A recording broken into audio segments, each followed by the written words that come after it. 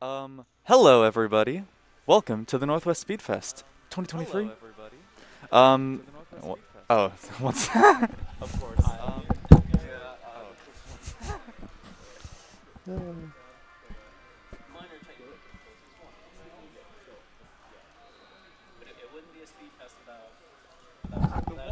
The one thing I forgot, bro. That's crazy. Isn't that crazy? The one thing I forgot. Anyways, I'm Taizai. Riven. And we did this like 7 or 8 years, like several decades ago. We're doing it again because now we have LANFest, which is a nice little weekend LAN event that has a massive amount of space. And I saw this and was like, hold up, we can use a tiny amount of the space and just do our little thing. And that should be really fun. We're raising money for the Boys and Girls Club of Chehalis. All of LANFest is a donation link below the stream. I'll set up a command too. I didn't do that. That's another thing I forgot. Isn't that crazy? And we got our first run, which will be this dude playing Superliminal in like 18 seconds. That should be pretty fun. You want to say hi? Hey, what's up, everyone? I'm Archmage. You may know me as that guy who runs Superliminal 90%, and that's what I'm here to do. Hell yeah.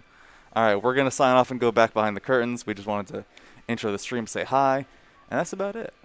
Yeah. You got anything you want to say, bro? I'm just excited for the next 24 hours. Yeah, should be a fun one. See you.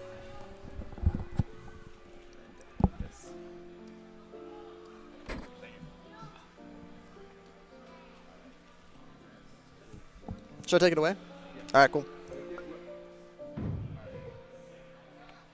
Let me know when you're going to be hitting time, and then I will be your host when we do this. So. All right, sweet. Yeah, so time starts after the loading screen.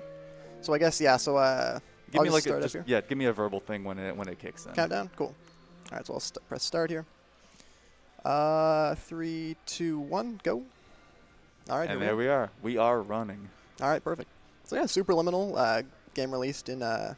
Wait, I actually, believe. just kidding. It's not working. Amazing. It's not working. Should I go back? Should I go back? One sec. Restart? Why, Okay. I tested this last night. I'm so Excellent. mad. Very good. Hey, no worries. No worries. I'm Technical so difficulties. mad. Technology. We got audio. We got video. It's a lot to balance. All right, back to menu. Yeah. All right, no worries. I'm so mad about that.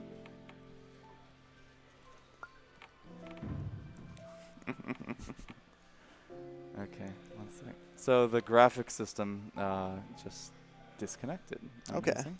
But can people hear us Yeah, they right can now? still hear us. Okay, the very stream's good. still live. Excellent. Good. First good. run of the event, everything else is working at least. Perfect. Isn't that amazing? Well, I mean, look, this is what the first run is here for, right? I'm here for it. I got all day. Alright.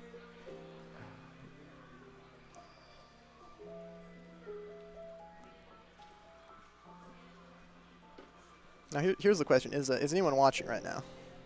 We got a That's what we couple need to people know. in chat. Excellent. Everybody say hi. Very good. Very good. Let's just switch back here. There's a dog walking. Hell yeah. Look at that.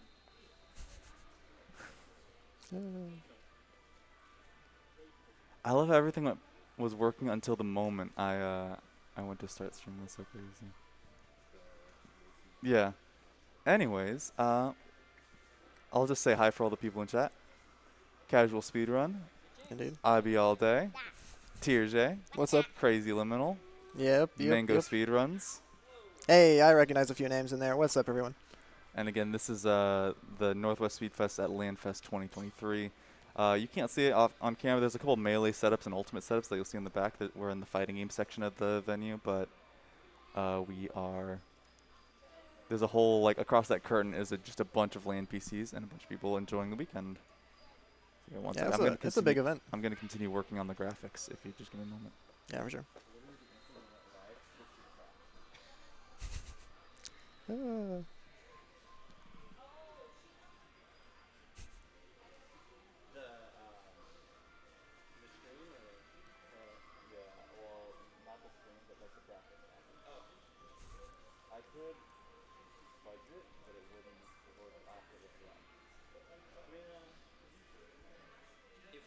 Oh wow, there I am, live on Twitch.tv / NorthWest SpeedFest. I think that's the event tag.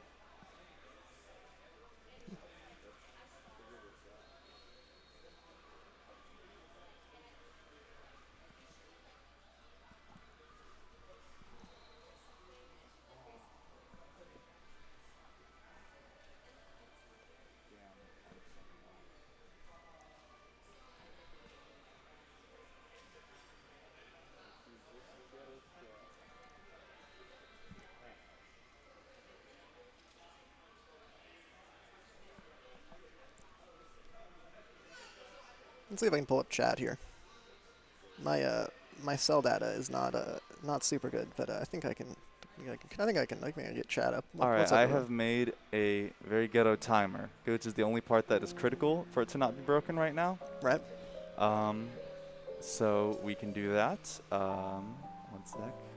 And then hopefully the rest will be fixed by the time that we need to start the next run. All right, go ahead and start again. And oh shit, what happened? What happened? Because people can see the game, people can see me. Yeah, people can see the game. People can see. Perfect. That's enough. Give me like 8 seconds. Chrome thing just disconnected. No worries. No worries.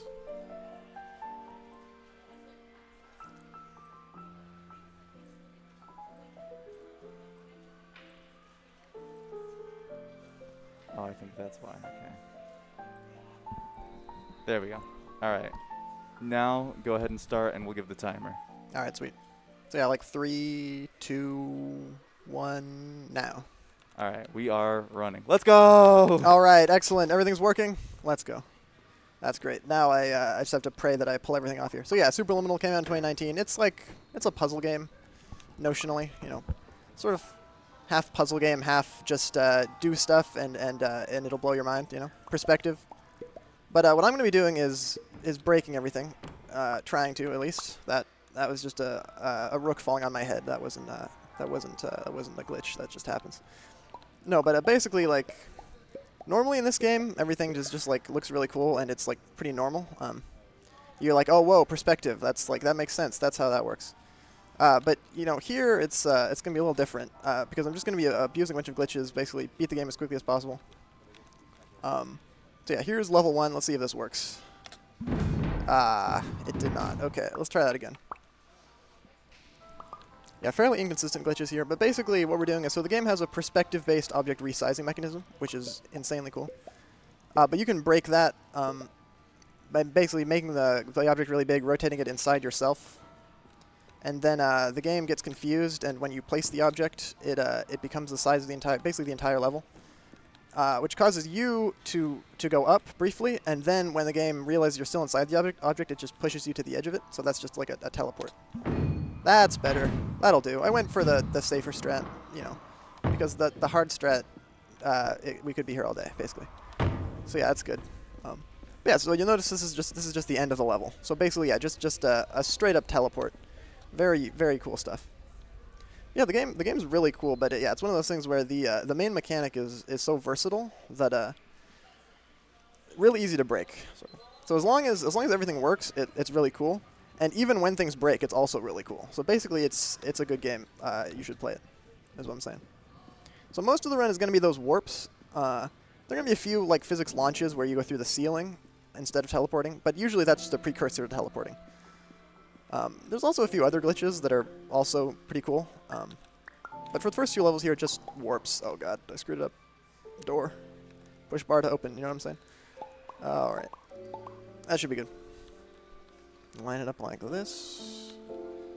A little higher up here. Get a little smooth jazz going. That looks pretty good. Try that. Oh, let's go. Very good warp. There we are. That's level 2, everyone. Yeah, the nice thing about this run is that, you know, it doesn't really spoil anything.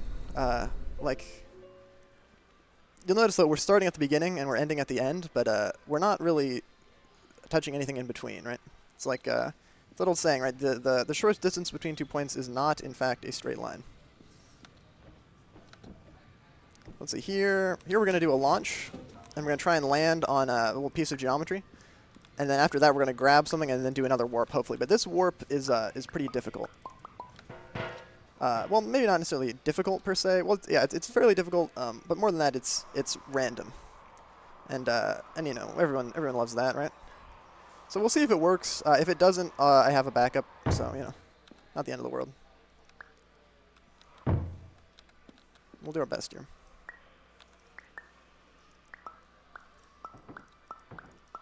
Alright, that's that. And now we turn it like this. That's not very good. Turn it like that a little. This angle is pretty important, because basically the degree of the angle determines how much upwards velocity you'll get after the warp. So you'll get a little boost upwards to help you get to the end of the level. So if it's turned too much to the left, no velocity and you'll just kind of fall. Too much to the right and you go to space. So it's a delicate balance. Oh, wow, that's one of the best I've ever gotten. That's insane. Yeah, that's crazy. Feeling lucky. Let's just say feeling lucky indeed. That's incredible. So yeah, off to a good start here. First 3 levels. Guess it's not really. Is it a start if we're a third of the way through the game? I don't know. You decide. Let's see. Blackout. Famously annoying level in any percent Blackout because you have to do an object rotation without kind of seeing any visual indicator of how far the object is rotated. And the warp entirely depends on that object rotation. So we're going to do a launch here, and I'm going to grab something over here, hopefully. Please, please, yes. I screwed it up, everyone. Incredible. Now we're just going to do that one more time, hopefully. It's a little bit of a finicky grab here. All right. Come on now. Oop. Let's see. Oh, that's better. All right, I'm just going to walk forward a little bit here. Okay. Come on now. I practiced this. I did practice this, I promise. Oh my god.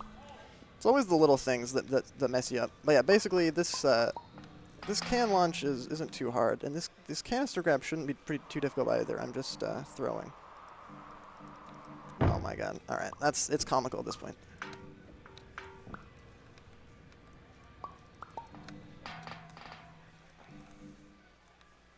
Let's walk forward a little. Okay. All right. I didn't want to do it, but I'm gonna do the safe. I'm gonna do the safe strat. Launch over here. All right. Now I'll land on something, and I'll just be able to grab the canister like that. I didn't want to, but you got to do what you got to do. Da-da-da. All right. Canister acquired. Not the cleanest, but we'll take it. All right. So this warp, like I said, blind rotation, which is pretty tough. There's also a sort of randomness factor to it where the size of the canister can range fairly drastically, and there's no way to tell exactly what size it is before you do the warp. So like this should be good, but I have no idea. It could be, there's like 200 size units of potential difference, and that can be the difference between like being at the end of the level or being in like sort of close to the middle of the level. But I have follow-up strats I can do to reach the end faster, so hopefully it shouldn't matter too much. And so here's that blind rotation. I just have to kind of carefully move my mouse just a little bit here, something like that. Should be good. Just a very precise rotation, and we'll just hope it works out, I guess. All right, this doesn't look good. Doesn't look like anything, actually. That's a bad sign. Okay. Pause. Give it a champ. second. Give Pause, it a second. champ. Oh man. Oh no. Ah, this doesn't look good, guys. Does it time out after a period of time? No, I think I might basically I'm in the void, and where I am in the void is impossible to say. There's a render distance limit. I think this is I think I'm gonna have to call it off. Try again, which is very unfortunate. But yeah, so that warp's bad. I don't like it. Well, I'm generally fine with it, but it's one of those things where I've got a precise setup for it. You know, at home, where I've got like a kind of I got like a friggin' Sharpie and wrote on my mouse pad, like, all right, turn it this far, because it is fairly annoying. We'll try it again though. I am actually reasonably good at it, believe it or not. So I should be able to get it. Second try. I mean, famous last words, but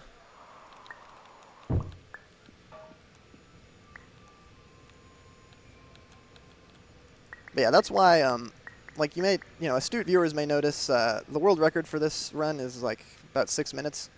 The estimate I gave for the run is 17 minutes for the marathon because these strats are not consistent. So hopefully Hopefully it doesn't take 3 times as long as the world record, but if it does, then you know that's life. Let's see, about like that. Okay. And then walk over here. All right, it's gone. And now, very carefully, surgical. All right. Try that. No. Yes. Okay. I'm walking. Come on now. Surely not. Oh, that's a shame. Okay, 3rd time's the charm. Surely I can't mess it up 3 times in a row. It will work this time. I got the Archmage guarantee.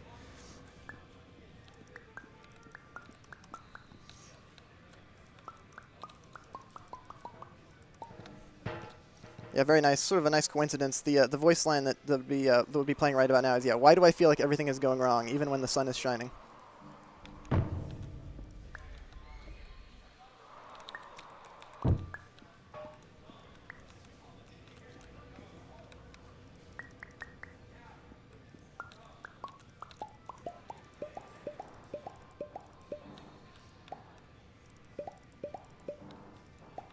Yeah, that should be good. Like this. Like this.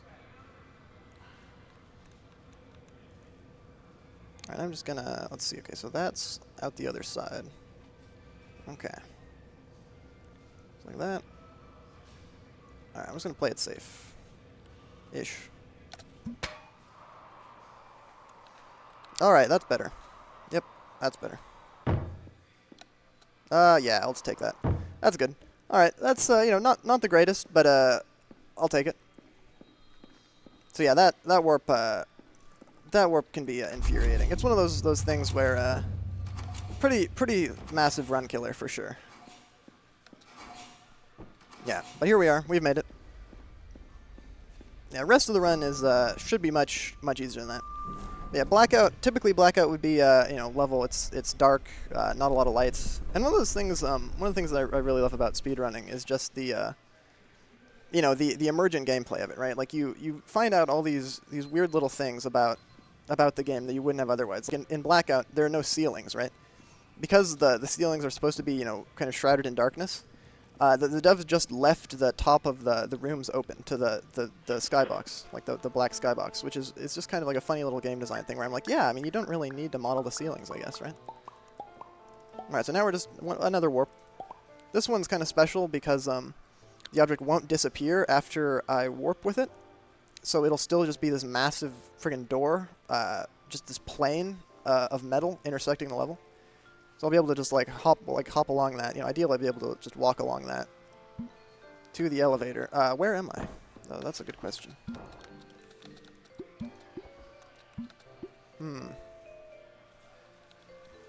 All right, we're gonna try that again. That's unfortunate. Usually don't screw that up. Yeah, it's one of those things where I think I grabbed the door and released it too soon and warped again. So that's not ideal. Let's see. All right, turn it like this. Yeah. So anyway, the reason that it doesn't get the door doesn't disappear in this level is because most of the levels in the game. There we go. That's the stuff. Most of the levels in the game have an object kind of delete trigger below the level, just in case, like as a failsafe, in case anything were to clip out of bounds. The devs just put a thing underneath most of the levels that deletes the object that's clipped out of bounds and resets it to its original location. So that's what catches all the objects we use to warp typically. But yeah, in clone, there isn't a delete trigger, so the object just stays. Okay, it was good. I was worried we had a crash there for a moment. Yeah, so anyway, here we go, Dollhouse. Very nice. This level is called Dollhouse, I should say. The reason is because it's like a lot of portals. There's a lot of cool mechanics where you've got like little houses and you become small, and then you go through a portal and you become large, and it's very nice. What we're going to do is you may have heard the word portal there. That should send off alarm bells ringing in your head. You're like, oh, hey, I know portals in video games. They're, you know, famously broken. You know, the game Portal, of course, famously a game with no bugs whatsoever. Same here with this. Now, of course, of course, we're going to be using a bug to become the size of the entire level, intersect the trigger that ends the level, and thus end the game. Yeah, there we go. So what happens there is we go through a portal, and then we go through that same portal again, and then we go through the same portal one more time. And because the portal is small relative to us, like the portal trigger is just like, okay, C is our size. It just teleports us to the other side of the portal, kind of. Based on our current size, it'll output us. So basically, the size that the player is relative to the entry portal, they will exit the exit portal at a size that is the same. Okay, let me explain here. You go in one side big, you come out the other side big. And if you repeat that process multiple times, which is what the that glitch there is, where you just go through the same portal a bunch, you end up at like, like way larger than the normal player size, and you just clip into everything at once, and that includes the little trigger in the elevator that ends the level. So here you'll notice we're walking towards an elevator that's blocked off. What's up with that? Surely we will have to play the level. We won't be able to get into this elevator. Surely we have to play the level. Surely, Yeah. Anyway, the devs just copy and pasted the elevator asset, which would normally be fine, but we can clip out of bounds and get into that elevator. So it ends the level basically. So that's that's a large level that is completely skipped. And that's what I mean by like the emergent gameplay, right? It's like we discover interesting things about the game design process. It's just like cool, right? This is going to be another portal glitch where we go in to this portal, come out the other side very large. Very cool. And yeah, that's pretty much the run. Yeah, sweet, as long as I don't get lost here. Yep. Hey, there we go. So yeah, very cool. So that's basically Super Limit 90%. Time's going to be coming up after this loading screen. And after I click a single little clock on the other side of this load screen. That'll be time. But yeah, I love this game. I love this run. It's insane. It's weird, and I like it. It's got good vibes. I don't know. And Pause champ. Pause champ. Here we go. Loading. This level can be a little weirdly laggy. Hey, there we go. Time. Woo! All right, that's good. You want another time? Sure. Yeah. Why not? 16 minutes, 15 seconds. Oh, okay, that's excellent. That's Let's go. That's what we're here We for. did it. Underestimate. I've done it. Underestimate. Oh my god. Okay. That warp with the fire with the soda can looked brutal. Oh, but yeah, it's terrible. No, I get Yeah, it. the level is super dark normally too, because so you can like barely tell at first, even if you've like got it or not. But I'm glad I didn't go overestimate. That's very good. Yeah, I've played this game casually, so it was really cool seeing it speedrun like that. So yeah, no, I love it. It's probably just like my favorite game. Just like no qualifiers. I love it. It's awesome. But yeah, thanks for watching, everyone. yeah, I guess I'll see. We go to a break, and the next run will be a remote run for Tasomachi Behind the Twilight. That should be Oh, neat. very awesome. That should be great. Yeah. All right. Yeah, super excited. Anything last you wanna mention or shout out? Not really. Just thanks to the devs for making the game. Obviously, thanks for making it so broken. I find it delightful. The game's good, basically no matter how you play. That's kind of what I'd say. Yeah, thanks. I want to shout out the Super Liminal Speedrunning Discord. Great folks over there. Really, it's just a nice place. But yeah, I guess shout out to my dad for driving me here today. Much appreciated. Yeah, that's about it. Yeah, thanks everyone. Thanks for having me here as well. Shout out to NorthWest SpeedFest, I suppose.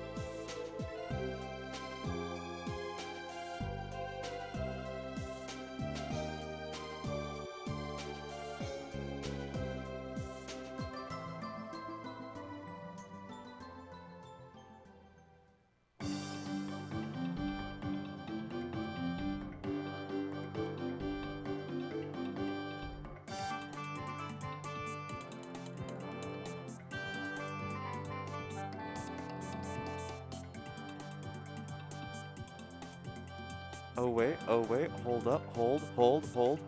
We have received 2 donations. Isn't that amazing? Look at this, hold up. Osborne said, I'm so happy to see not only Superliminal, but also Archmage at an in-person event. He saw me through a lot in the speedrunning world, and I'm glad I'm able to support him, even if it's miles away. Good luck, Arch. Friend Alice. I probably should have read that while he was on the donation thing, but the donation thing, we were too busy focusing on the other technical issues at the same time. So I will screenshot that and send it his way, because that's really cool. And we got another $10 donation from the Masked Mango. They didn't say anything, but that's so kind of them. That's so charitable.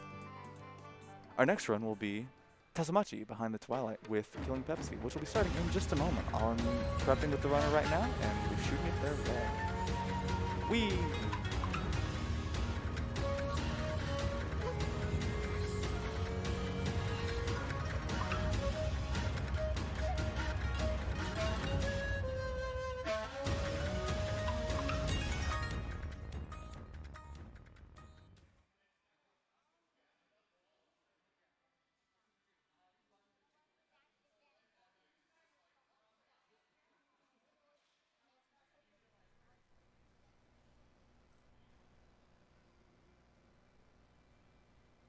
Everyone say hi.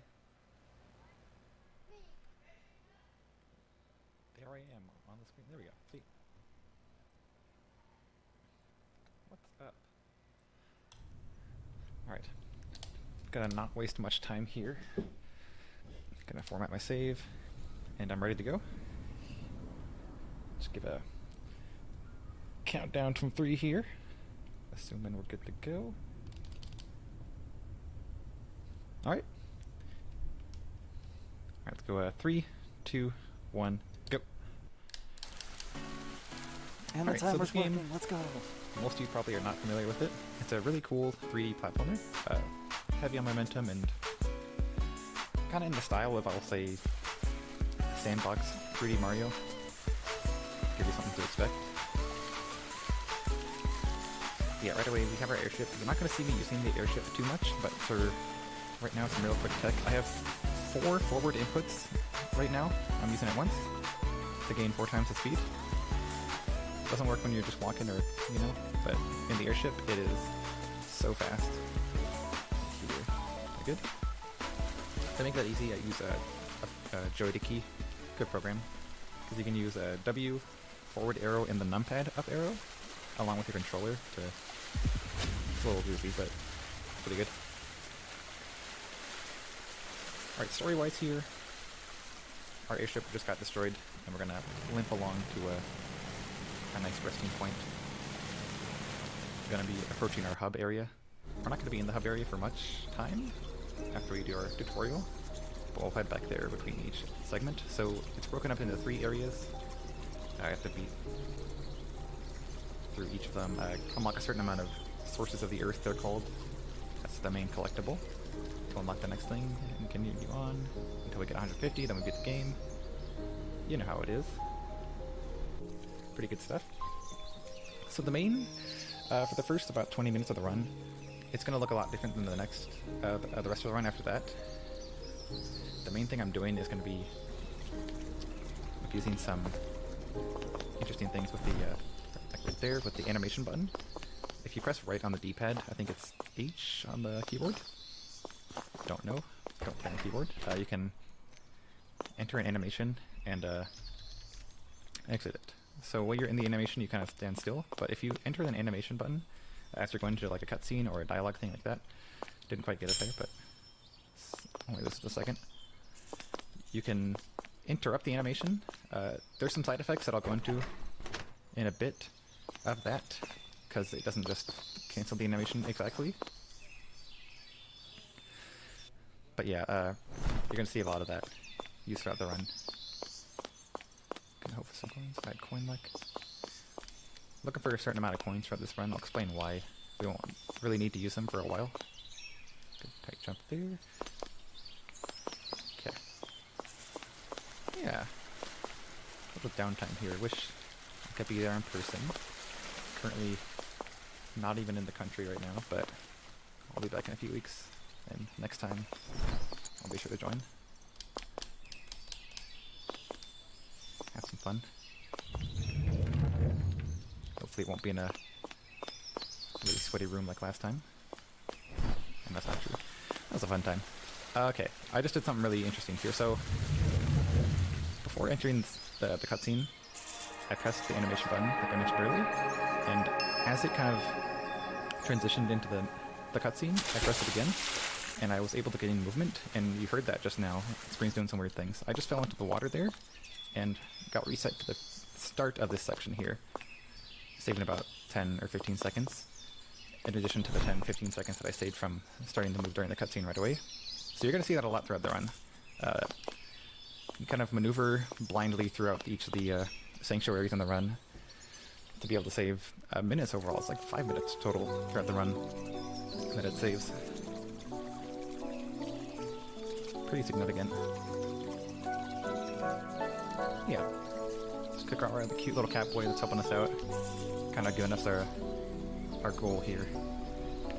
He's the one who's helping to repair our airship. It's up to working order. It has no real functions right now. It can get us from A to B. But that's about it for right now. So our quest is now go to each town, free each town from the dense fog, and then gather sources to repair our airship while we're there. Look at some here. On our way to the first area. Shiokase Pier is... it's a little interesting. So how each area works, there's 3 total. You enter it, go to the first sanctuary, unlock some more of the level, go to the second sanctuary, and unlock the rest of the level. But we need a certain amount of sources to actually get to the first sanctuary here. We're short 3 right now, so I'm going to grab one over here. The ones I'm grabbing right now are just out of the way for later sections. So I'm just grabbing them now while I can. I'll explain what just happened there in a bit. Not quite important right now. Grab the coin. Grab the source here. The last one here. I'm going to do a weird thing with the photo mode. I'm going to enter photo mode real quick and exit it right away to be able to gain control like a second faster. We'll see that a bit more later. Won't see it that much for a while. Good. And I'm using the animation button again to cancel the animation of the digging here, so I can grab a coin right there without losing time. Coin ready isn't super tight. It's only a little tight. That's the start of it. Grab this here. Nice, got it there. And bring in the first sanctuary.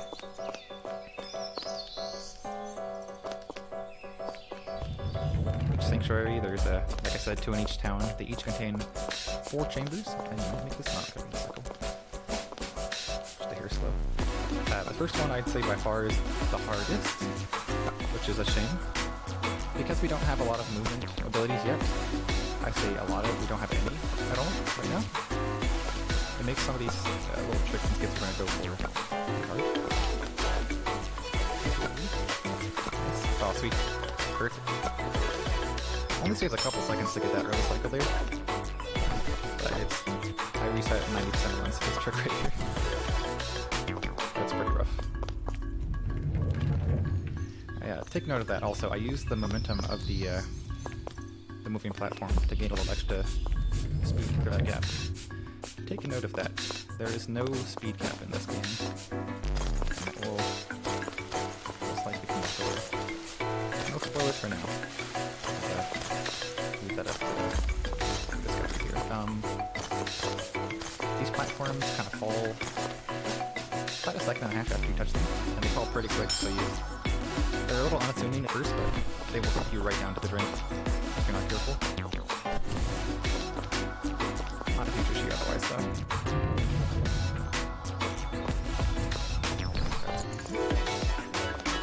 I'll use this one to talk about coins.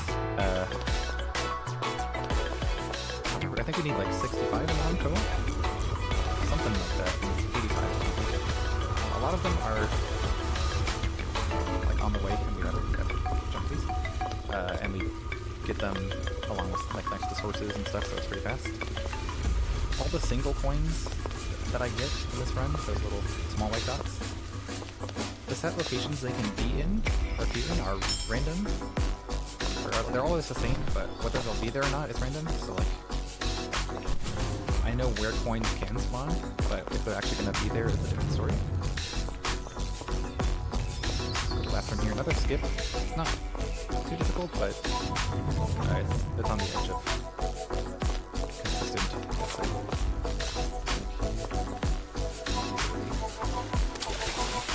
I can't jump too late because while there is a little coyote time in this game, should we get like that?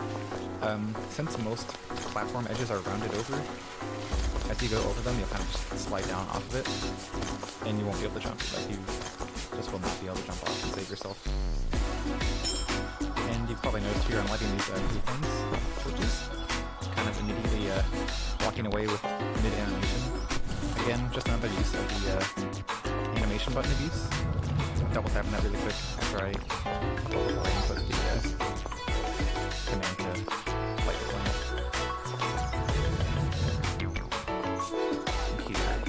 Next cutscene wall. Okay. If you wait till the that text is off screen, then you can start moving again. I'm gonna do a really precise kind of setup. This is one of the few where you have to like be careful.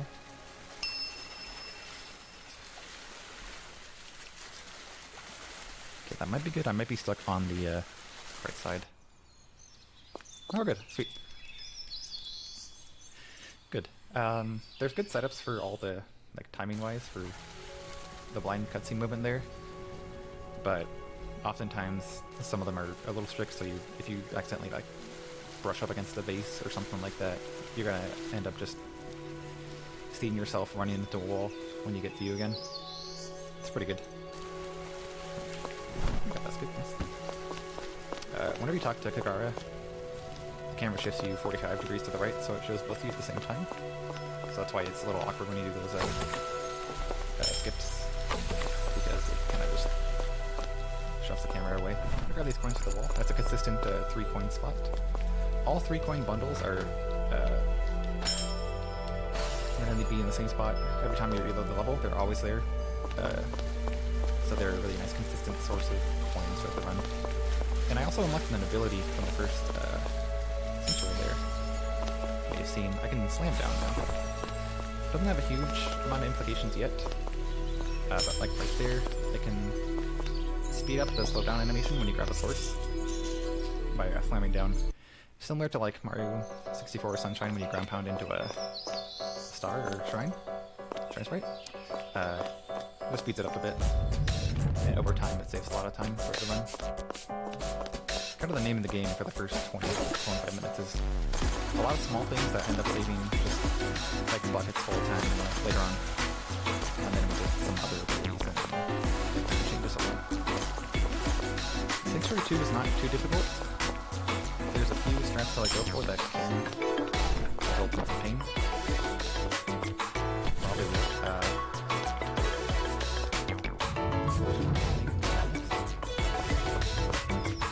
I should remember. I think so. No.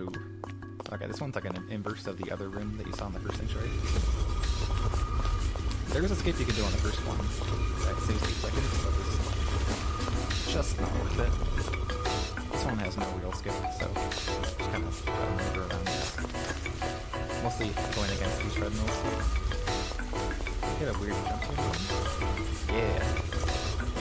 Don't know why that happens or if it saves time, but it looks cool. You slam on like a working blocker.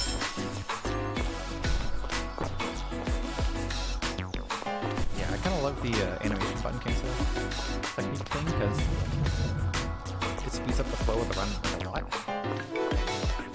It's very few moments when I'm just kind of idling around.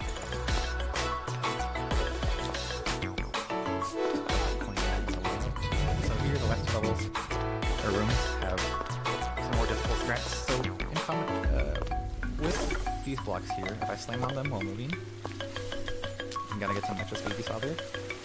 I can use that to kind of spice this level a bit.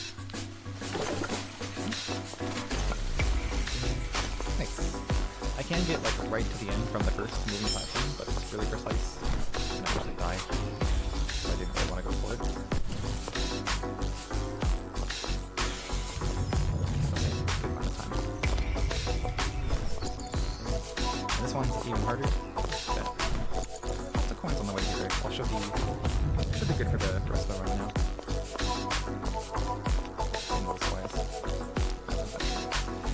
Cycles are the same.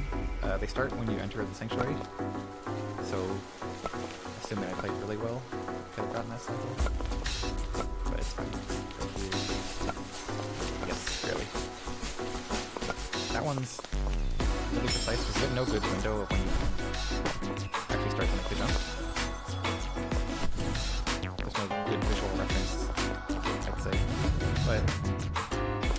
bad. And you also notice that little screen blur / slow down when it says the door's opened. If you slam during that, it also speeds it up too. You can kind of gain your full speed back right away. So in a couple more seconds, I'll waste it here. This cutscene walks pretty easy. Just gotta hold back. And then press B to exit at a certain time.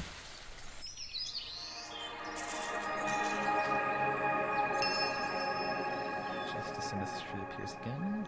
But now. There we go. Awesome, and now we kind of freed up Shiokaze Pier. A lot of stuff is opened up now.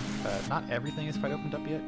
Stuff unlocks in each area as you, like, repair your airship at 90 sources, or you beat the game at 150 sources, like what we're doing now, but just keep most everything is open up right now. Let's get on top of this arch. We're getting kind of cleanup mode now before we leave here. We're gonna try to get 42 sources, I believe. Should know. I know. I'll explain what I'm about to do again here. This little here. There's a bigger use of it later on. Grab these coins for the wall again because they respawn. Okay, we're gonna clean it. So the general flow is get the Sanctuary 1, get some more sources, get the Sanctuary 2, and then kind of clean up, and then move on to the next area. I'm gonna grab as many quick sources as I can now. This does help to pad out my source count a bit early on, so I can save some other levels. It's faster to do some sections when we have more abilities later on, essentially. So we'll get the ones that are fast now, and enough to progress, and then leave the ones that are faster to do in tandem with other sources later on, with more movement abilities. Because we will revisit this after we repair the airship.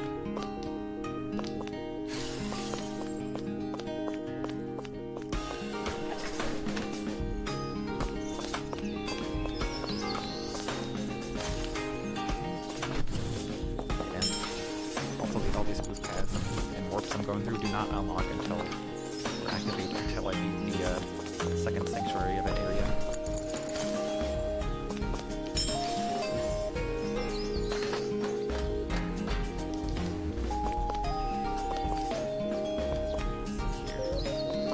It is a little brutal too. At the start of the run, like the first 30-ish minutes, like mistakes are pretty costly because you can't rack them up because you have no none of your. We have one movement ability right now, but it's not really something that can help us, per se, you know. And because whenever you die, you get fallen to water here. In each area, you get warped right back to the start of the level, which is pretty far away from a lot of points where you would fall off. But for the most part, that shouldn't be happening. Not happening in a while. Got some strats here.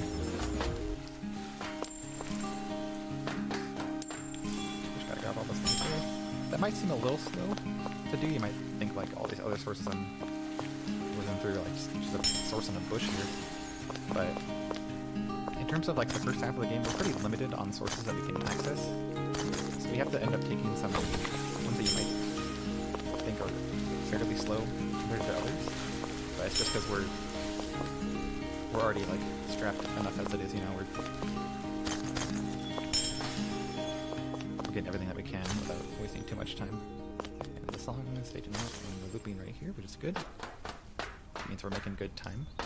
And I'll explain the little camera thing I did earlier when I was hovering. When you enter photo mode, when you're in the air, it kind of like resets your fall speed to like nothing. And you just kind of start falling from as if you were touching ground. So like right here, I'll do that and I just kind of fall there. You don't gain like good. If I missed that, it's really bad.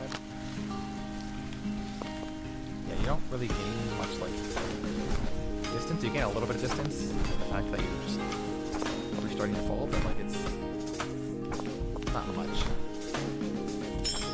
Just useful there, really. Ooh, this is a fun thing. So, since I mentioned earlier side effects of the animation interruptions and cancels.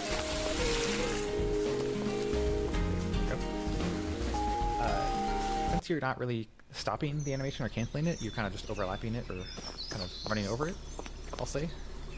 A lot of stuff still plays in the background, and that can have some bad side effects. Like, that's one of them. I will be, like, clearing that. Whenever that happens on the screen, I'll be clearing that and wasting, like, a second just for ease of viewership, because I don't want to put you guys through having this text on the screen for, like, a minute straight. It's just because, like, we grab some sources before they're, like, they expect us to, and, like, the animations and stuff are still going. So it, just one of the artifacts of that is just text staying on screen. Later on, it would be moves being like canceled mid-air, which is a problem, but we can avoid that. Okay, here I'm beelining straight for the Sanctuary. Sanctuary 3, the first of Futago Bridge. There's no real fast sources to get on the way, plus we already have enough to get in here anyways. So we're just gonna go right for it and unlock the next ability here. Really chill shrine. Like no real danger in this one. Got a banging song, so quite forget.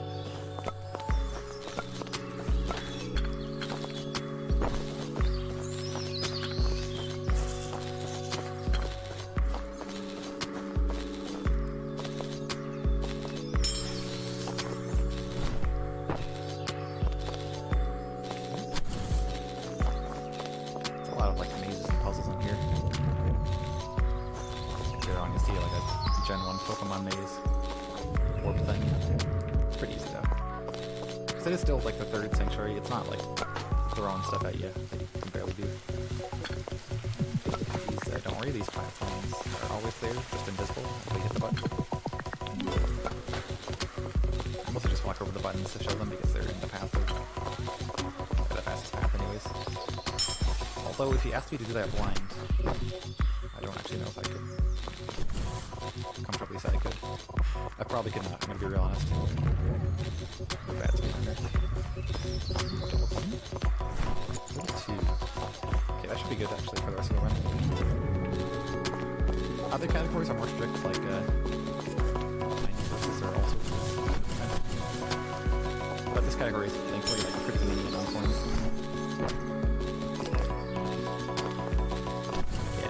Also noticed in the top right corner there a source kind of floating up there. You might be a little confused about that. The kind of setup with each sanctuary is that there are kind of 5 sources available at the start and then 5 more after you beat like the area. So they'll be labeled like advanced, so like more platforms and things will appear. They'll let you be able to access those extra sources. Little maze here, no problem. Glad we did not. I would be so sad if I forgot midway through this run. Yeah, there's 3 sources that you can get with the as you're progressing through the game with the abilities that are available to you at that given time. You can get 3 sources early, the advanced sources, and we do that. We get all 3 of those because we need extra sources. Just to come back in afterwards is pretty slow. They're just for like 5 sources, plus the loading screen you have to go through is pretty rough. Yeah, this one's a little tough.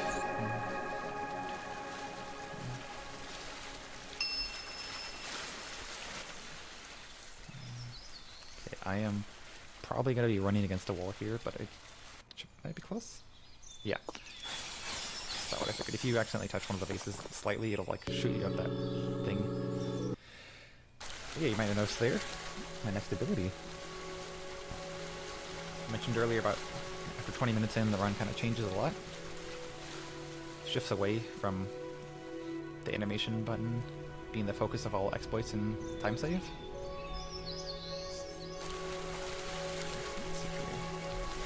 Let's see here, we have that air dash now. And since we have speed, cap, and bunny hopping capabilities, we can do some fun stuff here. Stairs are still an enemy.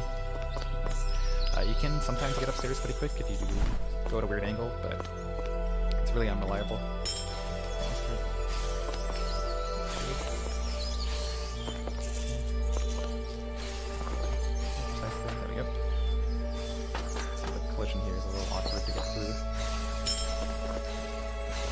grab a couple sources in front of the door here for the next sanctuary. Try to go quick. So yeah, this is kind of the bread and butter of this game. Bunny hopping, no speed cap, and air dashing.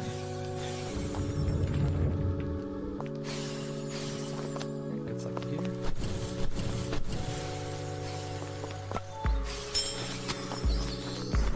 And you might be thinking, since I combined the slam with moving platforms to gain a bunch of extra momentum, can I combine the slam and the air dash to get even more momentum from moving platforms?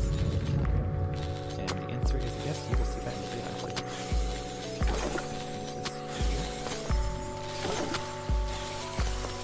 Nice, okay. That's not too hard, but those things I'm slamming on that have like the boost up, that have like a weird little net over them. We have received a $100 donation from Xando Toaster saying, "Good marathon, good video games, good killing Pepsi. What more could we ask for?" I forgot to wire things in a way that he can hear me right now. That'll be fixed for the next remote runs, but I will let him know you said that. First, let me use coins here. I guess another category. In this category, we only skip one level with that. In each sanctuary room, there's a little coin box. You can put 20 coins in to skip the end of it. And it's fast enough. Getting all the route coins on the way is fast enough to just be able to skip, like, say, like 10 seconds to skip that. Right here. 5 coins here. I don't know where these ones are.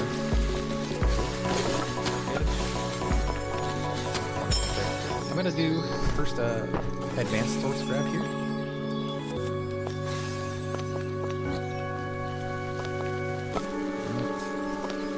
So you can barely make it over here and kind of avoid the really big cost of this warpath to get into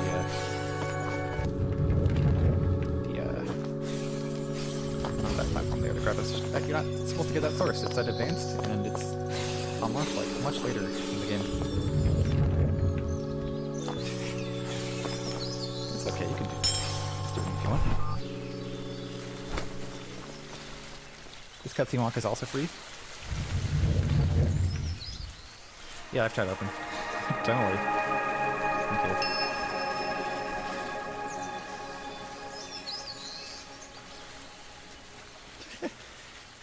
Oh my god. Just Xando Toaster. Real cool fella. Has a really cool community. Full of people who love games and enjoy games for what they are.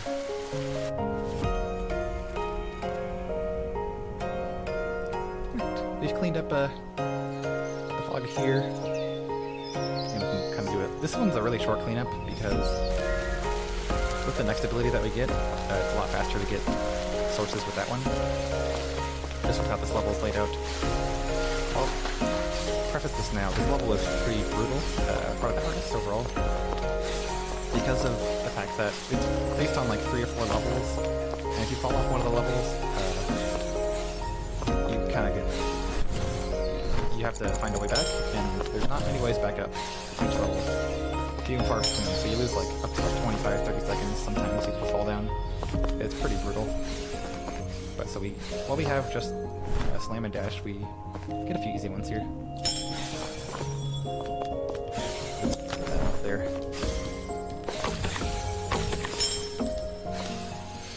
Okay, here's the first kind of big choke point of the run.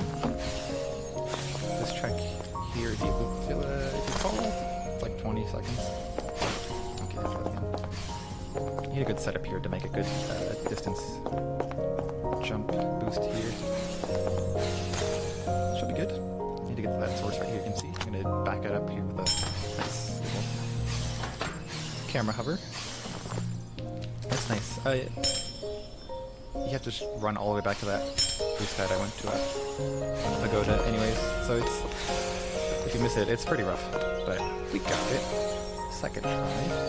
Didn't fail it at least. This source is really tough to get. Sometimes you break the wood there before the source and you fall right past it. And it's pretty sad because that wastes like 30 seconds also. But yeah, we're gonna water warp to the front go to stage and exit back to here to enter the third stage. Gengetsu Lakeside. This is the most broken stage, I'd say. In 90 sources, you just straight up skip one of the sanctuaries, and as a result, you don't have a movement ability that is required to beat levels in the next sanctuary that you go to. And you have fun ways of dealing with that as you get there, but right now, let's put the tourism information board there. Gonna make our way straight up to Sanctuary 5, since we have enough sources to get there anyways. We will, however, collect one right over here, just because it's out of the way for the rest. Oh, come on. For the rest of the routes here. Yeah, there's a few fun stuffs in this sanctuary. Let's see if I can get them. This level. Oh, okay. You can barely squeak by to the other cycle there. Otherwise, we're just kind of waiting this one. Fairly slow. You can go straight to the end there, down here. I don't recommend it. I've literally never done it before. I've tried a lot. It's possible, I've seen it done. But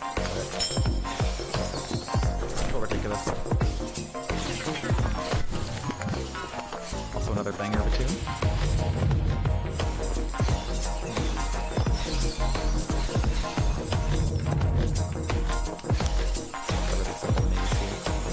You go left 3 times, you go right 3 times, and you win.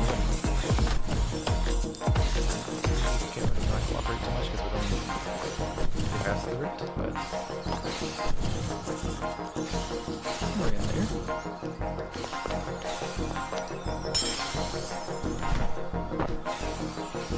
And I can try to keep my momentum through like that, through those blue warp paths.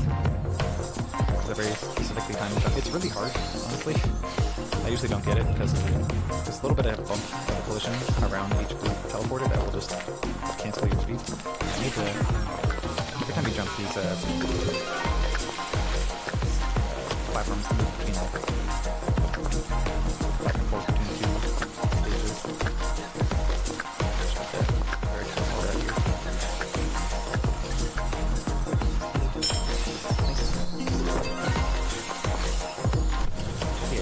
Notice now the flow of the run is just really fast since we got the dash. Pretty good. And it's after this to continue even more. Let's see if I can get this.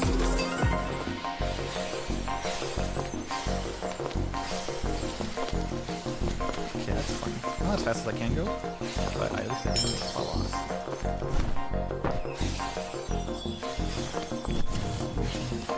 And I'm going to do something funny here that you can do in other sections, other sanctuaries, but it's inconsistent to do here. So I'm going to... All sources are not placed on a grid because they can be anywhere. Do something really... Okay. Sweet. So the trigger for the cutscene does not extend all the way to the hitbox of the entire source. So we kind of just leave. Saves a bit of time here. 20 seconds or so. Dash the end. And it didn't pop up on screen, but I did get the last ability that we get for our character Yukumo. You will see it on display here. Shoutouts to Juan Batista in chat for coming up with this strat here that allowed us to reroute this entire...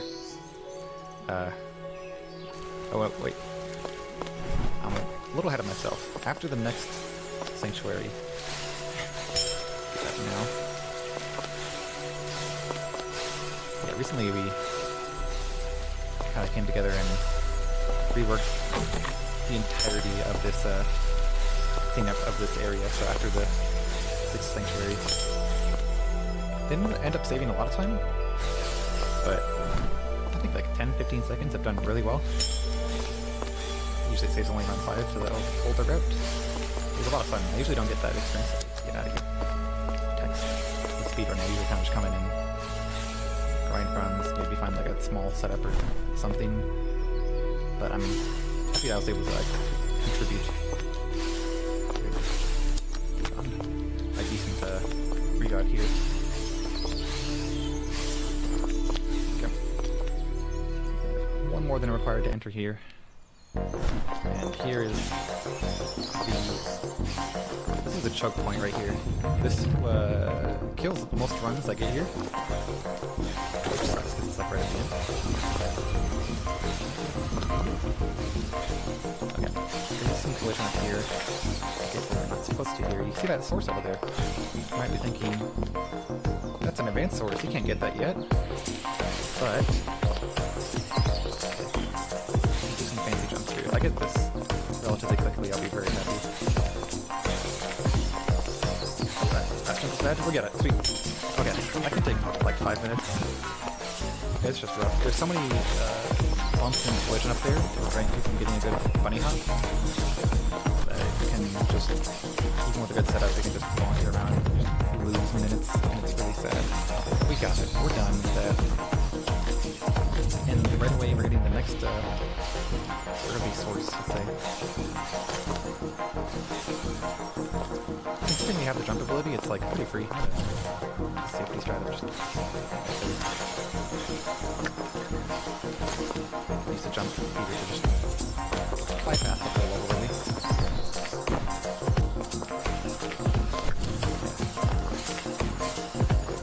This is also pretty fun. If I can get like a good bunny hop chains, I can skip the level. See if I do that here. The next one is a little more difficult to do that, but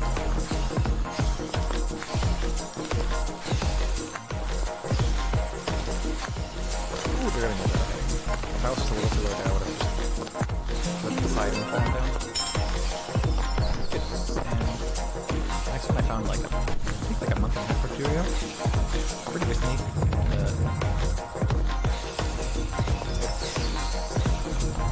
I'll go for it a few times just to see if I can get it. You need a very fast jump off the right ledge there.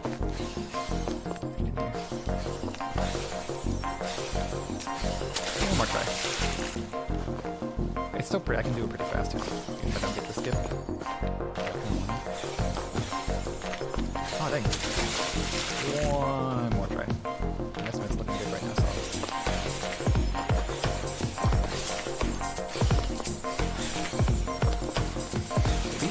yes, okay. Nice. Glad I got that. It's a pretty slow level, otherwise you're kind of stuck to like maneuvering on the right side there. I'm able to skip a lot of the platforms there. Good though. We got it. Unfortunately, this is the last sanctuary of the run. We don't get to see any more of these. But you will see one last cutscene walk here. Save another 15 seconds, like I mentioned earlier. This one's easy, you just hold back, and then go a little diagonal once you get control again. During these cutscene walks, I forgot to mention, you can't use the movement abilities like dash or the double jump. You kind of just go in there. Okay, I got ahead of myself earlier talking about this strat here. Yeah, like I mentioned on chat, kind of created this first jump here that allowed us to completely reroute this entire cleanup section. If I get this, it's going to be awesome. Let's see here. Let's see if I can.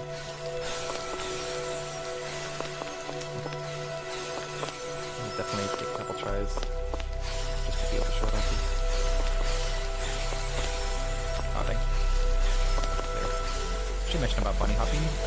Since the animation is a little unclear, it's really hard to tell when you've actually like left the ground or touched the ground again.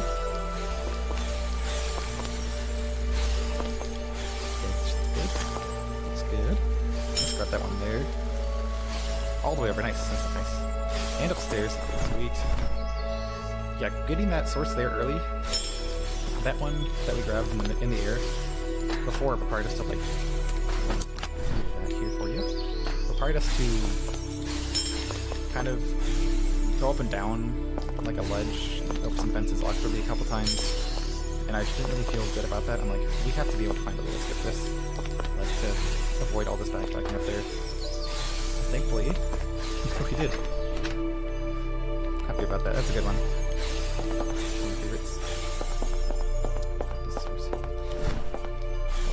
we're gonna go over here. Okay. Like I mentioned earlier, with animations overlapping, once that one spawns, like, it goes fastly back to like my normal state, and it assumes that I'm still digging for that source. So it kind of restricts my ability to use my dash or jump or slam. Basically any ability, it'll just cut it off.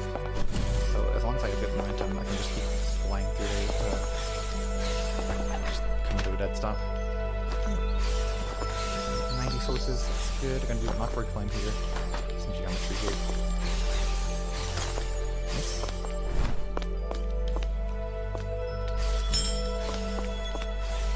I'm skirting around the outside here, grabbing a couple sources. I'm not gonna fall off here. Cool. Not hard not to fall off there, but if you do, it's really sad. Like 10 seconds left. Some horrible bunny hops over here. Just here, grab these balloons. Yeah, like, this is kind of where... Oh my god. Okay, the movement of this game really excels for me. It's really fun to play this game. Especially once you get the dash and jump. Just the source-to-source movement really makes this run just a whole lot of fun. Big hop chain here, momentum. Slide there. I grab this without falling. Ooh, nice. Okay. Just 7 seconds if I fall down there. I tried to route that out in my quest to get that stage, but I unfortunately cannot escape that jump.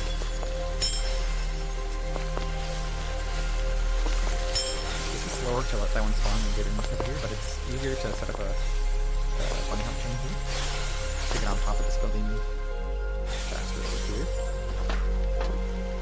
Too much there. Yeah, these two sources that I'm about to get right here are kind of the bane of this level's existence. We can't really run it out too well because they're kind of really out of the way of everything. But they're really fast to get otherwise, like they're just out in the open, just waiting. So the route is kind of a little wonky. You kind of jump over there and circle and then kind of do a bigger circle around that. It ends up being a bit faster though. So just trust us on that one. Might look a little weird, but yeah.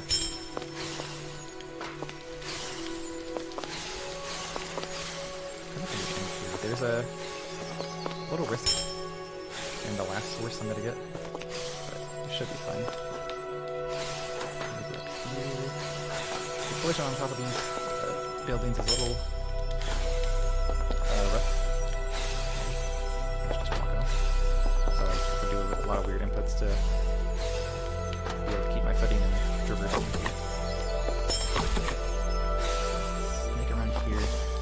Point jump looking good. Just fine grabbing the 3-point sources that are always going to be there. Shouldn't have to go out of my way to get some singles.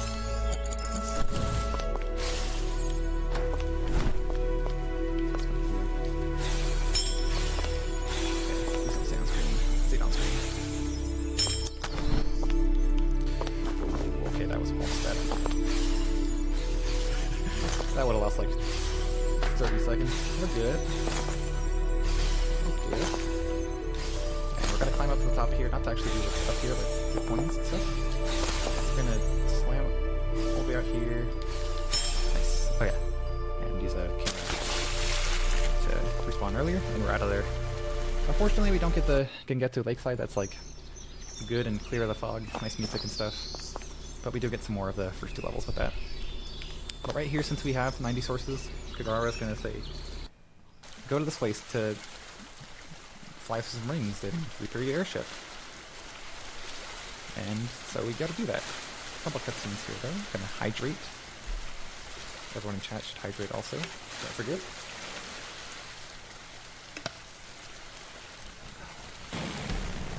And again, like I mentioned earlier, using 4 forward inputs here to move 4 times the speed.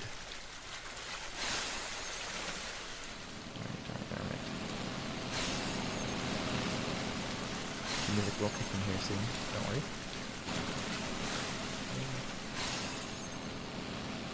And you'll see something during this cutscene. Position, angle it like that. So that would be the end of like the 90 sources run. With that ding, prepare your airship, all good, but we're gonna actually like beat the game and help out the towns and stuff. So I'm gonna hold forward a bit and you'll see me at some point here in a second just start to move. Take a couple seconds. Open early. It says it's been enhanced and we can now do that, but we've always been able to do that. I don't know about that. It's really enhanced so much it's just working again. Yeah, a few more cutscenes here. About 30 seconds until we get into the cleanup portion. It's okay. Ooh, good. Looking good for a sub-hour. I'll do my best. If not, it's fine. We'll be overestimated at least. From this point onwards, there's like a few things I could do to lose like a couple dozen seconds, but overall, big time losses are kind of out of the window here. I say that though, not entirely true, but mostly true. Yeah, like I mentioned earlier, more stuff has unlocked since we restored our airship. So a bunch of balloons are here, a bunch of posts to start like kind of like checkpoint races here. We're not going to do like any of the airship stuff because it's kind of slow, but we are going to do one source here to start. I activate the cutscene there, just because if when I spam the camera button twice to like that to gain control again, see the black flash right there? That's when I would have normally gained control again. If that overlaps while I'm talking to Kakara, the game will soft lock. Very careful to not do that, because I have not saved once during this run. I got backup saves, I could use for practice, but I got it. I'm gonna Skyrim Horse up here. Good Skyrim Horse. Good, bad. Good. Not usually a problem. I'm gonna jump all the way over here for our second usage of coins. Gonna exclamation box here. 20.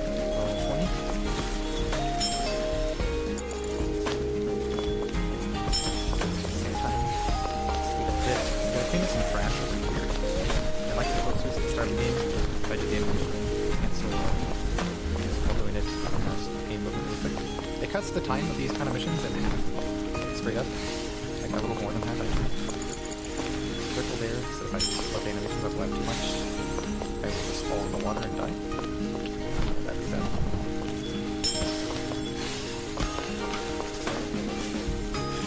Come up to one of the harder parts. First, gotta grab these balloons, but after that, I'm gonna make a big boost chain jump to the left side over there. You can see for one source. Grab one on the way back. I'm gonna come back to this one and this one. That's kinda good. That's fine. Ideally we'll make it up to towards the bridge here. About here. But as long as I make it over, I'm okay with that. This is a little treacherous.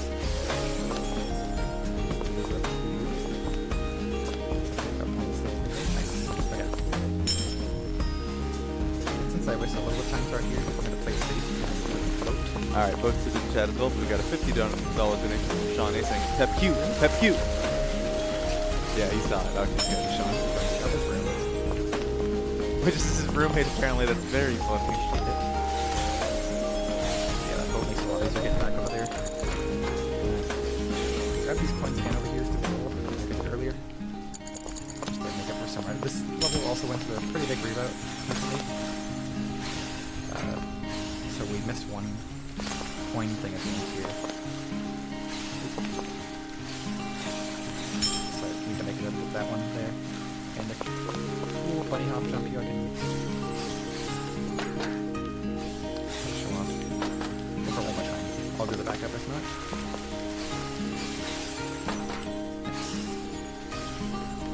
Almost over. Okay. Set that there, and we're out of there. So yeah, thank you to Juan Bautista for that big reroute there. I'm going to enter the right level this time here. Coming into the last revisit before the end section of the run at Futago Bridge. Like I mentioned earlier, now that we have the jump, we can access a lot more areas more easily and more safely.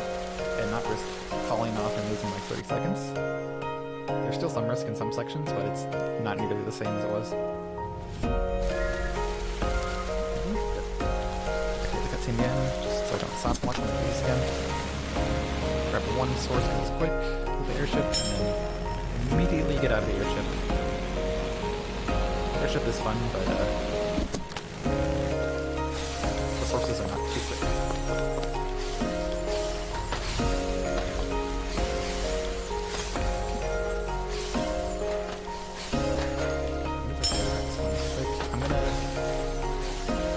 If I'm good on my coin route here in a bit.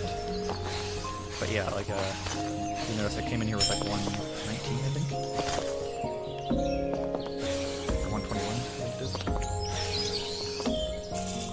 Yeah, it's a little awkward to get up there. So I got like, I think was it 29 sources in here? Quite a lot.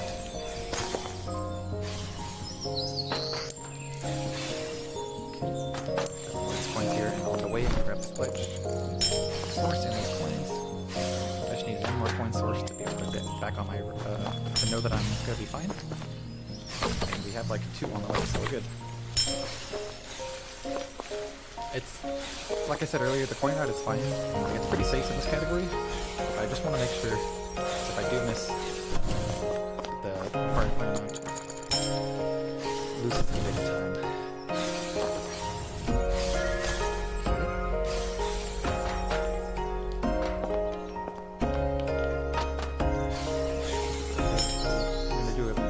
Jump here from this base. Nice. Saves a couple seconds to walk up the stairs. Stairs are pretty slow in this game, like I mentioned earlier.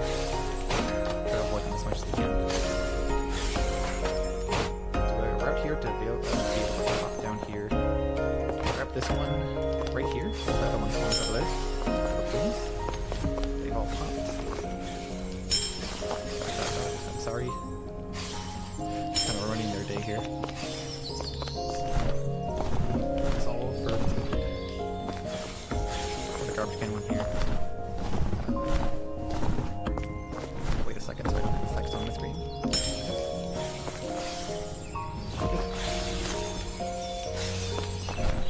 As well. Like I said earlier, if you grab some sources like right after they spawn too soon, the text can get stuck on your screen that you grabbed it.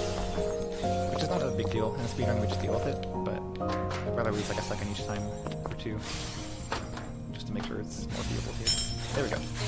That's one of the more awkward sources to grab on the run. Don't know why. Okay, big boost here. Okay. A little slow, so I didn't get the best signal. Just want to be safe and not fall off here, because I need this source over here. I have no backup from this point on. Very fast at all.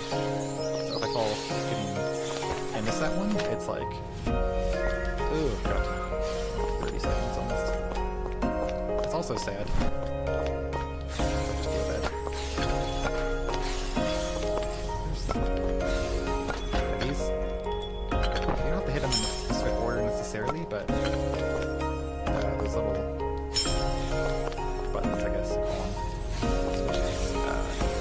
each one resets back to neutral after a certain amount of time. They have their own different timers, so like, in some cases there are like multiple ways to clear these, but from this point on, usually there's only one way, and it's gonna be the fastest way. Have to do it either way. Okay. 140 sources, that's good. Get this bush source. Coming up on the end of this section here. Have to deal with more bases. Vases, however you want to say it.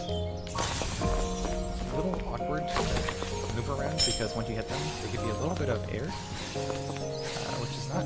I'll show you here. So you see, like, jump there, which kind of interrupts if you want to jump right after or like a dash or something. It kind of makes things a little tricky.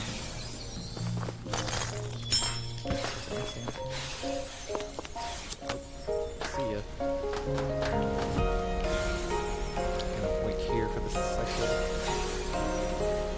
It's better not to push this one, especially if you see deer coming close to it. The collision there's a little off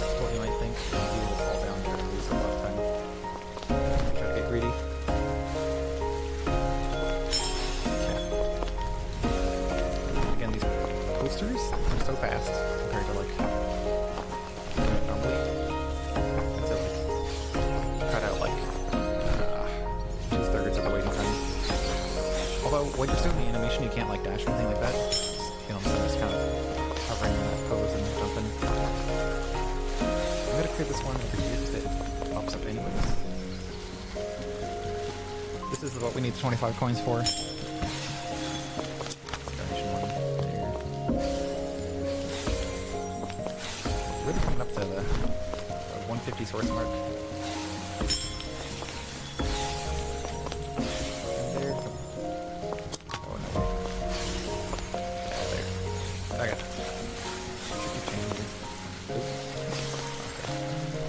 I'm supposed to get that one all the way here. I just didn't. Get that here. Not a big problem with it. Water reset to start, and we're out of there. So this is the last section of the run. We've got all the sources we need that the game told us to get. Click out right here, it tells us there's a new area unlocked, and we gotta go there and finally remove the fog from all the areas around here. It's kind of nice too because you don't need to necessarily complete this section here in order to beat it.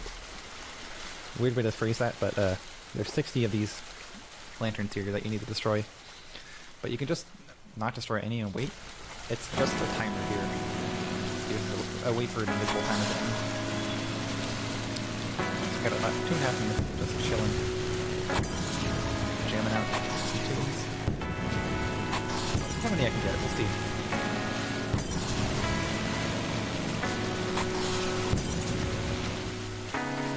That means $1 for everyone that I miss at the end here.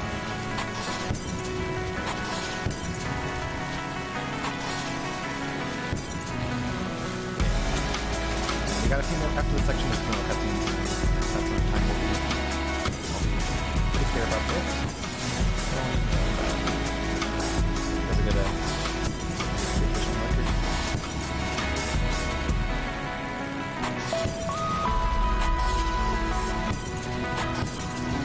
I could throw for sure. Just like get them out of them. But so I've never actually gotten all these before because you don't need to for any of the runs. There's some of them that I do.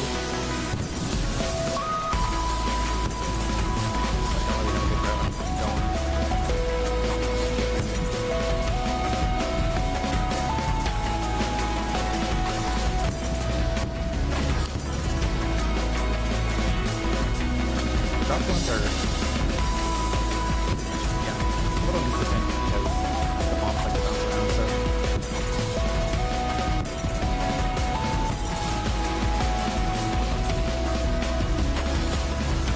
I get too many.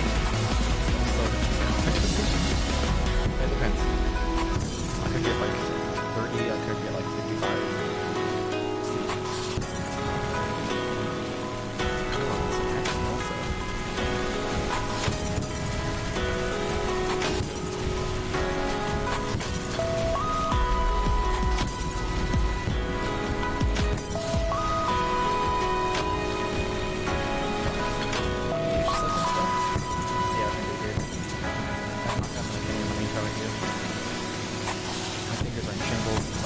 I used to already keep them after the master, which is good because I don't have to spider my hand across the keyboard, but I also have to see if there's like a weird grip.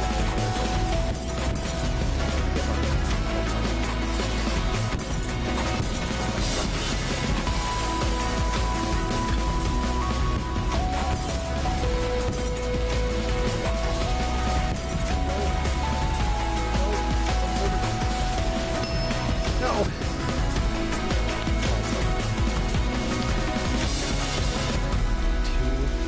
Let's say $20. I feel bad just giving 2. Okay, one more cutscene here, and then a quick walking segment, and then that's going to be the end here.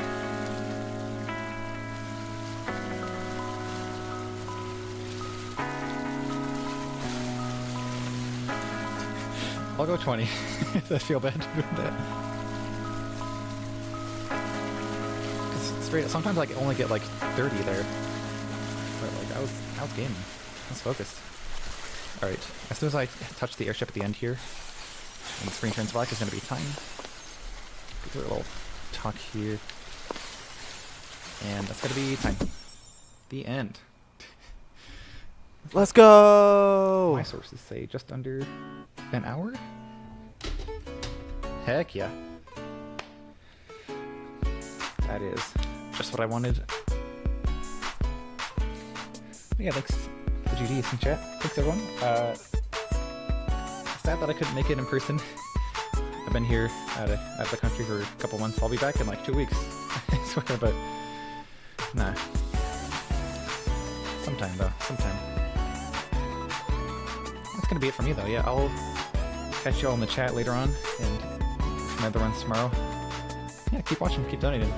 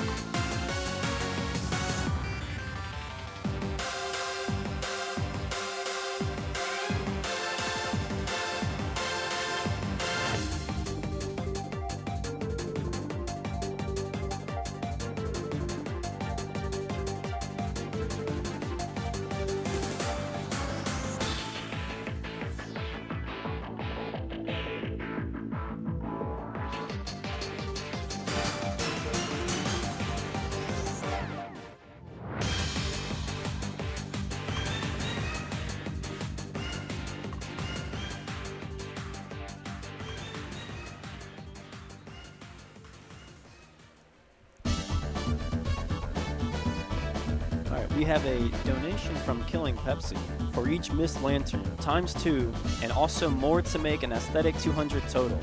Looking forward to the whole stack lineup. Wish I could have made it in person. Good luck, gamers. Thank you, Killing Pepsi, for the 35 donation.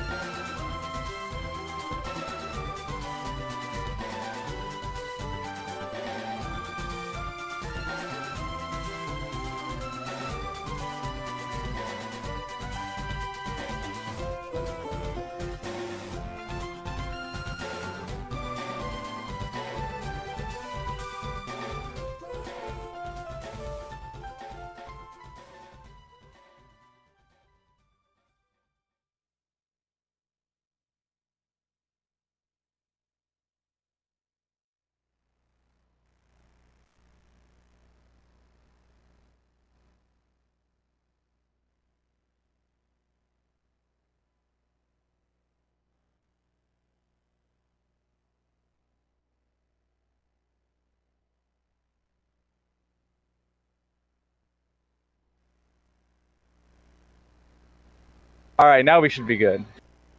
Okay. Hello, hello. Hello. All right. You're good. You're live. So this is going to be the next remote run. I'll be popping in for donations and stuff like that. But aside from that, it is casual speedrun stream now. Have fun, everybody. All right, what's up, everybody? I hope we're enjoying the NorthWest SpeedFest. I wish I could be there in person. It sounds pretty cool. Landfest as well. Hope you guys are having a good time. I've already got some donations in. That's pretty good. Anyway, I'm Casual Speedrun. This is Siren. Some of you may have heard of this, but probably most have not. This is an early 2000s PS2 horror game. My personal favorite. I like it a lot. A very subtle game, very rhythm-based gaming. It's technically a rhythm game. No, it's not, but I like to say that. Anyway, time's going to start on new game here. And I'll get into a little bit of what's going on in the game as we go. Okay, I'm going to start it in 3, 2, 1. Let's go. So first things first, there's a big over menu here that connects all of the different characters across a bunch of different stages. All of these characters, maybe 12 different characters or so, are interconnected by a series of events and butterfly effects, I guess you could call them. Essentially, most of the missions, when you're doing a 100% run, you'll have to play twice. One of them you actually have to play 3 times. And the reason for that is that you're affecting things in other levels when you play in one level at one time. You'll affect whoever comes there to this area in another level later on in the series of events. Like unlocking a door for somebody else, for instance. This area that we're in right now, the construction site, no one's ever here, so we don't have to do anything. Okay, we're going to run over this guy real quick. Of course, we don't get to see it. That's our first mission done.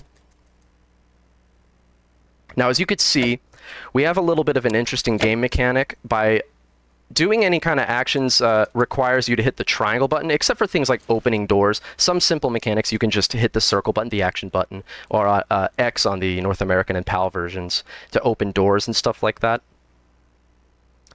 However, for the majority of actions, shouting, locking doors, unlocking them, all kinds of things like that, you have to hit triangle first. And there's one more piece of very interesting mechanic in this game. This. The sight jacking mechanic.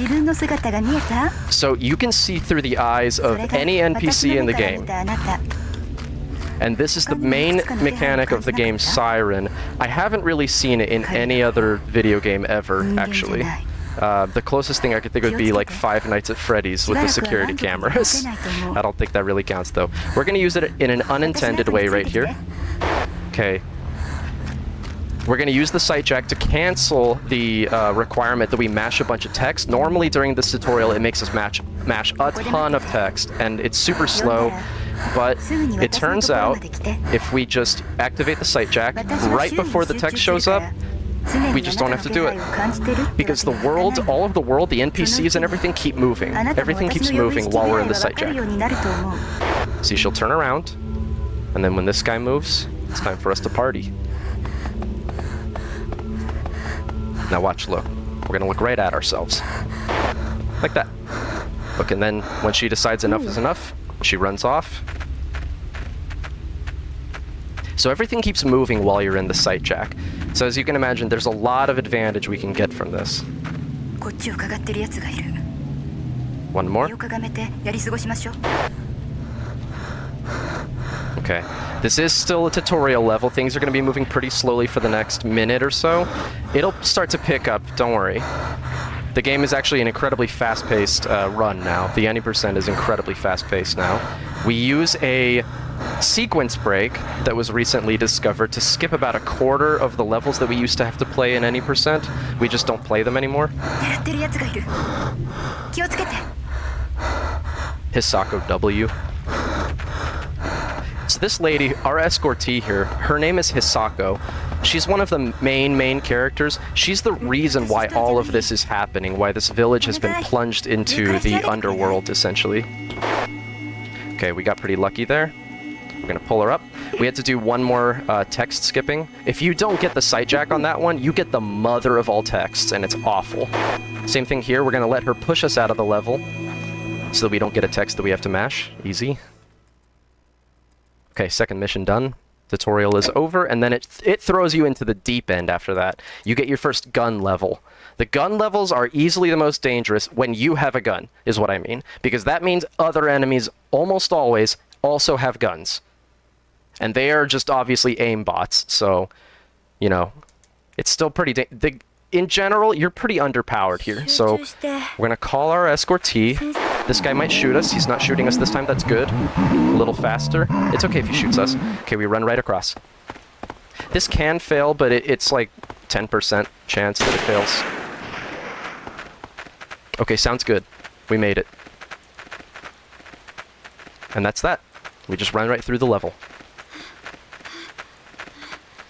Anyway, you are at a disadvantage almost all of the time. It's very rare in this game that you are like the OP, you know, badass that you would be in like a Resident Evil 4 or something. Towards the end of the game, there are some levels like that, where you're pretty overpowered. But we don't even get to play those levels in any %. So we're pretty underpowered throughout this run.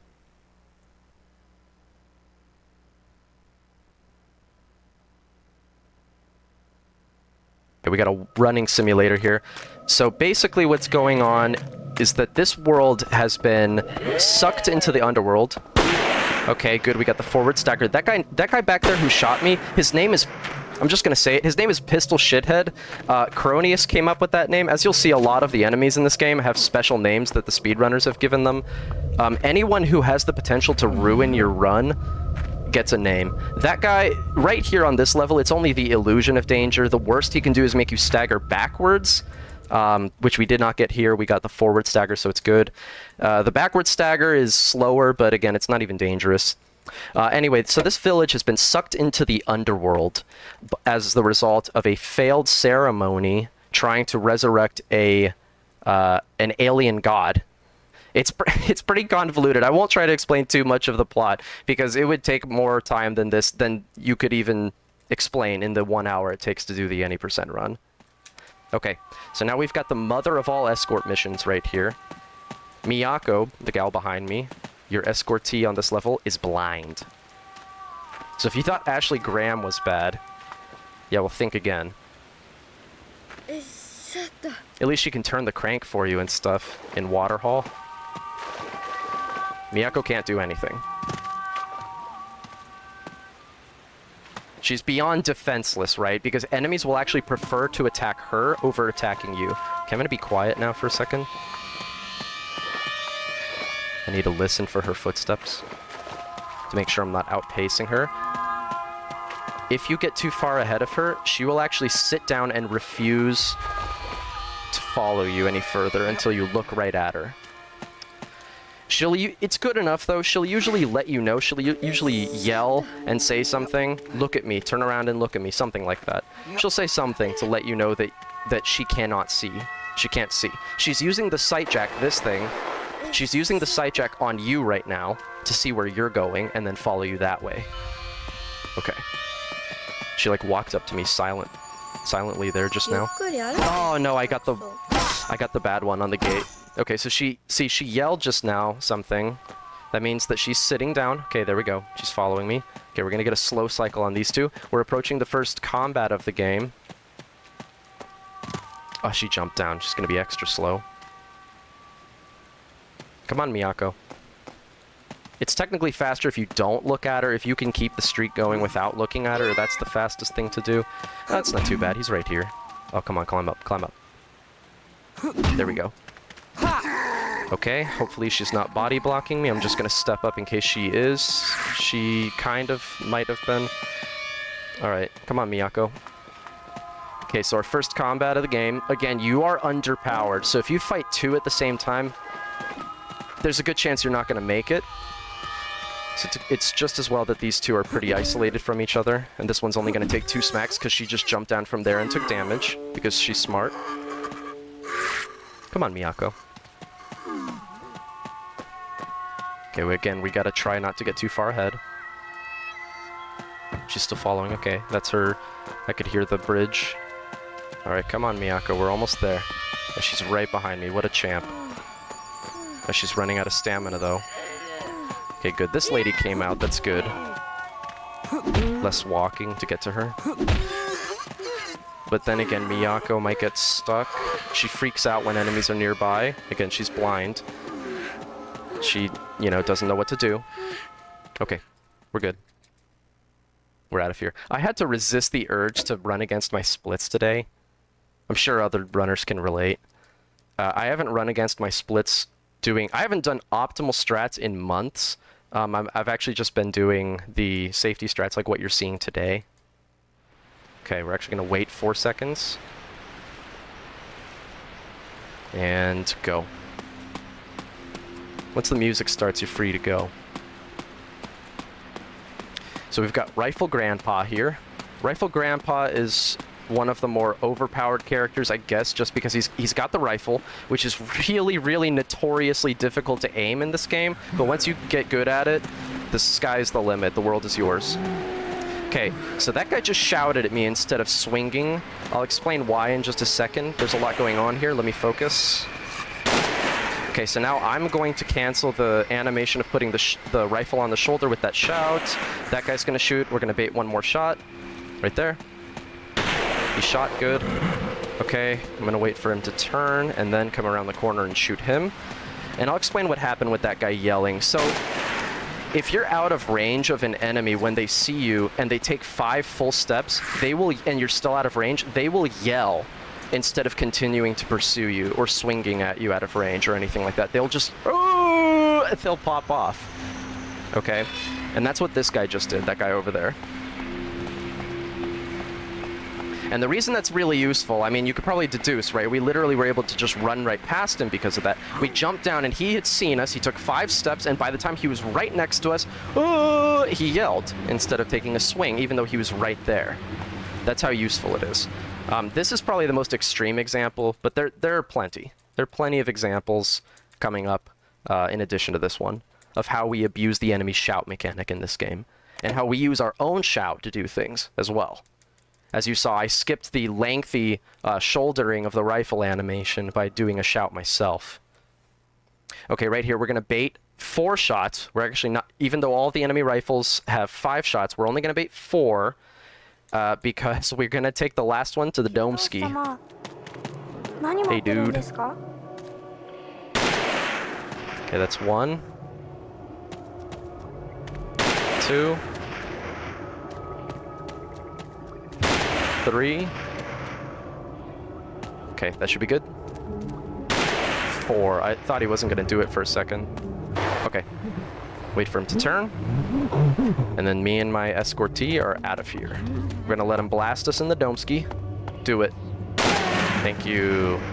That way, he does not shoot our escortee, who can't tank a shot to the dome ski. And even though he did the fast reload, he always gives us enough time for some reason. Whether he does the slow reload or the fast one, you always have enough time to get away with that for some reason, and that's the end of the level.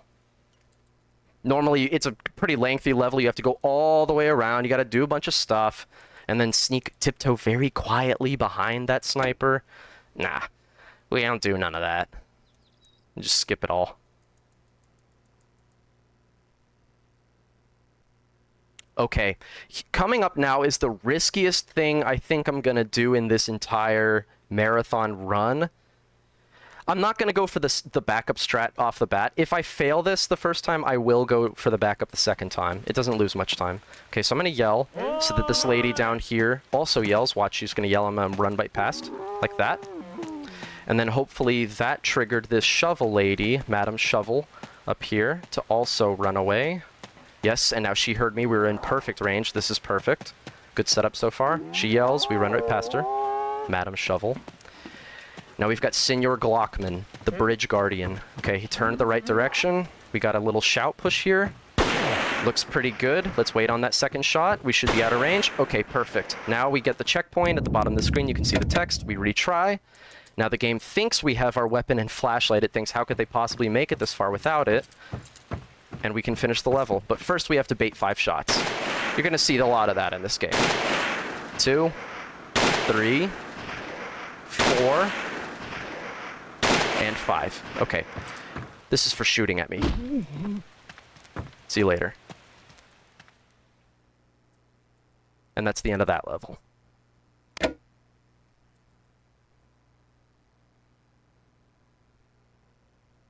Okay. Once again, we're baiting 5 shots here. Yes, it is 5. We cannot take a shot this time. If this guy shoots us, we're dead. Basically, anything hits us is Risa, and we're dead. This is a little bit more tight than the last one. Last one, we didn't even have to move. 1, 2, 3, 4. Last one. Good. This is pretty tight timing. If you don't get around him in time, it's GG. You have to retry. That should be good. Yep. Easy. So that shout, okay, so what I'm doing there is opening the triangle menu and pushing past the enemies. What happens is if you just give your character half a second in the shout animation, they raise their arm and it pushes enemies who are on your left to the left, right? If someone is to my left, they get pushed to the left. So that's why we're able to get past this guy who is normally, he's specifically there to body block you from escaping the level early. Yet, it's totally fine. Okay, pistol shithead, what do you got for me this time? He missed. Good. A little faster that way. Apologize for the profanity. That is his name. We'll come up with all... We'll be pointing out all the other character names, too. Who do we have so far that I've pointed out? Senor Glockman. He was the gun guy who was on the bridge when we were playing as the doctor. When we retried the checkpoint a couple levels ago. To get their wrench. Give a couple of those. Let them know what we're about. And that's that level.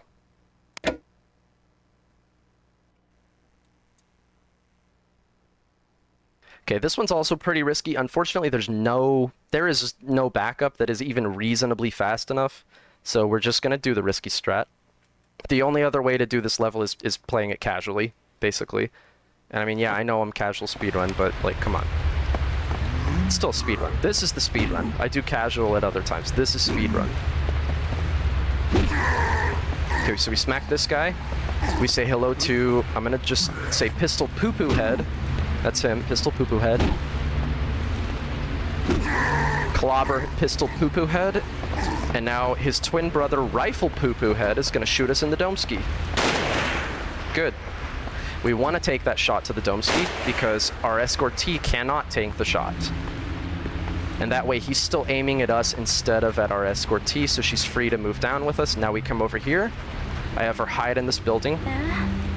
Which we're going to get a little cutscene here. I'll let it play for a second just to show you what's going on. So she goes inside of the building and she pulls something out of the door that's blocking it for a later level. This is what I mean when I say that the levels and the characters are all interconnected. That comes in handy at one of the last levels we play in the any %, actually. He's going to aim, okay. See, now he's looking at an angle that he won't possibly see. Oh, she's already here. She ran like the lightning that time, man. Good, good, good. And we're out. And that's that level done.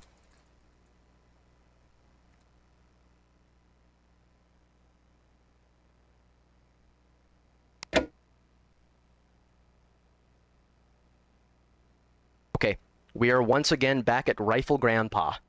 Take a nice little sip here, gamers. Let's hydrate. Cheers. Wait 4 seconds. Okay.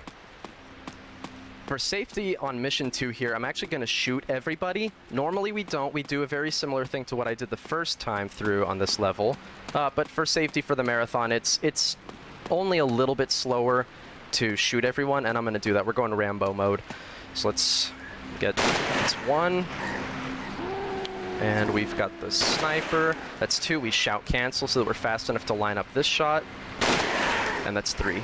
Oh, I did the cancel a little bit early. You see, it takes a full second for him to put the rifle back on his shoulder, and you can't move during that. So you're sitting duck. You can't aim again. You can't move. Nothing. Okay. Wait for him to turn. I'll bait the shot again just for safety. Good. Hopefully you'll see a deathless run today. In case you don't, you should be aware that this game, again, it's actually very, very challenging, not just casually, but in the speedrun as well, because not only are you underpowered, but enemies do a lot of damage. And it takes... You do recover health, unlike in the next speedrun showcase I'll be doing, SOCOM, where you don't recover health. In this game, you do recover health, it's just very, very slow. Okay, no time for Shovel Man. Excuse me, Sonny. Rifle Grandpa is on a mission. On a mission to get this pick. Oop, I did a 180 by accident. He's gonna hit me probably. Nope, no hit, that's okay. We get by him for free. Even with my slow movement, it's okay. We run by this sniper. We should not get shot here. Even if we do, it's okay. Now he's not gonna shoot me for sure. He's shot, so I'm gonna pause for a second. Let him turn. He should be turning. Yep, we're free to go. I'll have to stop for stamina. Okay, he'll cough. That's it. Every character in this game has their own unique animation and sound for when they're recharging their stamina, and stamina management is crucial in this game. You're not going to be able to go very far unless you stop for stamina, because then your character starts limping, they get really slow. I think they also recover health more slowly if they're out of stamina. I'm not certain about that. Don't quote me on that one. Anyway, that's it for Rifle Grandpa. Everybody say goodbye, Rifle Grandpa. Goodbye, Rifle Grandpa. Gramps is OP, but we don't get to play as him anymore. Hope you guys are having fun at LandFest. I saw the live feed at the beginning with the Superliminal run, which was pretty cool, by the way. I really enjoyed that run. I've been meaning to play that game for a while. It's been on my Game Pass forever, and I still haven't played it, but that encouraged me to go and play it. I'm excited to play that now. Okay, so now as we just left this level, right, we use that pickaxe to break open this gate. Okay, well, now we've got a character coming in right through that same entrance. It's a pretty consistent theme throughout this game. Okay, Shovel Man hit me. That's okay. It's not a big deal. Mr. Shovel.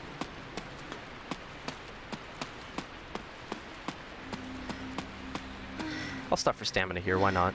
Just be on the safe side. Okay. We've got old blind key finder. We might have to run him around. He was pretty close still. Yeah, I'm gonna have to run him around again. That's okay. Normally what you do there is he's still yelling by the time you get to that book bag, and if an enemy is still yelling, the game doesn't think you're in peril. But if the game thinks you're in peril, you will not be allowed to do things like grabbing certain items, especially items that are not mandatory, like keys. Keys you can usually grab, but something like this book bag, the game won't let you grab it if it thinks you're in peril. We should be far enough away now. Yep. Easy.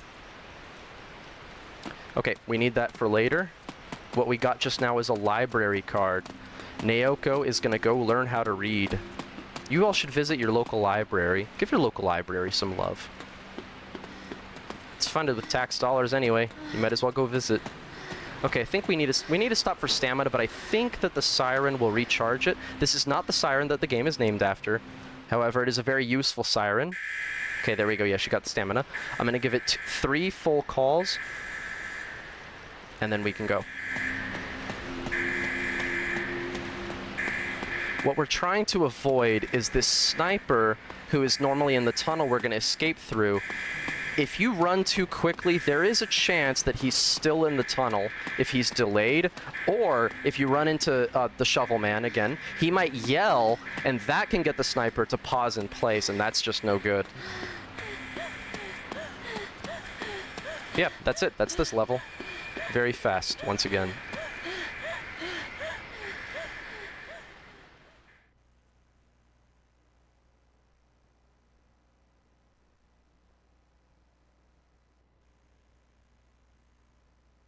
Okay.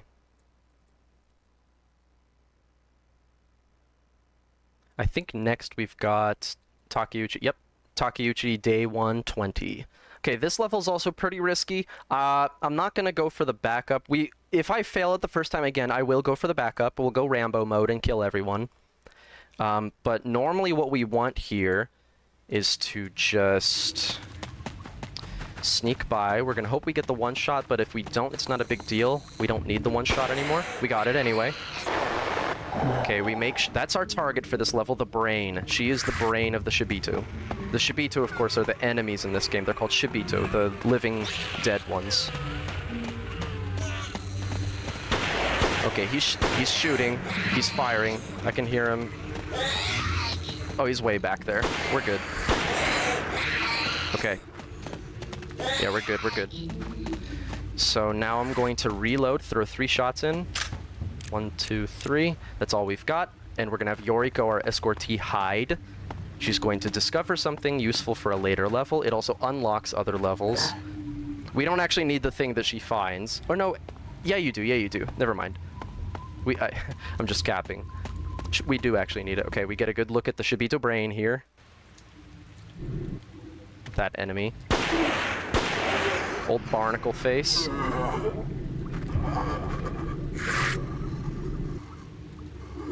Yep. And that's that mission.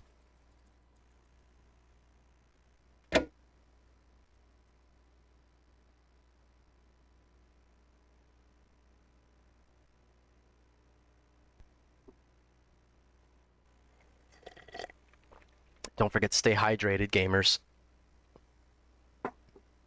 This mug is made by a gamer called Matt, by the way. Shout out Matt. Epic gamer. Sprinkles magic in every community he touches, I feel like.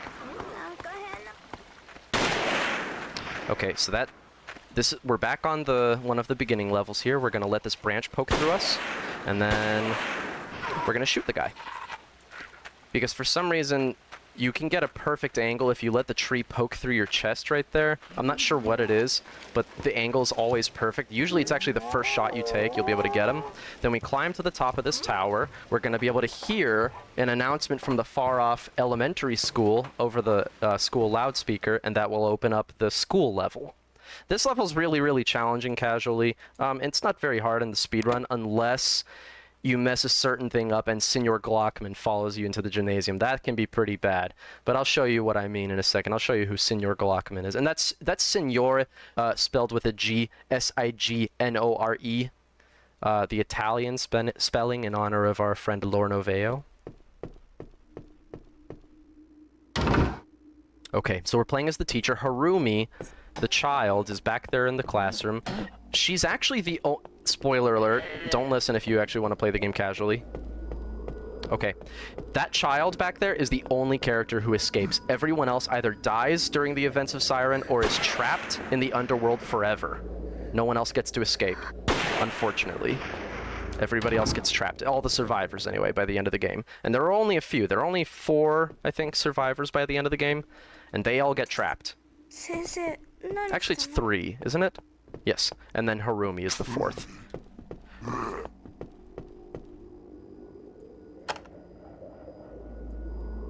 Okay, so I'm going to try to get him to shoot at me. Go on, take a shot. There you go. I'm going to shout again to get him to try to shoot again so he stays in place, so he does not follow us into the gymnasium. He's not shooting again. He could follow us in here. That'd be pretty bad. Worst case scenario, we have to retry from when we got into that room. Just now it's... Oh! Nice bonk. Takato has the most cracked 180 in the game, by the way. That 180 is so powerful. I think he may have followed me into the gymnasium. No. Good luck. I should have done a retry checkpoint once I got to the room. I'm gonna do that on mission 2. It's a lot safer. You really need it on mission 2, because if he follows you into the gymnasium, you're yeah, your run's toast. He might be right here. He's not. He's in the classroom. That's okay. It's totally okay with me. Okay. So Harumi, the child, once you get that little cutscene that we just got back there before we fought the principal of the school, who I'll point out later, he turns into Squidward tentacles. You'll see what I mean later. Once you go down and get the crowbar that I've got right now, Harumi decides to run away.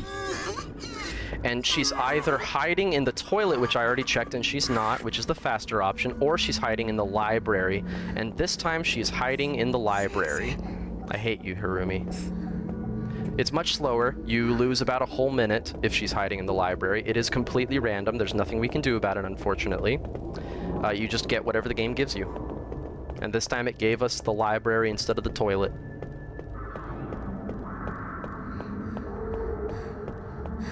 Okay, let's fight the principal again. He's actually like one of my favorite mini-bosses in a video game, because not only is he hunting you the entire time, unlike the rest of the Shibito who are just doing a normal patrol. School sucks, am I right, gamers? Yeah. Okay, let's get out of here. Let's skedaddle. Enough of this Thomas foolery. Harumi? Where is she? Where did she go? What the heck? Harumi? Okay, well this has never happened before. What the heck? Harumi! Why did you... What? Any siren runners in chat? Anybody see that? Oh, I'm gonna have to fight him again.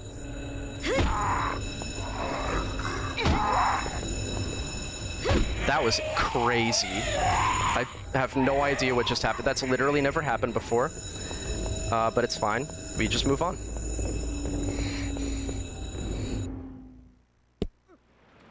Okay, we escape the school and move on.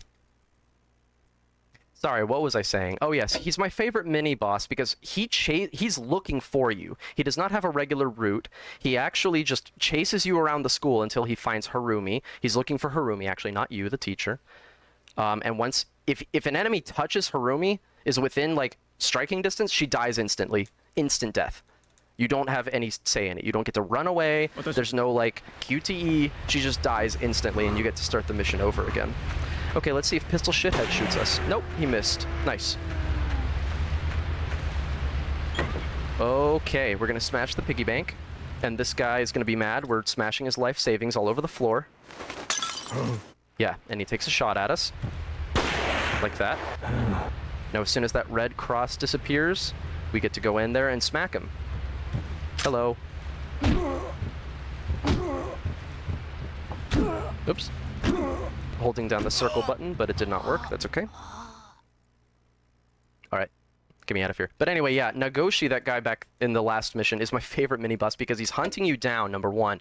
And number two, he has this ability to do a turbo, like in Resident Evil 3, the zombies will randomly turbo, right? They'll just suddenly be like twice as fast, twice as aggressive. He does that too. He'll be following you, going really slowly, and then all of a sudden he'll move faster than any other enemy in the game. It's actually really scary. Casually as well as in the speedrun. Okay, on this level we have to be very, very quiet. Because there's a guy right outside this door. Okay, we want to stomp. Good. Okay, we got the alert. So what we want there is the sound alert. We don't want him to see us exactly, but we want to alert him so that it interrupts his patrol in just the right location. Because now look, he's going to be stair champing into the hallway at us. There he is. And that means that when we come back downstairs, he's going to be way out of our way because we interrupted his patrol. He's going to get back on his patrol, and he'll be way off in the corner of the house by the time we get back down there. It's good. If you don't get it, it's no big deal. Just fight him. Yeah, he's staring. Staring champion. Okay. Now we're coming up on the second half of this level, which is the famed Tabori skip. We used to think this was so random that I actually one time I actually changed my stream category to slot machines because we literally just thought that it was a random event. But it turns out it's not exactly random. I'll try to explain it as best I can as I do it. I'm still not 100% sure. I am going to make a video guide explaining how I think it works because it's somewhat consistent now. But it's not 100% consistent. I don't know if it ever will be, and I don't know if we ever will figure out exactly why it works. But this lady right here, Madame Tabori, is what we call her. Rah! She's popping off. Okay, after she pops off, she's going to chase us over here. This building on our right houses a Mission Objective 2. Even though we haven't finished Mission Objective 1 yet on this level, we can get that Mission Objective 2, and that's what we're going to do. Hopefully, we're going to do it on the first try right now. That's a decent line. Okay, so we're going to try to trick her into thinking we're inside of the building by using her last known position mechanic. Looks like it did not work. I think not enough aggression. She's in the right position. So yeah, she must not have been aggressive enough. That's okay. She's trying to hit us with the pile driver. Okay, come on now. Okay, so we try again. We set it up again. One more try. You can miss this like 50 times and you will still save time over doing it the old way, because the old way means playing like several additional levels. We just don't do that anymore. Okay, so the reason It still did not work, okay. So the reason I'm getting nice and close to her is to keep her aggression active. I've noticed that if you get really close to her after you get her into, or as you're getting her into position, she won't, not only will she not see you, but she'll be more aggressive towards you because you're closer to her, even though she doesn't see you. And that causes her to open up this door. Well, not open, she breaks open the lock actually, and then you get to open the door. You, the player, cannot break open the lock, only she can do that. There we go. That's it. Ta-da! And just like that, we get to skip a quarter of the game. Excuse me. Mission Objective 2 early. The game won't say Mission Objective 2. It will just say Mission Accomplished. Thank you, Madam Tabori. Thank you, Madam Tabori. Look, it sends us to a mission that doesn't exist yet. That's how broken the game is right now. And if you try to go back to that last mission and play it again in Mission Select, you can't. So we've effectively broken the game. We've just like snapped the game in half over our knee right now. Okay, and now we get a 2-minute auto-scroller. How's everybody doing? How's Landfest going? I wish I could be there in person. How is everybody? Can I say thank you? Can I give a shout out, actually, a little early shout out?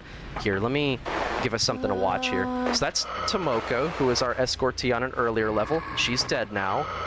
Okay, this is her mom. This is who we're gonna watch. This is the channel we're gonna watch. How's everybody enjoying Landfest? You guys having fun? Don't forget to stay hydrated, gamers. Or else this guy right here is gonna visit you in the middle of the night and force you to drink water. So, don't forget to stay hydrated.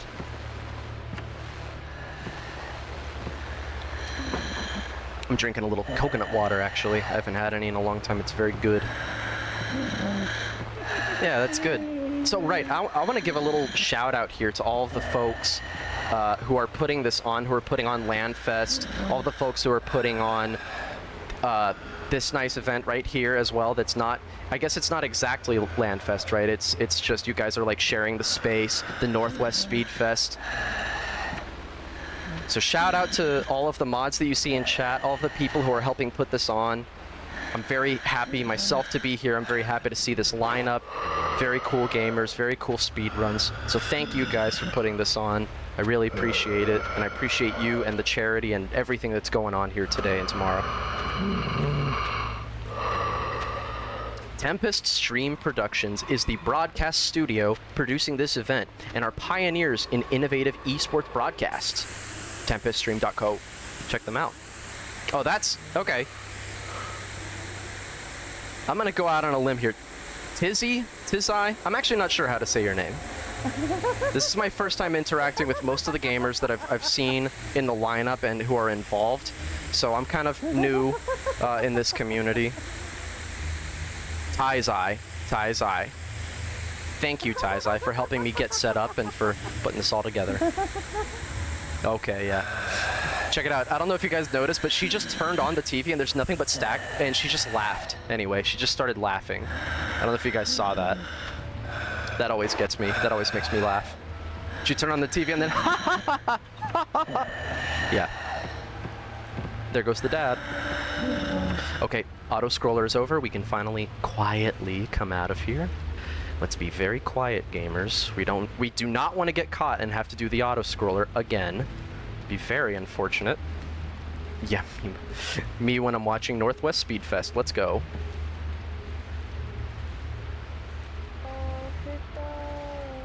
Okay, so she's gonna stare champ at the key that we need for a minute. Then she's gonna turn and chop some imaginary vegetables. Check it out. My god, that animation always gets me. This game has a great, despite being a truly intimidating and very suspenseful horror game, much more than almost anything else I've ever played, except maybe like the Fatal Frame games I'd say are more suspenseful. But this game has a great sense of humor. Great sense of humor. So much funny stuff happens. Okay, we're gonna push right past her. That's also pretty risky, but it's no big deal. We're past her now. I'm gonna go for it because we get a checkpoint right there, and if she kills me, she kills me. At least we'll get to see the funniest thing that can happen in the game, which is the dive bomb attack. So Tomoko sometimes will land right on top of you. Oh! Like that. That was really tight, actually. Sometimes it kills you instantly, which is really unfair. One of the runners in the scene, Cronius, has actually lost a really brilliant PB pace to that, which is unfortunate, of course. Oh, she's still right there. Can I even do this with her there? Let's find out. Oh, it's... I was too far to the right. That's okay. Because I got all psyched out by Tomoko being there. It's no big deal. We just go right back to the checkpoint. And this time there's no Tomoko to worry about. I don't think she was even there anymore. I think she already started climbing back up onto the roof. So we start right back here. It's no big deal, guys. No big deal. I think that's the first death this run, right? But you can see, right? Instant death if you get touched as Harumi. If anyone is within striking distance, you die instantly. Needless to say, that makes it pretty challenging, playing as Harumi. Okay, wait for the stamina. Okay, that should be good. Yeah, you don't want to run out of stamina on this section. It's really bad. If I fail this again, I'll just do the safety strat, the backup. Looks good. I think we're good. Yes. And we're good. Get me out of here. Alright. And that's the first Harumi level. There are 2. The second one is the last level in the any % run. Any % is akin to the bad ending because Harumi escapes at the end of any %, but it's unclear where she escapes to, I guess you could say. Whereas in the true ending, it's that plus you fight the final boss, and then in the 100% run, you confirm that Harumi, because you've uncovered everything, Harumi is confirmed to make it back into the real world because you find a newspaper from the real world that says that she was rescued and everyone else is presumed to be dead in the village of Hanyuda. So the any % is, again, it's akin to the bad ending, basically. Because Harumi escapes, but where? Where does she escape to? Okay, Senor Glockman popped us. That's okay. We recover our stamina, get into the staff room, and retry checkpoint. Let's retry checkpoint.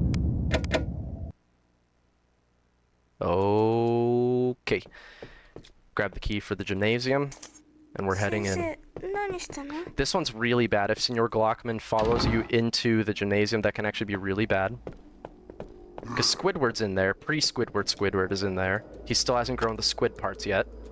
Okay, shoot me, please. Thank you. That's good. You want Senor Glockman to shoot you here, because that means... Yes, he shoots again, and that means he's not going to follow you into the gymnasium unless you're really slow.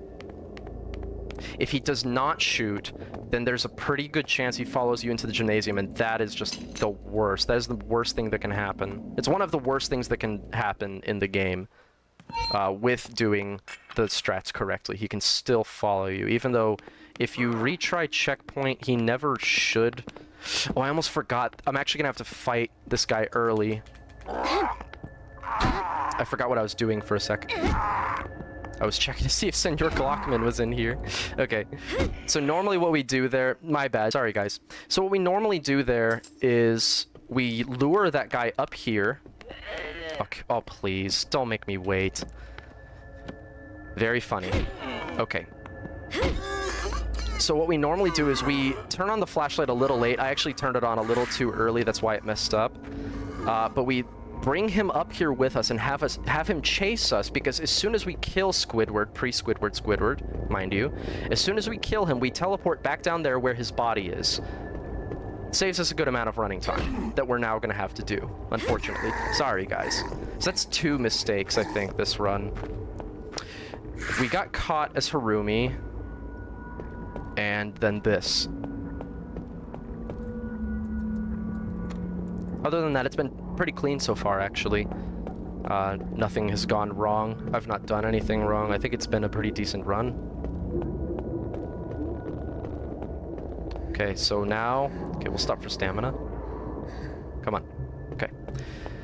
Now, we need to see where Harumi is. Once again, we have to see, is she in the toilet? Is she in the library? So as you can see, it's quite a bit slower to have to run all the way back. That was just my bad, turning on the flashlight too early. I was checking to see if Senor Glockman was there. I was really worried last minute that he might have been there, because it really messes you up on mission 2 if he is there. Here he is, Senor Glockman, right where I left him. Thanks, pal. I couldn't tell if Harumi is in the toilet or not. I'm just gonna go check. Ooh, nope. Should be to. Oh, what was that? The textures just like stopped loading for a second. That was weird. Anyway, we were able to see through the bathroom stall. Look away. Avert your eyes, gamers. Leave the man. Leave Senor.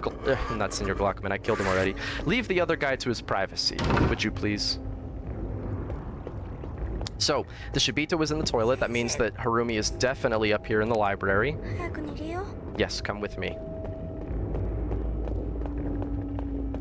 We're getting close to the home stretch now, gamers. Stop for another stamina. Take a nice deep breath, everybody. It's gonna be okay. We're gonna have to fight the principal again. Yeah, you. Come here. Pretty Squidward, Squidward. He still hasn't grown his Squidward parts yet. His name is Nagoshi. Nagoshi. A.G. I'm not sure when I started calling him Squidward. Probably a... Harumi? Dude, what is wrong with you? She's behaving very strangely. Maybe she's just mad because I got caught earlier. Okay, and we're done with the school. Except we're not. We're coming back to the school as a different character. And that's why we had to unlock that door in the basketball court area in the gymnasium. Okay, we're gonna shoot. These two guys are Simon and Garfunkel. I'm gonna shoot Garfunkel real quick. Sorry, Garfunkel. Simon's gonna be popping off over there. You can hear me yelling, "Eee!" Okay, now Simon will hopefully knock us off the ladder right here. Come on, Simon. Knock me off the ladder. Sometimes he teleports backward and does a weird thing. Oh, come on, Simon. Thank you. It's a lot faster if he knocks you off the ladder. It takes forever to get off the ladder for some reason. Alright, later, Simon. So, that was Simon and Garfunkel. We'll see them again on the next level because we have to come back here for mission 2. There's a guy over on the other side of this wall. His name is Spider-Man, and sometimes he teleports into this classroom. Let's hope we can get one. It's pretty rare, but it's not all that rare. It happens maybe a fourth of the time, a quarter of the time. Oh my, they're stuck on each other. I love when that happens. That's also a rare one. But that's good when it happens, whereas when Spider-Man teleports, it's technically not good. But it's good for a laugh, so I hope it happens. It's not going to cost me the run or anything, so I definitely hope it happens. Okay, Squidward is popping off in one of these rooms over here. I don't know what he's doing. He got stuck on the other spider guy. But that's okay, we've run past them now. Okay, there's Spider-Man. Oh, he dropped down. He did not teleport. I should have run a little bit further in to see if we could get the teleport, but I needed to stop for stamina. Ooh, flashlight off. I don't want to get caught by Simon and Garfunkel again. Oh, I got caught anyway. The game thinks I'm in peril, but it's... Oh, it's okay. I guess they're yelling already. Oh, now they're yelling. I don't know why it let me do it then. Maybe they were far enough away. Oh my goodness. Hello, Spider-Man. Yo, hot take. Tobey Maguire's the only Spider-Man. The only good Spider-Man. Okay, we're gonna get a nice pop off here. Everybody lower your volume. Nah, he didn't do the good one. That's the normal one. Every once in a while, he'll do a deafening one. When I was doing my GDQ submission video for this game, actually for this run, he yelled so loud that I actually couldn't even hear... I couldn't hear myself talking over top of it. I couldn't hear anything over top of it. I lost my train of thought completely. I had to stop what I was doing and comment on it because it was that loud. He's usually not that loud though. He does what you just saw. Okay, let's shoot Garfunkel again. Later. And now let Simon... I'm gonna leave the flashlight on the whole time actually, yeah, because hopefully that encourages Simon to be more aggressive and knock us off the ladder. Come on, Simon. What does Simon say this time? Simon says... Oh, he teleported. Nice. Simon says no. Thanks a lot, Simon. Oh, I'm gonna have to shoot him. Okay. He was actually in the worst position possible, which meant I had to shoot him there. Sorry, Simon. Garfunkel's chasing me. He's woken up already. Let's see, so I've got 3 rounds in. I'm gonna have to reload, actually, when I hit the stairs, because I've only got 3 rounds now. That's okay, that's not a big deal. We've got plenty of ammo. Ammo's not the problem, it's how many you have loaded that's the problem. Okay, perfect timing with the stamina. 2, 3. He's yelling, and we can go after Squidward tentacles. Come here. You're going down, Squiddy. Got him. Squidward is down. Squidward is down. Okay, we're gonna go in here and write school sucks on the chalkboard. Just kidding. We're gonna grab a book and learn how to read. This is what we needed that library card earlier for when we were in the mines. The mission after Rifle Grandpa. Hopefully we can, yep, get around the guy. We don't have to... When you walk through a dead enemy, it's really, really slow. They move so slow. Okay, let's get out of here. Let's skedaddle. Enough of this Thomas foolery.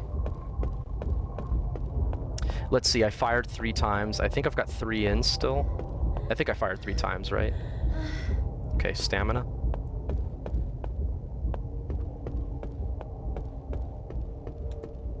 Oh, it won't matter if my flashlight is on or off. Simon slash Garfunkel might be in my way here. No, they're actually way back in the gymnasium still. That's really good. Okay, we should get the stamina from the cutscene. Cool. Now no more stamina, we just run through. Let's get out of here. Let's escape the school. It's really funny. At the end, she goes, "Yatta! Like, I did it!" And she's like celebrating, but she dies like 5 minutes later because she escaped her shelter. Let's see if they pop off. Nah, we got the basic one again. That's okay. Yatta! Yatta! I did it! And then she dies like 5 minutes later. Okay, and that's mission 2. Now we are truly in the home stretch, gamers. We got 2 pretty risky missions coming up, and then the final one with Harumi, and then we are GG's. And then at the end, depending, I'm gonna have to look at the timer. Where are we on estimate right now? Oh wow. We're gonna have time, I think, for that. I'll show the, I'll read your fortune for you guys. I'll read your fortune. How's that sound? You guys want your fortunes read? I'm a professional. No, I'm not. I just thought I would say that. Okay, he shot. Good. Okay, go. He should reload. Yes. Let's go. Oh yeah, Siren is a great game. Please check out Siren. Even if you're just going to play it casually. If anyone wants to speedrun the game, I will personally teach you how to speedrun the game. I love this game. It's a great speedrun, especially when you're doing the optimal strats. It's one of the most visually satisfying runs I've ever seen. Even the safety strats that I've been doing, I feel are pretty satisfying. It's also a real, I hesitate to say this because people will think I'm a weirdo, but I find this game to be really satisfying from an ASMR perspective. You know, don't at me, alright? I like the sounds of this game. I find it very comfy, actually. This is like my drinking coffee in my pajamas video game. I love these sounds. Some people like to hear, like, their ear being licked, alright? So don't at me about what's weird ASMR and what's not, alright? Alright, I'm gonna have to turn and fight this guy. Hopefully he yells. He's not yelling. That's actually okay. Move, Yoriko. A little tight, but it's okay. We're through. That was a little dangerous because the sniper took a shot at us. But we are through.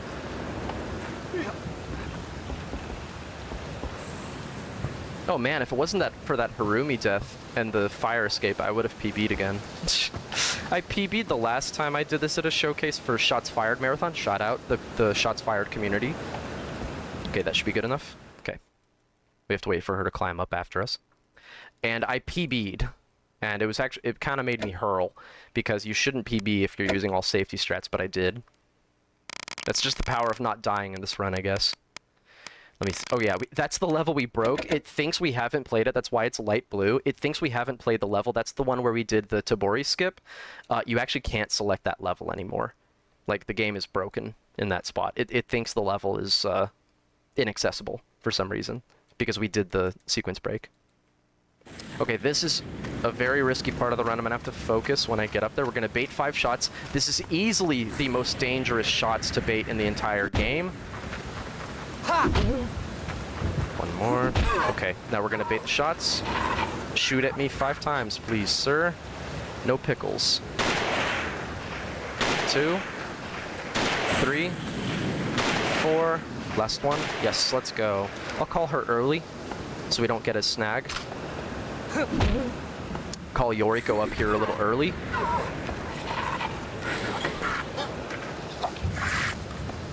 Okay, I can hear her running, so... Sneak attack, hopefully. Did we get it? I don't think we even got it. No, we didn't. Yep, nice 180. Accidental 180, my bad. Okay, we grab... Don't laugh. This is what the tool is called. It is called a manhole opening tool. A manhole cover opening tool. Don't laugh. That's what it's called. Shame on you. Shame on you. I can see you laughing. Shame on you. Oh my god, she's behind me. What the... So weird. That lady's been behaving strangely lately. As if it meant, like, as if it actually changes. I think I'm just doing something different. But yeah, she was... Okay, that actually was strange. Her being behind you there is kind of weird for Mission 2. She never really does that. This guy will hopefully... Yeah, he'll walk right over here so we can battle. Outside of the view of the sniper. We don't want to get seen by him. Wait for Yoriko here. Oh my. Thanks, bro. Okay, wait for Yoriko to get through. Okay, let's go.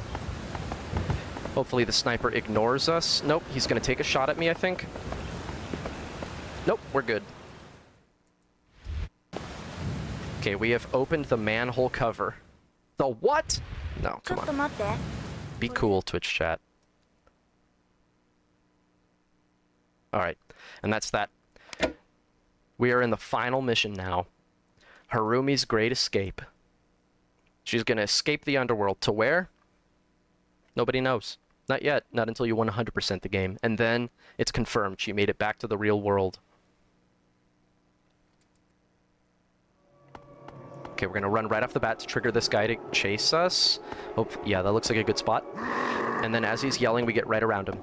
That's actually so tight. It like that strat used to give me nightmares because it's right at the end of the run and you can, I mean, dying there loses you like 20 seconds. And it's real, I mean, I'm sure you can tell, it's really easy to die there because if he just touches you, you're instant dead. Come on, sniffle. Okay, the sniffle is her stamina. We need the stamina. You don't really need her stamina, actually. It's barely slower. But technically it's faster if you manage it perfectly the entire level. Technically you're a little faster if you do that. Okay, we're gonna do everyone's favorite strat here. T-pose Harumi. Go right around this lady. Yeah, we made it. All kinds of risky strats here at the end, but we're on a good pace, so let's finish it off strong. Okay, we got the sniff. Yes, we got the perfect stamina. Get me out of here. I think we can just go. Yeah. He's up on the bridge. We can go. Alright, and with that, we have effectively finished the run. Time's going to be coming up in just a few seconds here. I'll call it out when we get real close. Alright, get ready on that timer button, everybody. Okay, time's coming up in 3, 2, 1. GG.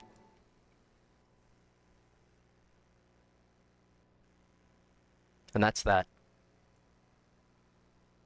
Harumi gets to escape back into the real world. Let's go! Let's go, gamers. Woo! Woo. Yeah. She made it. Yeah, we get to hear a nice little piano solo here. I'm actually going to skip this in favor of... This was... what was my time? Let's see. 58:03. All right, we can watch a second of the final credits because this is It's the best ending cutscene in a video game. I love it.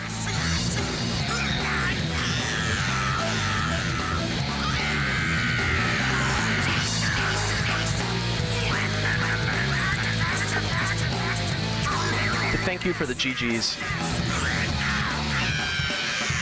Alright. Let's read the fortune. Let's read the fortune, shall we? Again, check out the game if you want to see the full credits cutscene. Check out any of the runners. Check me out, Cronius, Shinkai Uchu, Lorna Veo, anybody. So let's go back and grab us a fortune, shall we? Little paper fortune.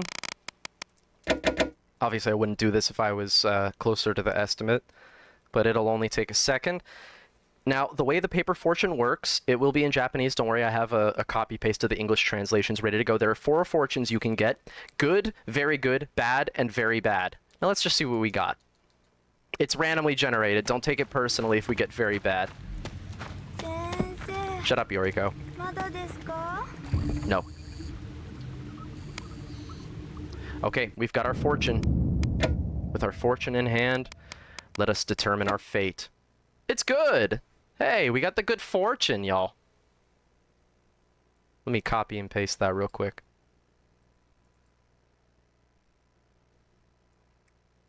There it is. Oops, I cut off the J. Just as there are valleys and mountains, there exists happiness and also sorrow. That which you desire must be pursued. He whom you await is busy elsewhere. That which was lost is found. Journeys are best closer to home. Sell, do not wait, or suffer in trade. Keep secret all scholarly pursuits. Be on guard in feuds and quarrels. Favor to come in affairs of love. Illness is grave. Call a doctor. Family opposes the union of marriage. And with that, everybody, that is the end of this run. That's a lot of words. Yeah, that's the little paper fortune there. All right. Anybody else you want to shout out before we sign you off? Feel free and sign off whenever you want, and I'll send you out. I'd just love to shout out again Landfest, the NorthWest SpeedFest. Thank you guys for having me. Thank you so much for putting it on. Everyone who's putting in work to put this on. Thanks to the fellow runners, and good luck to all of you. Thank you to the Siren Speedrun community. I love you all. And that's it. I've been Casual Speedrun. Thank you for watching. Mwah.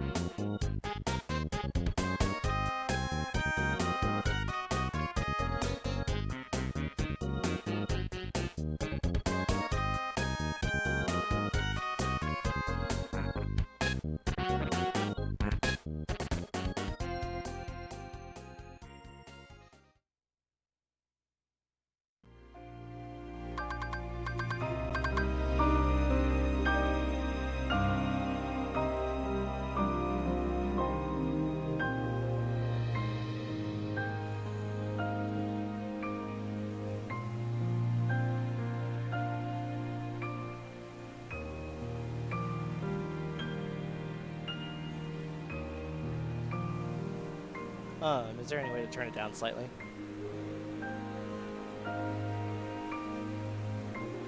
Oh. Just slit. Perfect. Alright. Hello everyone. I am IBA all day. We're going to be running Kingdom Hearts 2 FM final, which is Final Mix. The category is going to be beginner at 80%. Basically, but what that means is we're going to be beating the game with bare minimum requirements. So there's going to be a few worlds that we won't be visiting, along with second visits that are done. There's a few particular worlds that we don't have to revisit again, as they're not required to meet the minimum threshold to beat the game. Nope. Yep. Perfect. Alright. Been running this game for quite some time now. This was kind of the first game that got me fully into speedrunning. And yeah, without further ado, we'll get it fired up here. And then here we go in 3, 2, 1.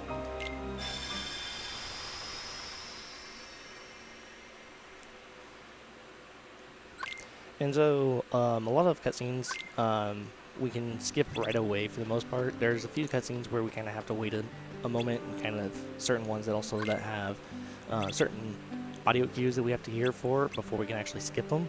But for the most part, we're able to immediately skip through the vast majority of the cutscenes within this game. So at the very start here, we're picking up the offensive struggle bat, which gives us a +1 to our strength. That is very valuable in any category, as strength is a big deal as far as a lot of the strats go in early game through mid game. There's going to be a lot of level thresholds too that we have to also hit, as we want to be at certain levels for strength boost, certain levels for abilities, and also, of course, the most important thing is the strength boost. So right away, right there, we're setting up our RNG. This is the only RNG that we're going to be able to set up on ourselves. So by doing the opening that we did there, we're able to set up this dusk to be manipulated the way that we want to.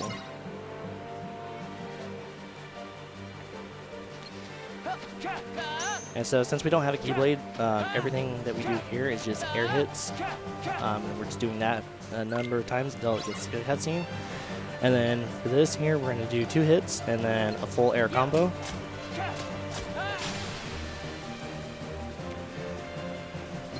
And throughout most of this game, we are going to be utilizing air combos as much as possible, as they are a lot faster overall versus just doing ground combos. Because the moment we land on the ground, we're able to jump again into another air combo. So we're going to be doing a lot of air combos, especially in early game.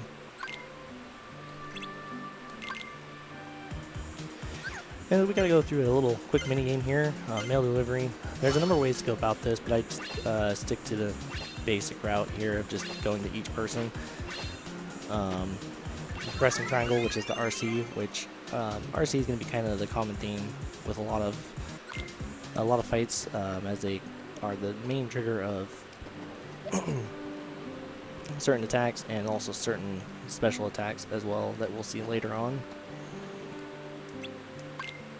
In a casual playthrough, Hainer there would ask for you to get a certain amount of money.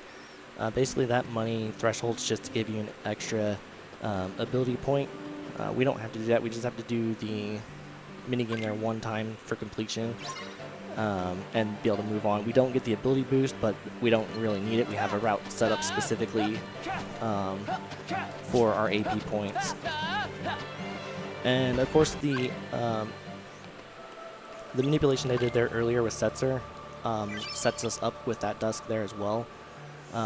There's a number of patterns that can be done, but when we set up Setzer a certain way, it's usually going to guarantee that we get that pattern every single time.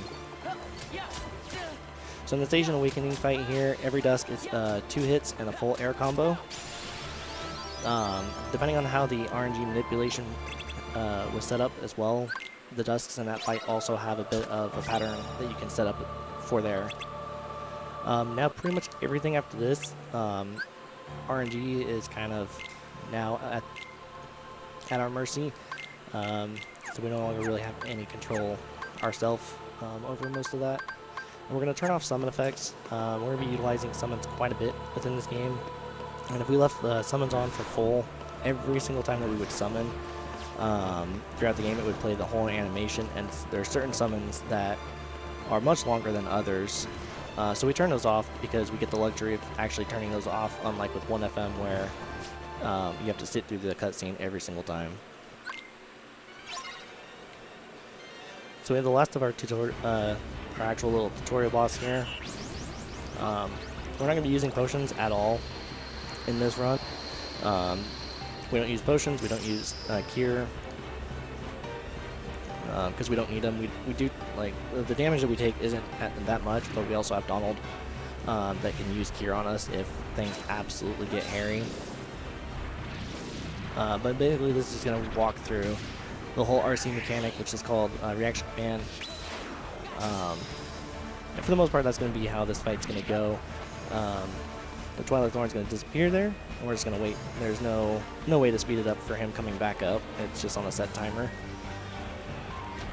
And once we get him knocked down to the ground here, we're going to do 3 full air combos and wait for him to recover.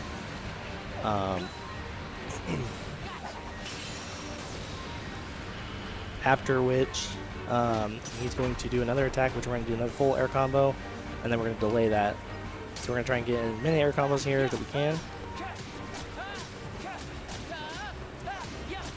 And if we're fast enough with our air combos, we can also get in an extra hit, which is very good for later on with the overall attack in this fight. Normally I would back off, but I kind of am in a weird position here. So I just did the RC reversal.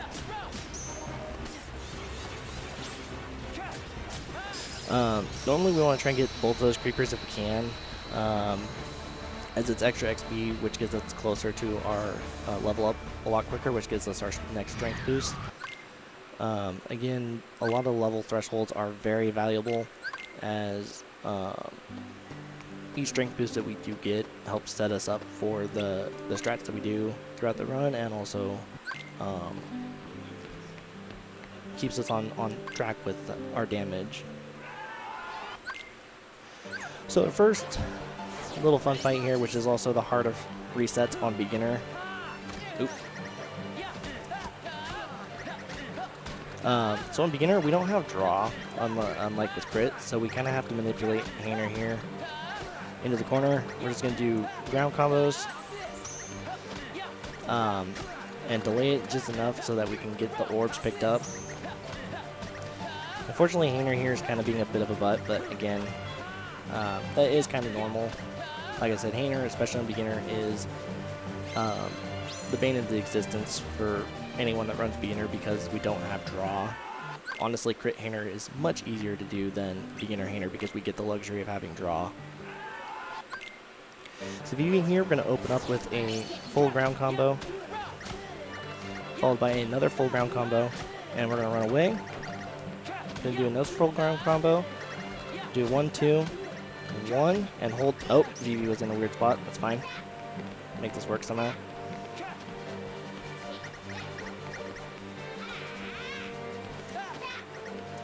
So I'm just gonna do one round hit here without doing a finisher, because at this point Vivi's health is so low that if we were to do a finisher, Vivi would be knocked out, and unfortunately we won't be able to quickly take care of the orbs that we need to gather.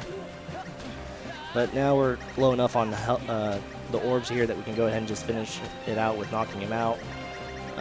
Normally, a better fight would be being able to do 1-2, but I think what happened was I accidentally knocked him away from the corner just enough to where when I go to walk away, he was able to hit me still.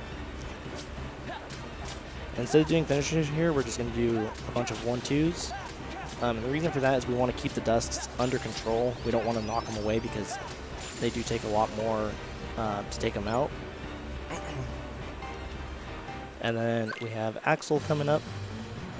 We're going to jump off to the side here and do a full air combo. We're going to try and get 3 air combos. Oh, that's unfortunate. Input didn't come out. That's fine. We can recover this.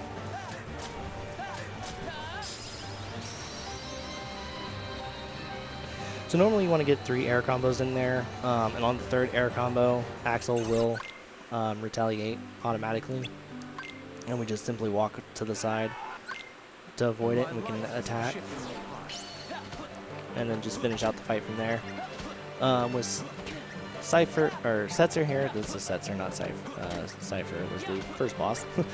We're going to lose this fight, potentially. If you win this fight, you would get a champion's belt, but the champion's belt doesn't do anything other than give you damage resistance for certain elements. We don't need that. We don't even use that in crit as well. We want the medal that you get from this as for losing, because it gives you a strength boost. And again, strength boost is very important for early to mid game.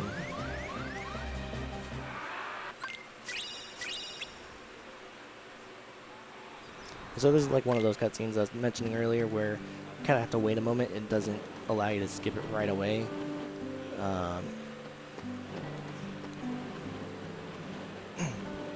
Now we're off to do the 7 Wonders, which is not so much of a 7 Wonders. Just odd things happening around Twilight down here. We're going to go ahead and equip that medal, and that's it.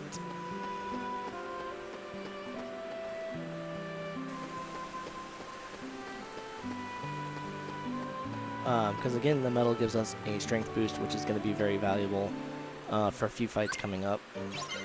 Because without that medal boost, it would change just slightly in how some of the strats are done.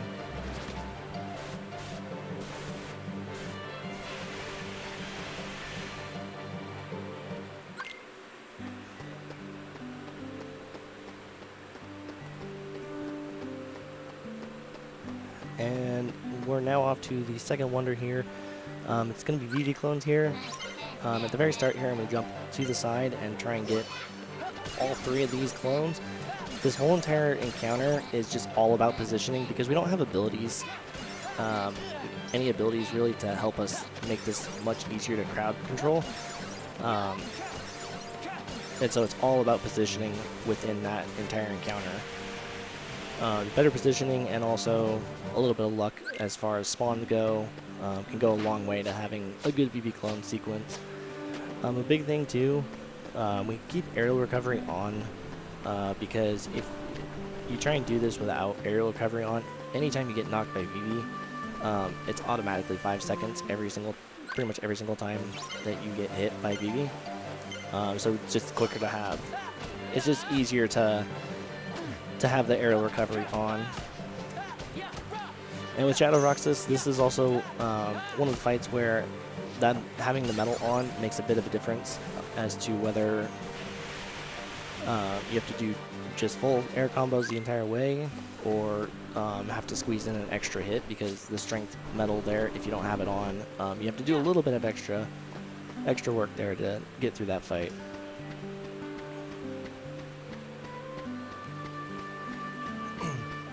And our final, well, not our final 7 wonders portion, but as far as like having to do anything, is the bag mini game here.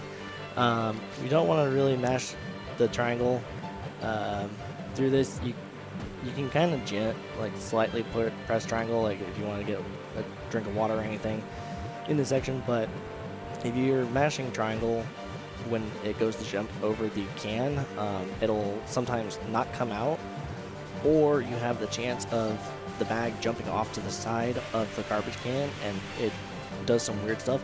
And there's also a chance, if you're mashing triangle, that you will get a blue screen and have to restart your run entirely. I've only ever had it happen once. It was while I was trying to get a drink of water and just get myself ready because I've been at it for a couple hours trying to get a run going, and all of a sudden it blue screen and I was like, well, that sucks. So early on as well, you see me taking the skateboard throughout Twilight Town, and the reason for that is we don't have any good movement, and we won't have any good solid movement in base form for at least over an hour. So most everything that we're going to be doing is trying to use the skateboard here with Roxas as much as we can, and later on when we get some forms that we can transform into, we'll be using those for our movement until we get the base form ability for it.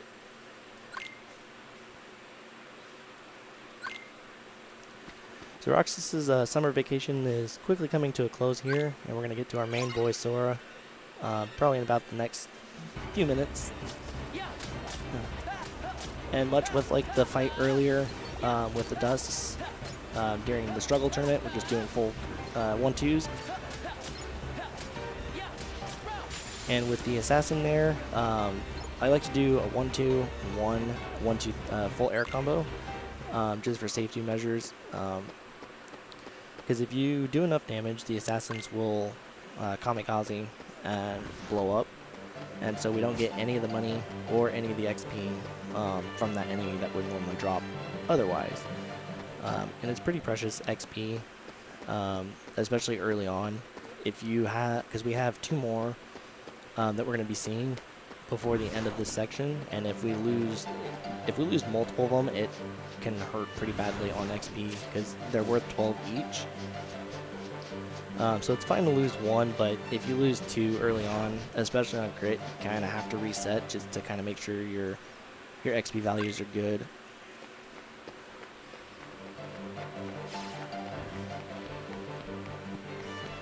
And the vast majority of the chests here we're going to be skipping. They're not of any importance to us. On crit, going up that staircase is a potion, but we don't need potions for beginner, so we can just bypass that. On crit, you can pick that chest up if you want, but depending on how you're feeling with crit overall as a runner, you can bypass a few of the potion chests. So we got 2 more encounters coming up before the end of the Roxas section here. So with the Dust here, once again, we're just going to be doing 1-2s until I feel comfortable enough doing a full air combo. Because once we take out 3 Dusks, the assassins will spawn, and we want to try and catch them before they go underground. Unfortunately, this Dusk kind of came over to where I was going to try and catch the assassin. So we're going to try and catch him back above ground. And now at this point, with the metal, we only have to do 1 hit into a full air combo to take him out, or vice versa, depending on how you're feeling with it. So to start with Axel 2 here, we're going to run off to the side. We're going to push square, knock Axel up in the air, and then we're going to do a full ground combo. And then a full air combo. Then we're going to do the reaction command with Axel here. And then we're going to do a full ground combo, knocking him back up in the air, into a full air combo to finish off the fight. And that is the end of the Roxa section. Pretty decent Roxa section for the most part. Anything below 17 is pretty decent, especially for those that are starting out with 2FM. Anything below 17 is very solid. Oops. And so now we're going to go ahead and customize our party members here. We're going to take everything from Donald and everything from Goofy. And then I'm also going to equip Guard. Scan we're going to be equipping on a little bit later, but Guard we need so that way we can guard against some certain enemies here later on. We're going to begin to our first of a few XP grind situations. We're going to have a timed fight coming up. So the fight will end on one of many different instances. The first that we're going to be doing to end this is based on hits. I don't know the exact number. I don't think anyone has actually ever given a number as far as I know within the community, but the second way that this fight can end is if our health drops too low, which on beginner that takes too long, and it's very valuable to get this XP because we want to get to level 6 for the strength boost, which will allow us to do a full air combo on the creepers, which are the little guys that are crawling on the ground. And for the most part through this with the dust, we're going to be doing 1-2s until we get to the creepers. And here we're just going to continue doing 1-2s until we get to level 6, which gives us the strength boost to be able to do a full air combo.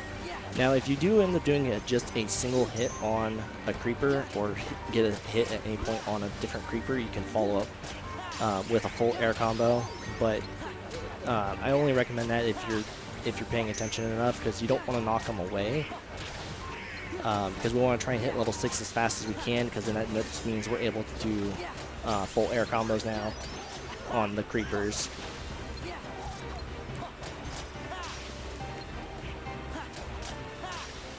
And the third way, which we won't be hitting as well, is based on time, because we're doing enough hits to the enemies to be able to speed the process up.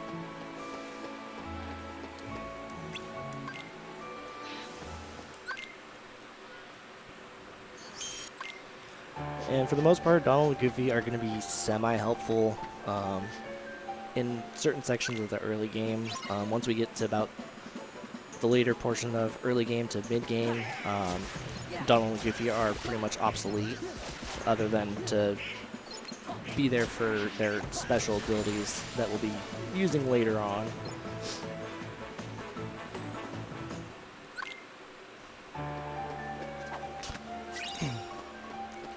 And so we're going to be picking up that ether chest. We're going to be picking up a few ether chests along the way.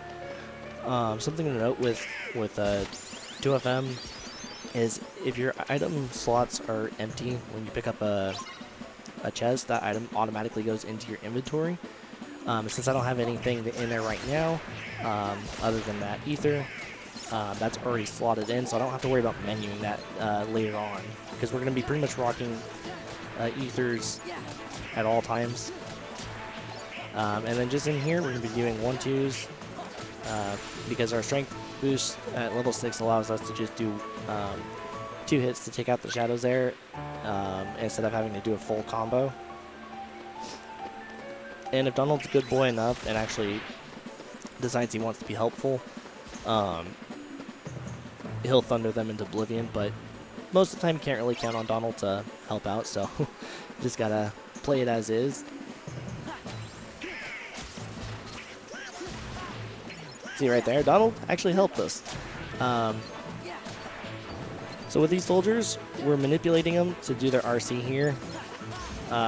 We do a 1 and a 1-2, which gives us the reaction command called Cyclone. A very good setup is being able to take out 3 of the 4 soldiers with 1 cyclone. If you're still able to at least get 2, then it's still good enough. And then just for a little bit of extra XP, we'll take out that soldier along the way, plus some movement at the same time.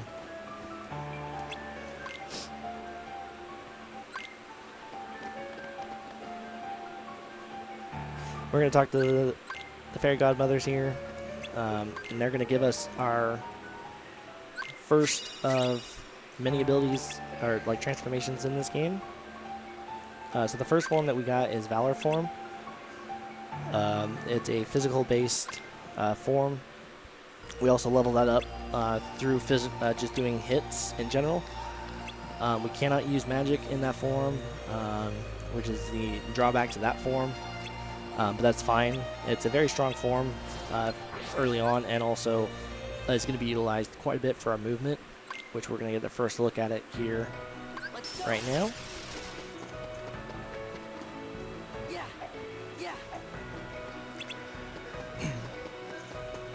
And then for this first fight here in Hollow Bastion, we're going to attack the first Dusk here straight on and do just an air combo. As soon as the Samurai here spawns in, we want to target him because he's very hard to stagger if he gets a chance to actually start moving. So we want to focus him as soon as possible. And of course, the Donald's good boy, again, he'll help us out. But we want to do as much as we can in as far as Valor hits go, because the more hits that we can get within that fight before we get to our next world, the better. Because before one of the encounters, we want to be at level 2 for the form. Otherwise, it's going to be kind of a bad time.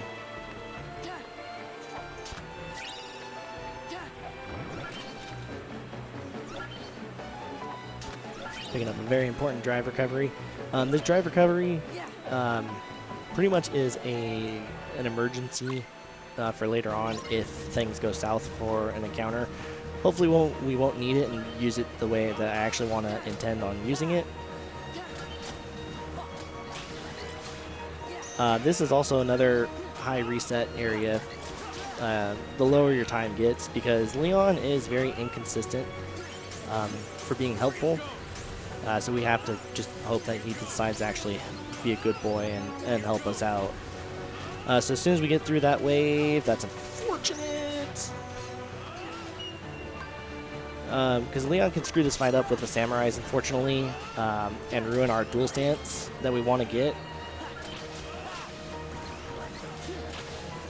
in order to be able to make this fight really good. So now I'm just going to go ahead and focus this door here, because I won't be able to get the last wave of enemies spawned in until all these creepers are taken out.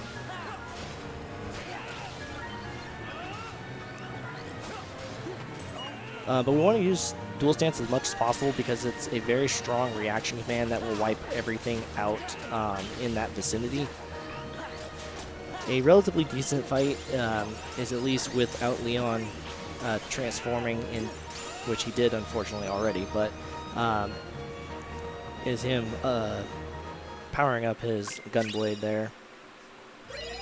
It was just unfortunate because the 2 Dusks that I was trying to blizzard got taken out at the same time, and normally you want to try and leave the last Dusk to Leon to try and damage and take out, so he's as far away as possible from the Samurais.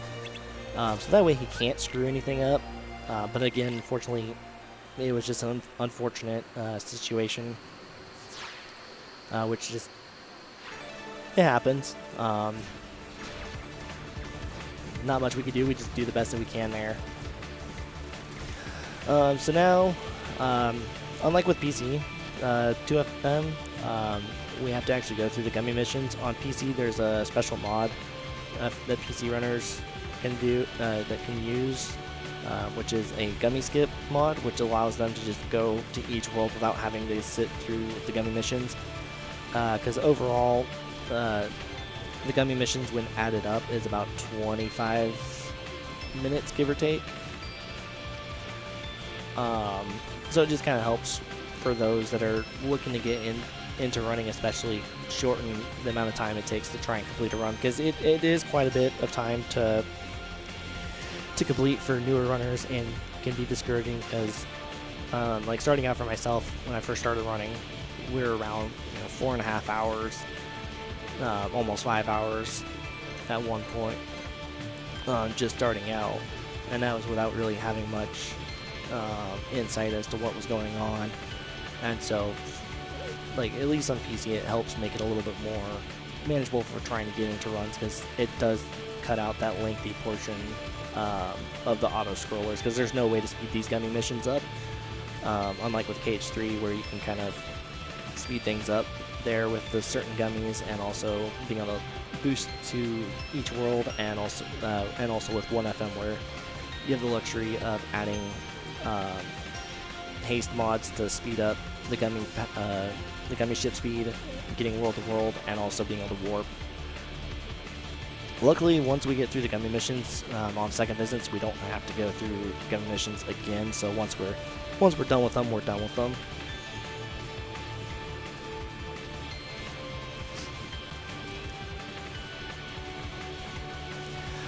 And you're also noticing too, we're not really doing anything within the gummy mission itself.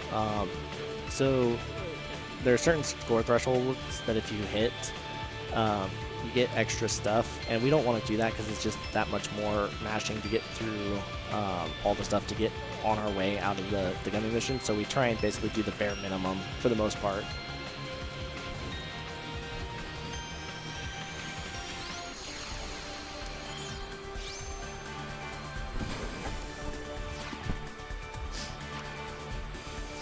You still will get a guaranteed recommended gummy blueprint.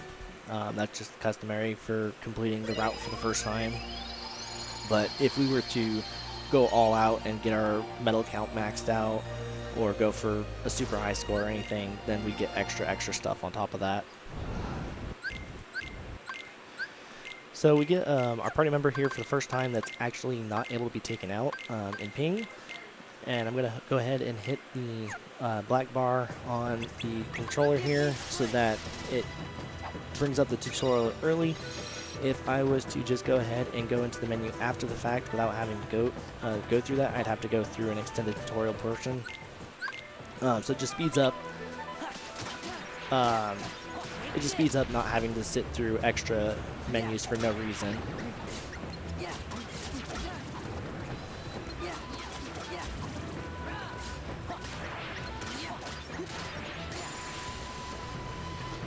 So we're hoping to get to level 2 Valor here early on in this first actual mission. Level 2 will give us a maximum of 4 form drive, which is good. It extends the amount of time that we can spend being in Valor form, which hopefully we'll hit here soon. Okay, perfect. And after we get out of Valor form here, we're going to bring Donald in, because Donald Thunders are good in this section. And we're just going to continue doing fires. Doing fires with the shadows allows us to quickly fill up our drive gauge. We want to be able to get our drive gauge back to max before we're done with all the missions, so that way we can transform back into Valor to continue on with that quick movement. Oop. I'm going to get rid of Donald here because I don't want Donald touching these Nightwalkers. I want to get them as close as I can so that I can just start firing.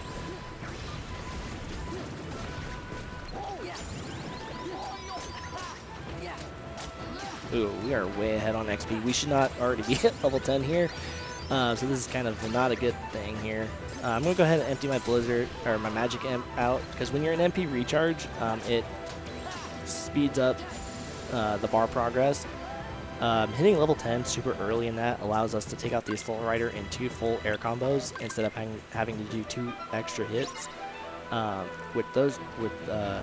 Missing out on those 2 extra hits is actually kind of a big deal, because we do need to have that extra drive filled up. And I forgot to switch Donald back in because I was worried about our drive.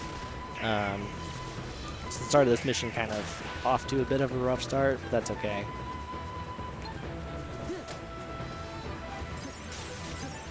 Being super good on XP early on can be both a blessing and a curse.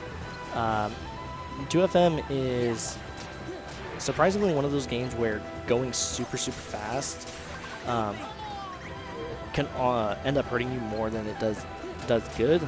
Like right now, I kind of have to get rid of my MP so I can try and get into Valor Farm here.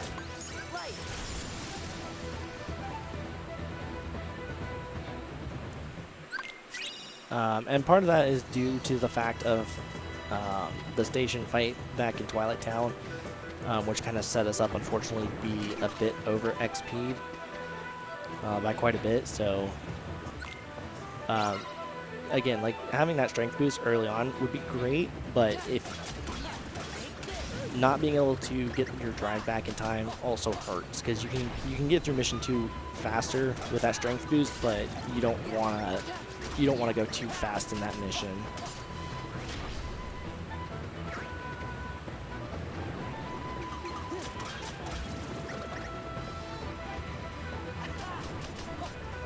It's unfortunate.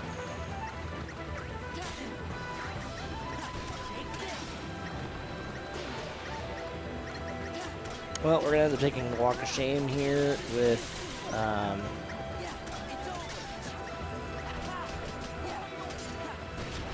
so the Assault Rider there, normally that doesn't happen. That was just an unfortunate situation with his positioning. The Assault Rider that will spawn there if I take out the Nightwalker closer to that last section of the boulders, normally won't get knocked off to the side the way that he did, but he did kind of spawn in a little late. Again, it was just unfortunate. I could have done a little bit better on the situation there, but it happens. So something to note is it does take 2 air combos to take out the Assault Riders, which is the guys on the horse. But the side note is if you do a side hit on the finisher with Sora, which happens if there's other enemies. Couldn't get that in time, that's fine. But if there's other enemies around when you go to do the full air combo, if Sora does a side swipe, you have to do 1 extra hit before doing the second air combo, otherwise you won't take out the Assault Rider into full combos.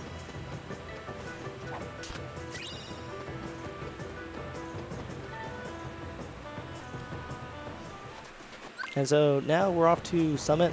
It's going to be our next massive XP little grind that we're going to be doing. We are definitely quite a bit ahead on XP, so we won't have to worry as much about XP, but there's 2 ways of going about this. So the first way is getting as close to level 12 as possible, and the second is hitting level 12 during this. And so we're going to XP boost.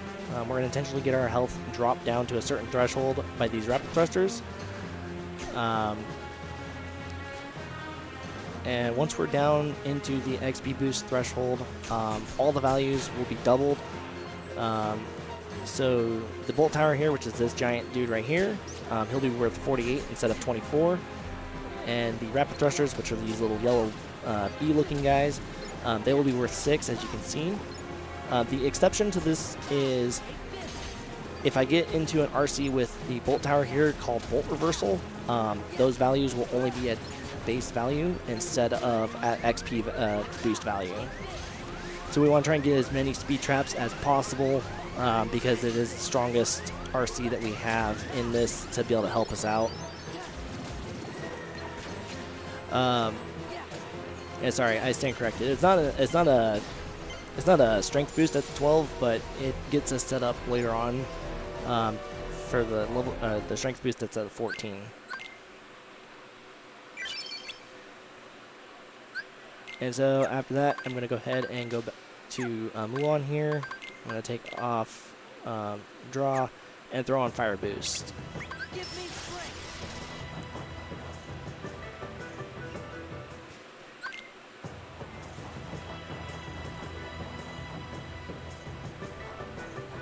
And once again, the vast majority of our movement will be done through Valor because it is the fastest form of movement that we will have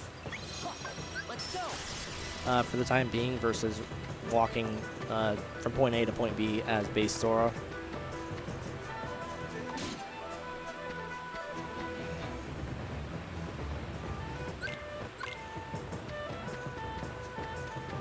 And there's two ways that you could go about this courtyard fight. You can either enter it in Valor form, or you can do the limit attack known as Dragon. I believe it's Dragon Blaze with Mulan. It's just quicker movement to get to here with Valor, but you have to be efficient with this courtyard fight to maximize the usage with our boss for the first visit, which is Shan Yu.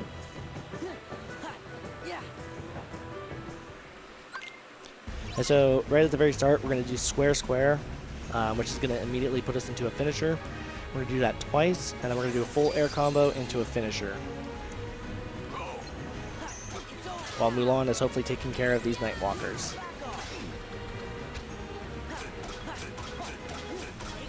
Perfect.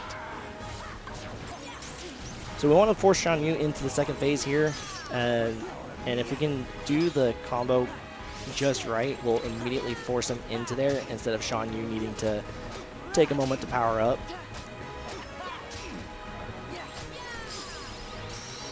And then after we get out of the RC with Clashing Swords, we just do full ground combos. We kind of space out the ground combos with the slide dash just so Shan Yu doesn't fully retaliate. And then depending on damage output there, you can just quickly finish off the fight with a Blizzard. Because the Blizzard counts as a finisher. Because in this game, in order to finish off bosses, you have to do finishers or use magic. And the other exception to the rule is using horizontal slash, which is something that we get later on. But if you don't do a finisher or use magic on an enemy that can be hit by magic that's not immune to it, you can't end the fight. 1FM, you're able to just end the fight without a finisher. So it's a lot easier to just do a bunch of combos quickly in the air instead of having to worry about managing your health to be able to end the fight on a finisher. So this gummy mission actually is the first of two dangerous gummy missions. Ideally, when you're at home, you have bathroom breaks that you can do for most of the gummy routes. There's this one. It is kind of a big no-no unless you're going to be super quick, because you can die in a hurry.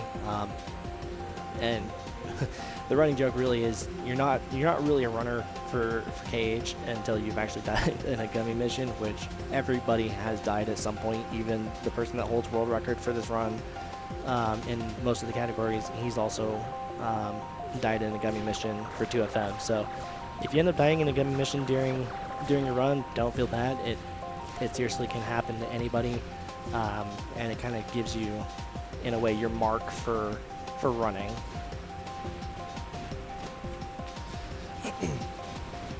But once again, just kind of doing roughly the minimum through here. This cannon portion can be a bit dangerous, but just if we time our dodges with the gummy ship and a bunch of other stuff, then we don't gotta really worry. But there's plenty of enemies as well that can provide HP orbs to bring our gummy ship back up to full health. The cannonballs especially are the ones you got to watch out for the most. You can dodge them pretty easily, but it's just better to take them out. The score threshold and everything on this is super high, so unless you're going crazy, you don't got to worry about getting anything extra. So we're just chilling as we scroll through this.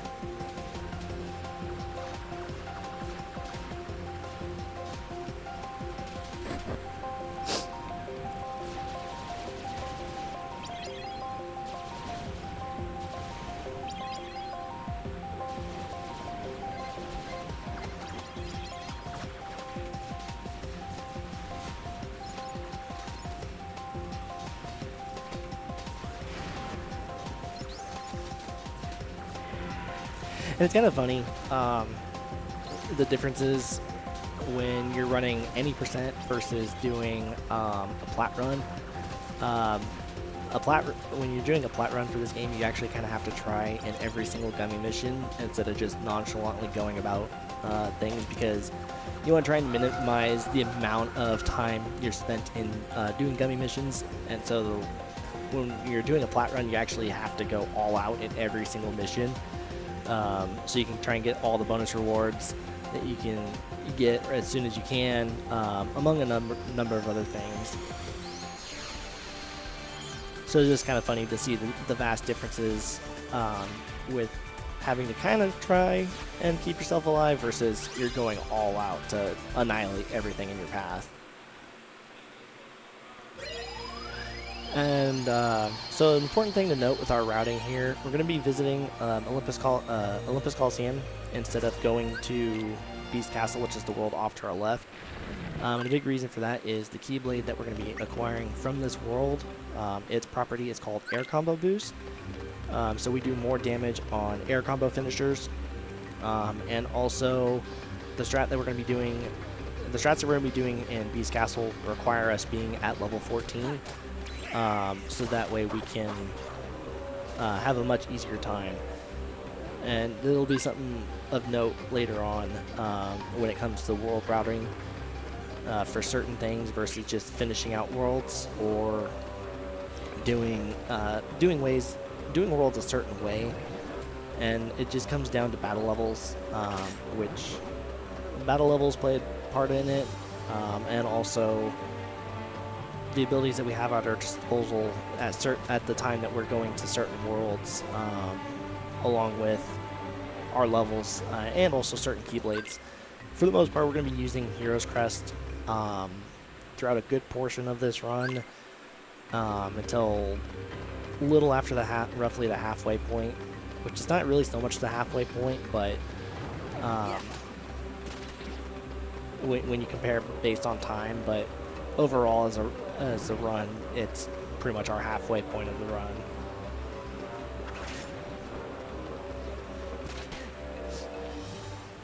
And so the little lancers there, we're using them to damage boost for movement, because again, so when we're in the underworld, we can't use drive form, so we have to find ways to get movement the best way as possible here.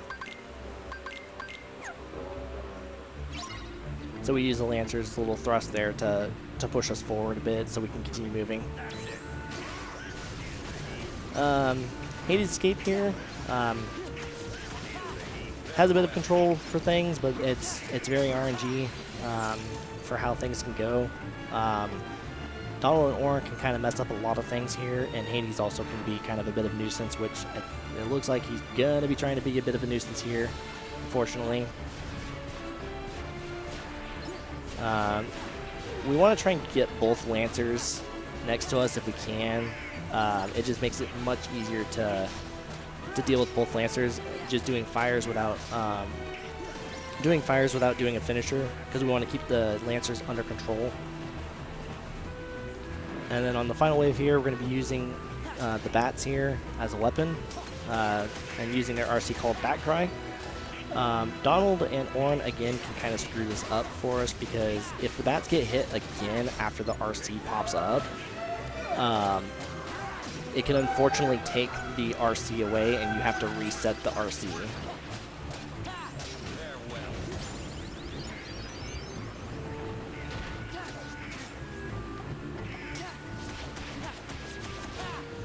Something else to note too, we try and do target switching here, and unlike with 1FM, we have to actually target switch a little harder here. So we have to hold down the R2 button and also use our R3 to direct our target switches.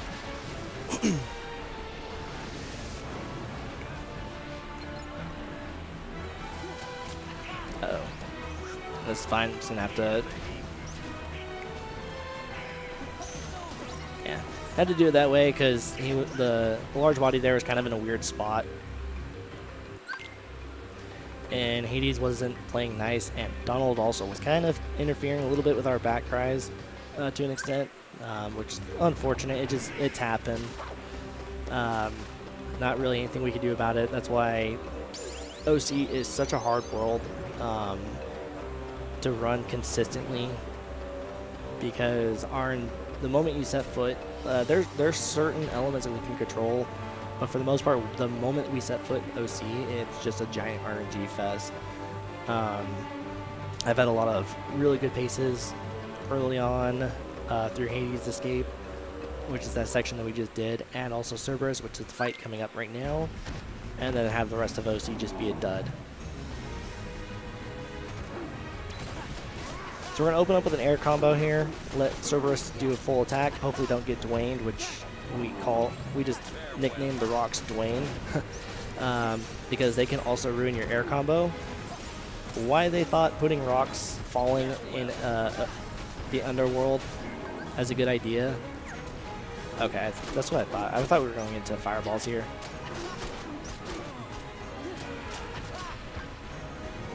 Maybe? No. Cerberus is being a little funky here. He's going to turn around here once more and go into a fireball attack. Once he actually sets foot and goes into doing that attack, we're going to use Orin's Limit here. We're not going to do the finisher. We're just going to do enough to do damage to Cerberus. We want to try and keep Cerberus away from the steps further back in the arena, because if we're by the steps when we do the start that limit attack, you lose out on a lot of damage.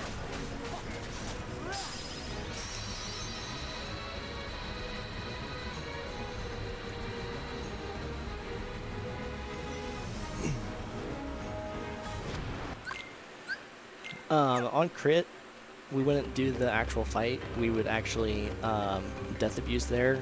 And the reason for that is there's certain fights in this game which we won't be seeing on this run, hopefully. But Mickey can save you, and you can fight as Mickey. We would do that entire fight as Mickey on both crit and level 1, just because it's a lot faster than trying to do the fight in base form. So Phil's training, also kind of another bummer on beginner. Much like with struggle fights, we still don't have the ability draw.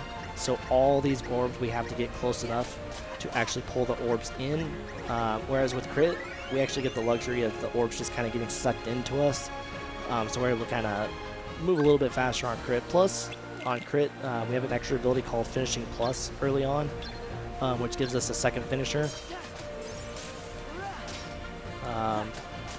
Which makes this so much easier. And on this next portion here, we're just going to blitz the urns as much as we can, try and pick up any the orbs as we go. We want to try and take out the clusters as they spawn, because it just makes it much nicer before they have a chance to start running away. And we're doing that until we get the big urn here. We're going to knock the... Hopefully.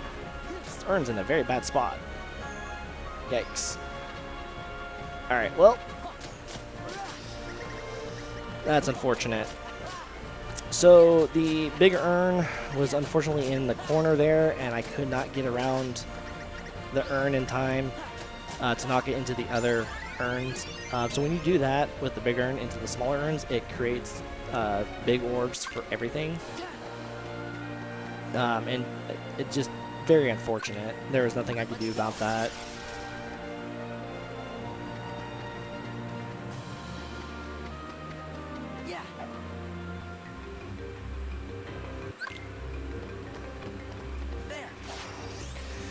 So we're going to be picking up a very important strength boost there, which we'll be using all that here coming up.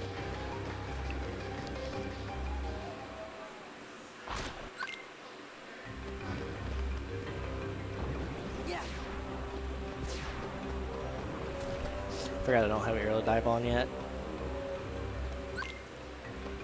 So this back chest in the right corner there is an ether. I'm not picking that up. My routing that I do now, I don't need to pick up that ether anymore. Starting out, I definitely recommend picking that up. Just because ether count is very valuable early on, because item management is very, very big in this game. You don't want to burn ethers too much in certain spots, because otherwise later on when you need them, you're not going to have them. Plus, we want to make sure we have enough ethers by the time that we get to the end of the run for a lot of the strats that we're going to be doing in order to be able to actually finish the run in a good way. So this part here also, just the giant RNG pool. We want to try and keep the water clones here going towards Demix, which is the guy in the middle on the little guitar. Because the clones spawn from Demix, so the more that we can try and keep this under control towards him, the better. That's actually really good. Anything in the upper 40s is a really good sequence there. Anything above 50 and you got some real good luck on your side there.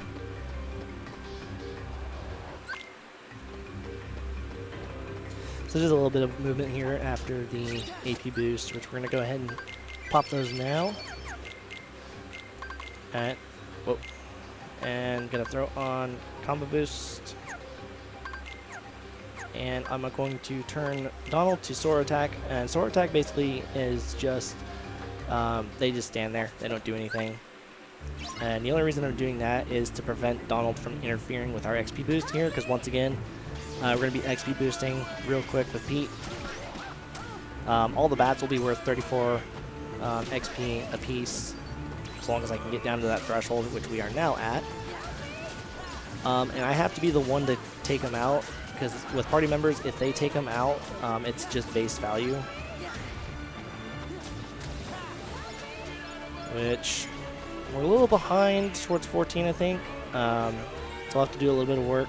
There is a way to manipulate Pete here, but I'm still working on that. It's something I haven't gotten consistent at yet, so I'm just gonna have to play it as we go. Oh yeah, we'll be plenty fine here. And we also want to pick up the money as we go. All that's super important for later on. We want to have 640 money, I believe. I might be remembering wrong, but I'll know for sure later on. So we're going to do a quick slide dash here. Wait for the bats to come down to do a bat cry into Pete. And normally I would just do air hits without a finisher there, but that ghost orb was kind of lingering. And if Pete had a chance to recover there, he would do his attack called Pinball, which he basically just shielding himself, which is something that we really don't want to have happen. I'm going to go ahead and take off XP boost now. We're no longer going to need XP boost. And we're throwing on a big ability called Trinity Limit, which we're going to be doing in this fight after we get out of Valor form. And it's going to be doing a lot of damage to Hydra here. And hopefully Hydra cooperates, which he did not. That's unfortunate. Hydra will sometimes duck his head down immediately after the finisher there, which is what we want to have happen, but it was just unfortunate that he didn't do that. And it's just something that happens. It's nothing that you can control. So because we're level 14, we don't have to do the actual fill mechanic in this. So Phil's going to be yelling at us here to get on the Hydra's back. We're going to ignore Phil. Because of the strength boost that we have, we're able to do all 3 heads without having to stun, which helps save a little bit on time versus doing the actual mechanic. Open up with the X attack there for the Trinity, followed by Ultima. And we got pretty good damage here. The head pattern's not too friendly, but hopefully we can get the kill. I just got it. Getting a Trinity finish. This is what that kind of finish is called. Basically, it means that we're able to end the fight without having to use a second Trinity. If we were unable to end that fight before the Hydra heads went back up, we would have to quickly pop an ether or two, depending on the head pattern. The head pattern that Hydra gave us is one of the shorter patterns, but because we're level 14, we're able to manage that just fine. So thankfully we were able to save a couple ethers, which we'll be actually using that later on for a fight that I would normally end up having to save depending on how that fight went. So we're going to go say hi to Pooh real quick. Hi Pooh. It's a very quick visit. We actually don't really spend any time in this world, but a few seconds. So we get to say hi Pooh for a moment, and then we get shoved out of the book.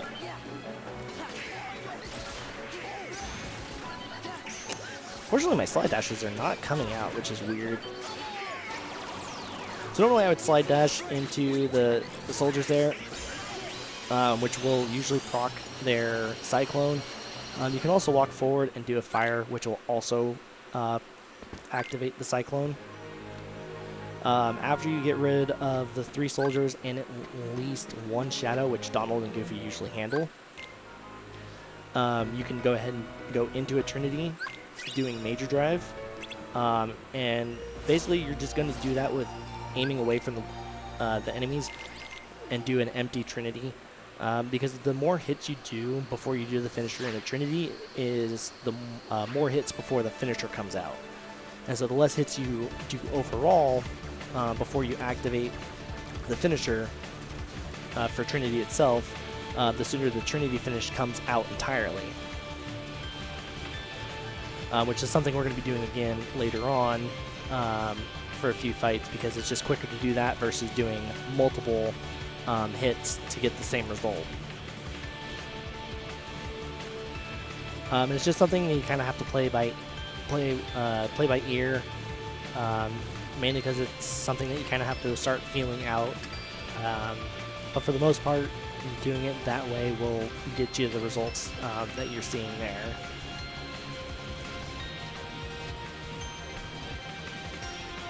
And actually, this mission I can actually kind of take off for a moment. I'll be able to get my health back, so I'm in no actual danger in this gummy mission.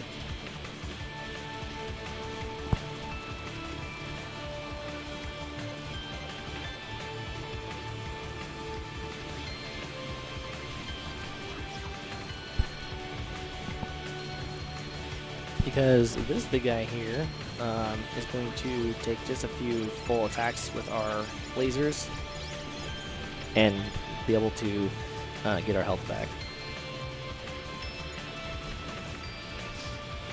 And then now it's just kind of just chilling again until the end of the gummy mission.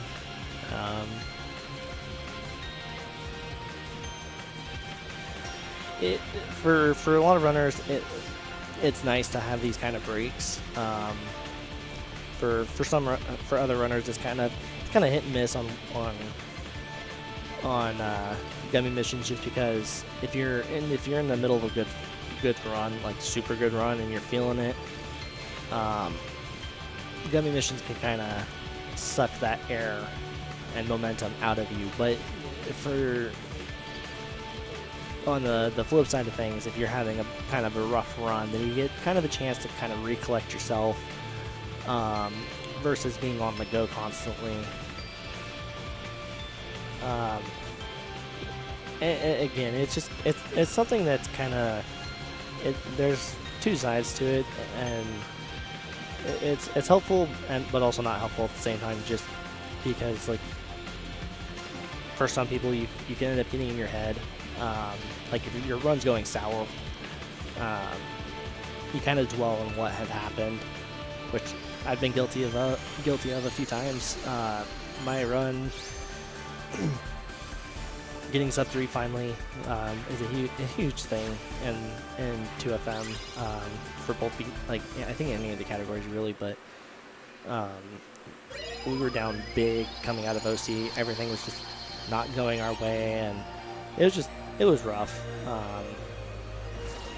So It was just one of those things where it's like I could have done this, this, and this better, or if this had gone this way, then have better results. So once again, with this pre-fight here, I'm going to launch Trinity into Ultima and go straight into Finisher. That fight ends based on hits, so we just have to do Ultima there to be able to get out of that fight immediately.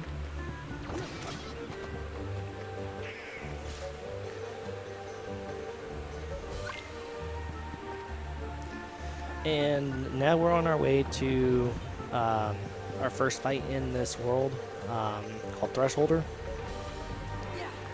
This fight can vary in a number of ways depending on the level. If you're level 14, we have to intentionally whiff a hit before we start our combo into a finisher. Otherwise, if you were to do the combo into the finisher, you'd have to do a 2-cycle. However, if you're level 13, you're able to do the strat the other way of doing the 3 hits into the finisher. And it's 3 inputs, not just 3 Valor hits in general, but it's the 3 X inputs into the finisher. So we're going to go ahead and go into Valor once again. And I'll talk about a mechanic here shortly involving drive forms. It's something that we kind of have to route intentionally. That's good. What's not good is that. So we're going to have to do this. Yeah, that's unfortunate. The gargoyle there kind of spun back, which is kind of unfortunate news. We'll be able to save this barely. We were able to get at least a quick 2-cycle. The gargoyle spinning back towards where we were going is a big issue because it will, 1, auto lock onto the gargoyle. Number 2, the gargoyle is already in our way and in the midst of an attack, so we're getting hit by that, unfortunately.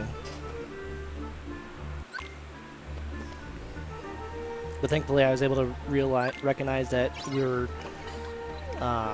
As soon as I heard the initial hit connect, I knew we were in trouble. So it's just booking it back to the door to get a full air combo off before Thresholder could unleash an attack to kind of stall us. Otherwise, we would have been in big time trouble with our form and had to burn the drive recovery to kind of save this world. It's much quicker to just burn the drive recovery in this world versus saving it for the world I'm actually intending to use it for, because movement is a huge key along with the strats that we're doing through Beast Castle here. So it's just easier to eat the small time loss with burning the drive recovery and continuing our way with the 2-cycle versus trying to save it for the world that I'm intending it for and eating a huge time loss in Beast Castle. Because it's easier to manage the world coming up without the drive recovery versus trying to manage this world without the Valor form. So we're going to stun Beast here and do a full air combo. If you're not level 13 before you go into here, you have to use the previous room to level up until you get to 14. You still want to make sure you have enough Valor form by the time you get there if you are going to level up to 14 for that strength boost. Because otherwise, if you try and send it without that strength boost, then you do less damage to Beast and won't be able to do a full air combo.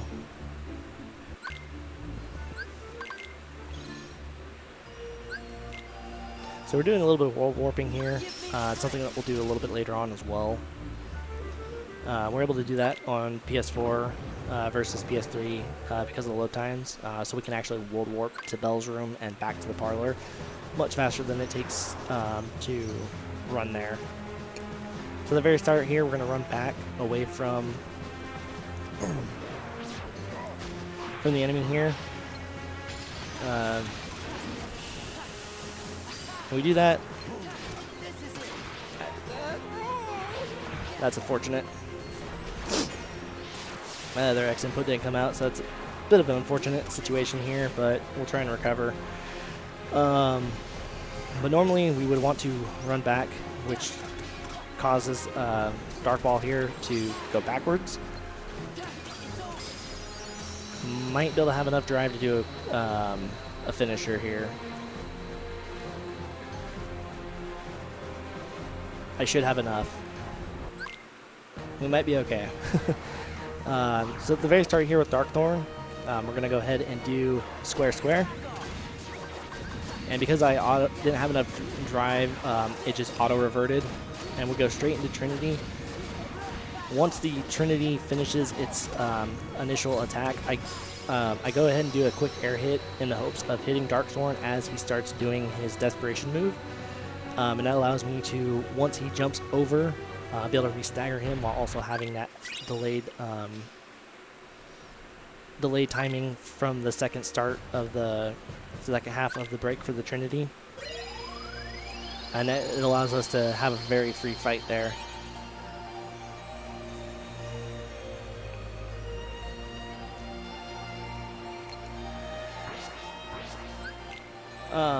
So now getting to the whole the drive thing. So every time that we transform into any drive form, minus final form, which we won't be using in this run, that's kind of more of an extended category type form. But anytime that we use a drive form, we get an anti-point. And as those accumulate before we get another form, it increases the chances of us turning anti-form, which is a special dark form. It's strong, but it's not something that we're going to be using, that we want to use, because we take more damage in that form, first off. We can't use magic, we can't use a lot of things, and also combos are very funky. And so we have it all routed out specifically to use drive form in specific spots, so that way we never get anti unless we force it, which we're going to be actually doing that way later in the run. That was actually a really good push. I don't remember who had found the push mechanic for Minnie there, but we're able to push Minnie Mouse alongside the wall there and bypass having to call her over and escorting her that way. Because the ballroom is as big as it is, we can't do that, so we actually have to go through calling her over and doing her faith attack, because we also want to try and get as much XP during this while we're escorting her, and if we're lucky enough, we'll get some money along the way, which will also kind of help fund us with ethers, and also, if we're short on money, get us to the money threshold that we need to pick up an item called Tourmaline Rings. The Tourmaline Rings are going to give us a +2, or I think it's a +1, sorry. +1 to strength and +2 to abilities, if I remember correctly.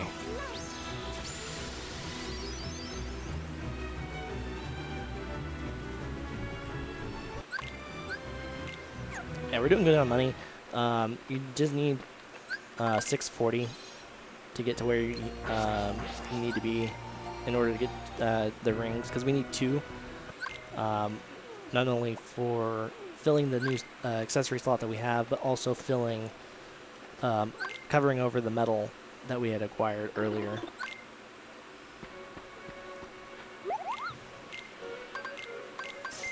So we're going to go ahead and buy those, and then we're going to immediately equip them on for the strength boost and the AP boost.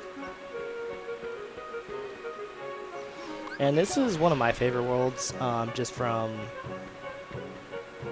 the design of the world and just the world in general as a whole. It's just such a fun world. It's also going to be our first look at summons, too, coming up. And with Boat Pete there, because we were already level 3 Valor, we were able to just go ahead and do a full air combo. I like to be level 3 before the end of that fight, if possible. So if I don't hit it during that, then I'll stall it out and do a couple hits before then. But now, good old Chicken Little time. So Chicken Little, we don't have Magnet yet, which is another ability that we'll have later on. but Chicken Little allows us to pull enemies into us for free. We just have to maintain a certain distance from the enemies in order to get Chicken Little to whistle them in. And it also is in accordance to distance from Sora. So Chicken Little gets used a lot within this world and a couple other worlds. And with us hitting level 18, we have a new ability called Reaction Boost, which is going to be very useful in this fight. Summon Chicken Little once again.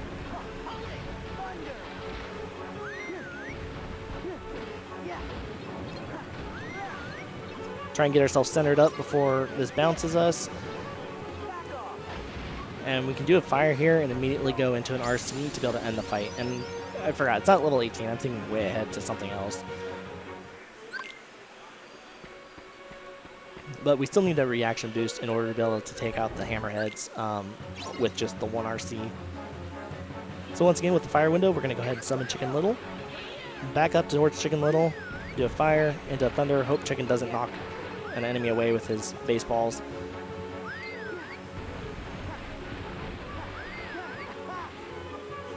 I'm going to back away from the enemy here and hope Chicken helps me out a little bit.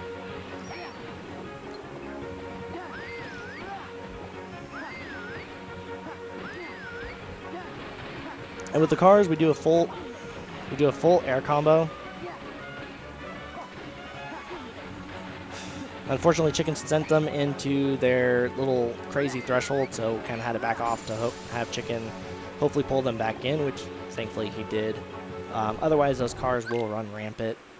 For the final window, though, we are not going to be summoning Chicken Little. We're going to actually be doing an empty Trinity to end the fight. So we're just going to get through these enemies as quickly as we can.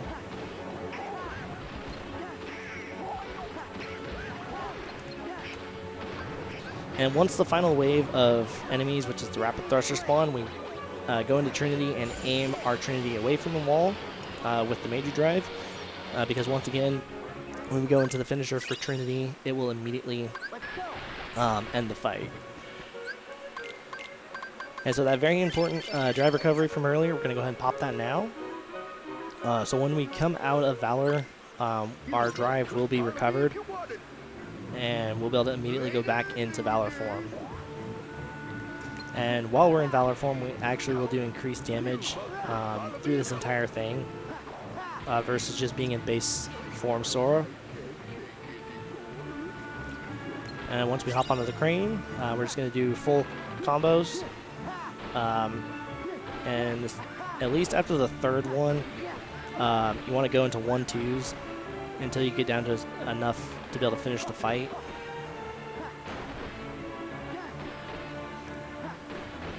Because the crane, after it goes away the first time, it's a little less generous with being able to hang on.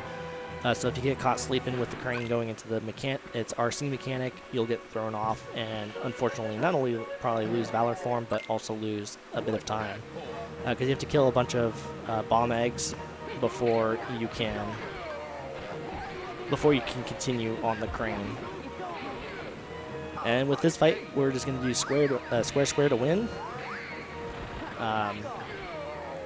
Because where our strength is at with Valor form, we just have to do square twice on Pete to transition into the next area.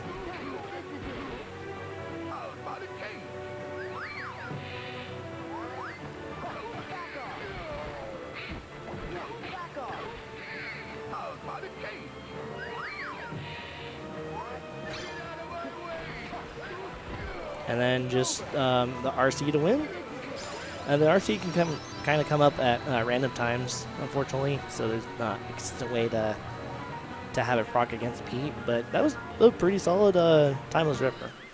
Timeless River is kind of a harder one to go super fast in just because you have to rely on Chicken Little. And if Chicken Little's not cooperating or helping you with pulling in and it's trying to knock enemies away, it can make for a really rough time.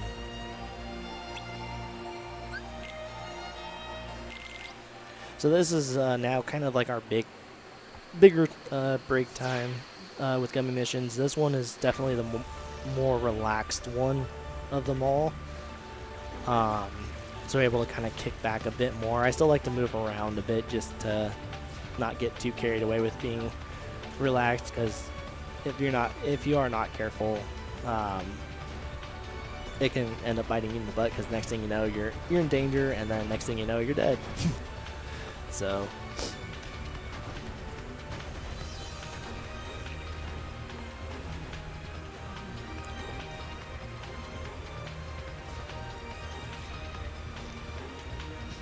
our next world coming up is going to be Port Royal.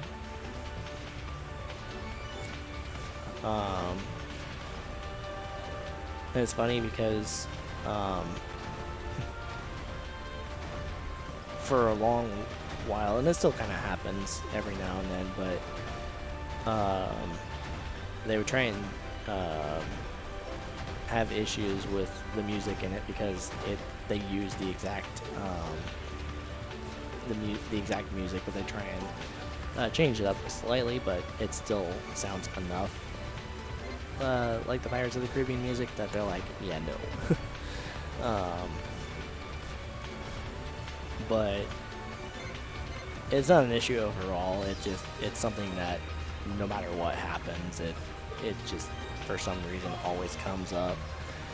But yeah, we're gonna be seeing a lot more of Chicken Little through there. It's Timeless River and Port Royal are kind of the two premier worlds for Chicken Little.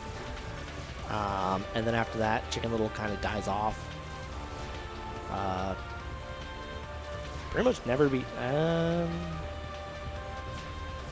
yeah, pretty much never to be seen in the rest of the run, actually. Or no, I take that back. There's 2 more instances that Chicken Little could be used. But after that, we don't see him the rest of the run. We'll have another summon that we'll be using quite a bit as well, but not nearly as much as Chicken Little. And there will be a third summon that we're only going to see once, and it's just primarily for a bit of safety with the strat that I will be doing, just because the normal strat that I would normally try and do, we've been having issues just being consistent with it, so I figure it doesn't like to not really lose as much time, but just to kind of keep it relatively clean for the fight, I figure I'll pick up this extra summon. I think it's only about maybe a 10-second difference, if that. Yeah, I think it's like maybe a 5-second difference. So, at the expense of that, we'll pick up another summon later on.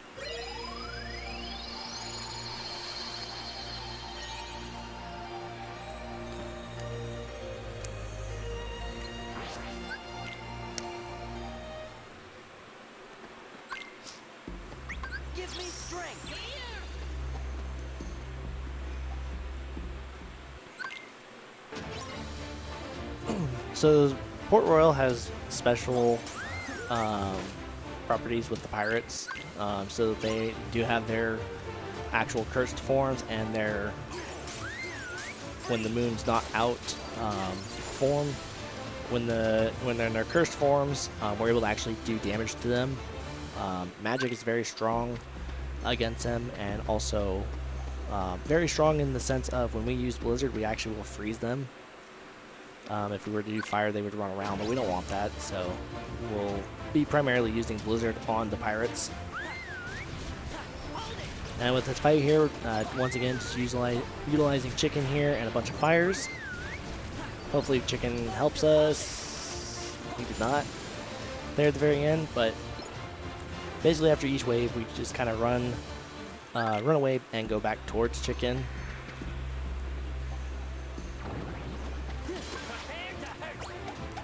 And something that we do as well to help with summon levels, because summon levels, the way that they work is every oops,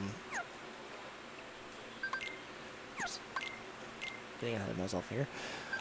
Every time that the summon level goes down is a point towards the summon leveling.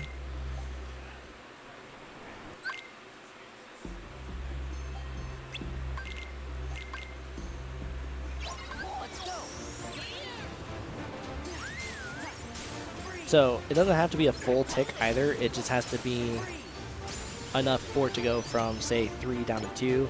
And if it goes immediately back up to 3 and ticks back down to 2, it's a level.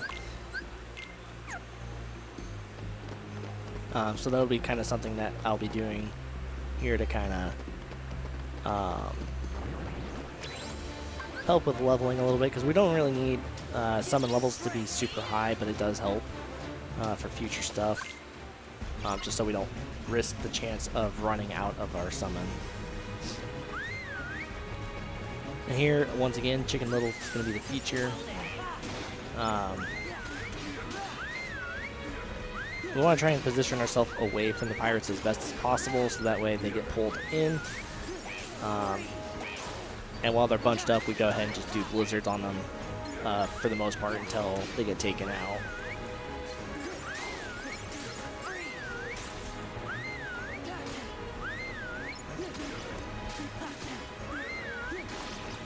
And this is also a bit of a money grind / XP grind as well. So you see right there as well that we immediately went up to summon level 2. That's part of the leveling that I was talking about, where it doesn't have to be a full tick for it to count. It's just based on the number changing.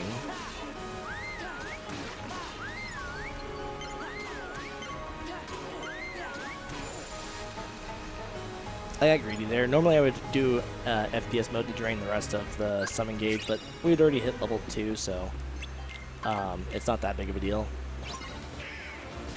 On a beginner, we can actually skip this fight. We don't have to do the forced fights. On crit, depending on the routing that you do, you have to actually do the fight. And you have to be extra careful not to lose too much to summon with Chicken there. So this fight, no matter how many times you practice it, can be hard to pick up. Also, a fun thing to point out with the ads coming in is they're in a sequence. So certain sequenced pirates that get taken out before the others will spawn the bomb pirates in earlier. And then it can throw you off a little bit because everything is in this fight is on a sequence for the enemies that spawn.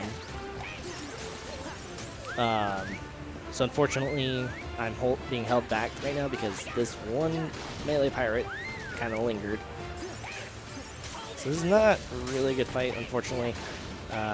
It's good enough to get the job done, but it definitely could be a lot better. A really good fight is before the music starts to loop, but we did the best that we could there, given the sequence that we were given. I'm going to go ahead and transform the Valor immediately for movement, and if you position yourself just right with the barrels, you can actually do it quicker. Each barrel has like a specific spot that when you do the command, it will do it. This is not good. Okay. Fortunately, we're going to probably lose out a little bit on Valor Drive going to our world boss, Barbarossa. But that's okay. So, depending on the route that you do for your AP, the 40 route, which I've been working on getting better with, we would actually skip these 2 chests because they're not needed for our AP routing. But for the route that I was initially doing, which is the 45 AP route, I do need to pick those 2 chests up, which is a little time consuming and also drains your Valor a bit more. But that's just the expense of doing the route that I'm doing.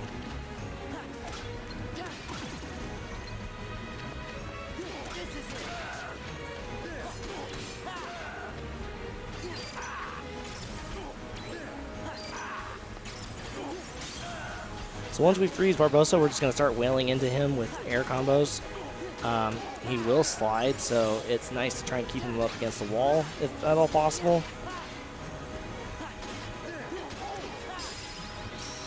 Just to make for an easier fight. Normally, I'd be able to get two Valor combos in before being reverted. But unfortunately, because of certain sequences, we weren't able to maintain that. But we still have a good backup in place.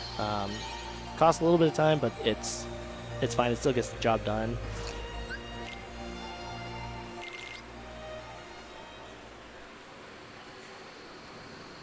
So now the second of our dangerous gummy missions, actually. Oddly enough, we actually kind of have to be on our toes a little bit through this one because we want to try and minimize the damage that we take through here, if at all possible. There is a gummy boss that'll be coming up that, if you're not careful with, can kill you before you can take it out. So that's kind of the big reason why we want to try and limit how much damage we take before we get to that point. For the most part, it's not going to be too bad, but for newer runners, it can be a very scary thing to have to deal with. And ultimately, a lot of newer runners will die to it multiple times within a single run. It happens until you get used to being able to dodge around with the gummy ship, and also being able to handle the boss in a much cleaner manner for the most part. Well, like I said, he's not really much of a boss. It's something to be concerned about.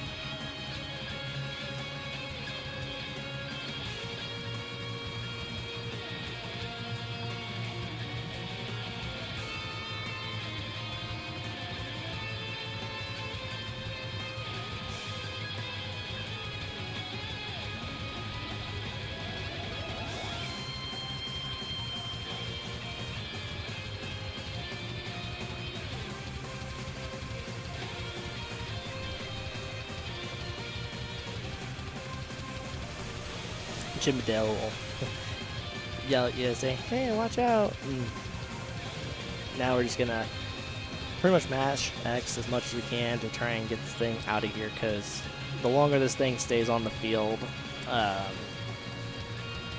the scarier it can get, because it has so many attacks that can quickly obliterate you if you're not careful.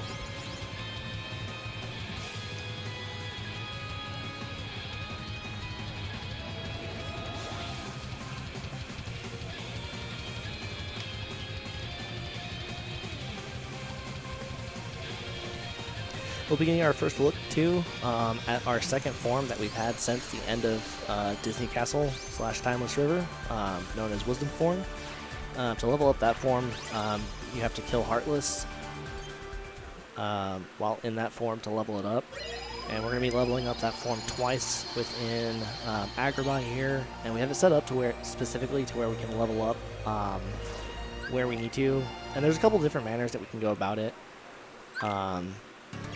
We can go for the safer manner of killing X amount of Heartless before we get to the big fight later on, or we can skip the bunch and work on it there. And so here we're just going to do a quick death abuse. There are certain fights where we can death abuse, which is much faster than actually going through the motions of all of it.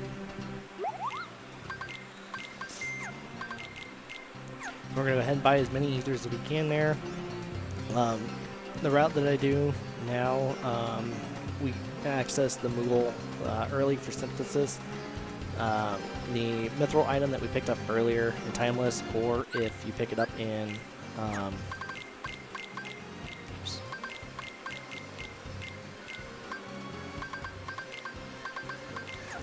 or if you pick up the mithril item in Port Royal, then you can deposit it there to get an elixir, because you get an elixir for the first time that you present a mithril item to the Moogle in the synthesis shop.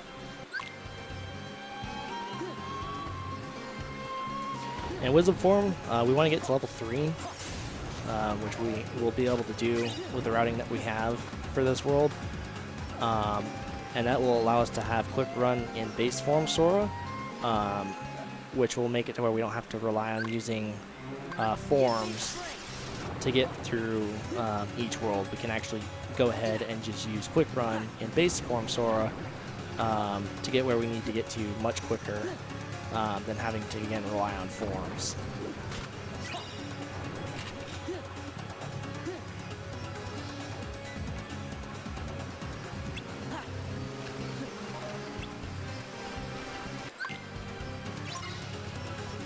And now we just have to push Abu to the pedestal here. We don't want to mash the triangle if we can help it. We want to try and get Abu as much as we can.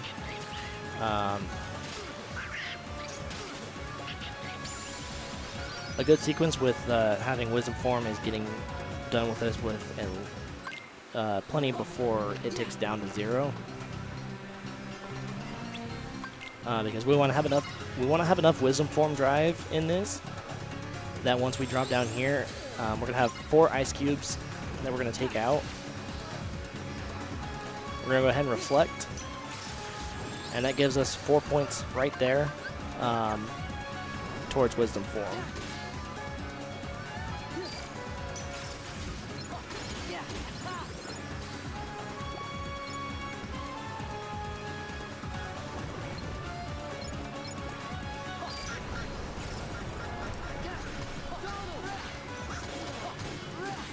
Something to note with Aerial Spiral, which is the move that you're seeing happen when I jump and attack an enemy head on, is the little spin motion. The more hits that you do on that before you go into the finisher, the more damage that will accumulate overall. Because if you sit there mashing X, you will actually do less damage on the Aerial Spiral. And a bit of a swag finish there with Reflect into Trinity onto the second Sorcerer there. Because the Reflect will carry it over with us as we do the Trinity there. So the attack will immediately take out the Sorcerer versus just doing a standalone Trinity.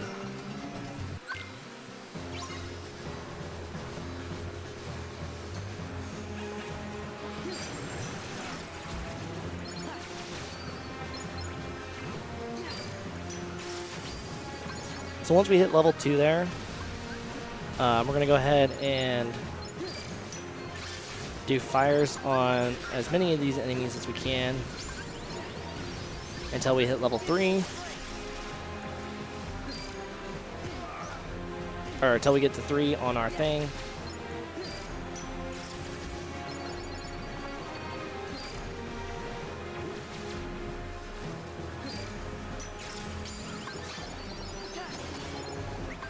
Then we're going to bring Goofy back into the party here.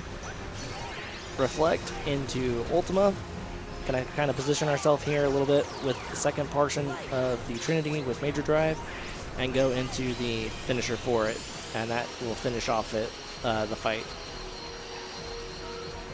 You have to be really careful doing the method that I did there for Wisdom grinding because if you're not careful, you'll take out too many Heartless and you won't be able to get to level 3 during that fight.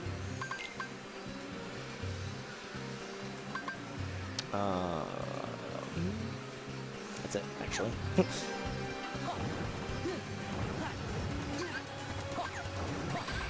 Oh, I forgot one important thing. Oops. I knew I forgot something in the menu. I did that during practice too. We're gonna get a first look at Donald's limit ability called Comet Rain. It's gonna be a very strong ability throughout this fight here. So we're gonna jump at the Fire Lord here to our left. We're gonna reflect into Comet Rain. We're gonna do an Arrow Spiral with another Comet. We're going to do one Comet there into Comet Rain, finisher on the Ice Lord.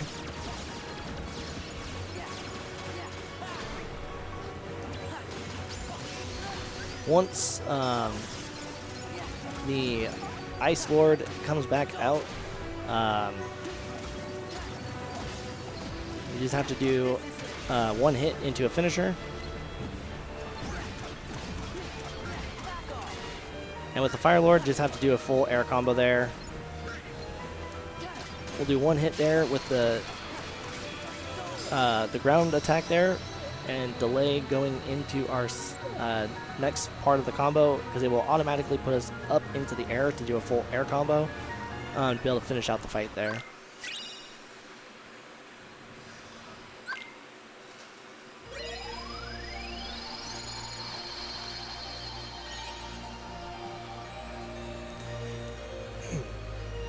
I was going to mention that Twilight Town's back, but we're not going to go there just yet. Oops.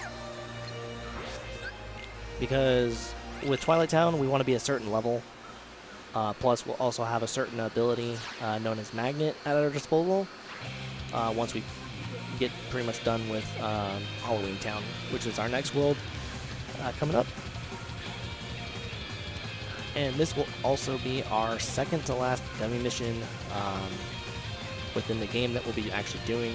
After this, for quite a bit, we won't have another gummy mission till the later portion of the game, when we're getting ready to head towards our end game portion of the run, which also a lot of runners use this as their final chance to use the restroom or get water or whatever they need for the final push until the next gummy mission, because it's a bit of a stretch from now until that next gummy mission.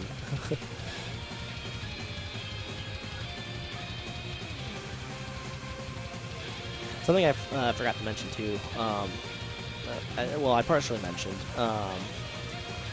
the level 3 wisdom that we acquired back in Agrabah allowed us now to have Quick Run, which is what I equipped there before the Lord's fight. And so now, everywhere we go, we're going to be using that for the most part for our movement, instead of relying on Valor and relying on Wisdom Form for our movement. Because Wisdom Form we pretty much only used to do the level grinding there for Wisdom specifically, and for 2 other places for movement. Otherwise, Wisdom Form isn't used at all for anything else but for movement.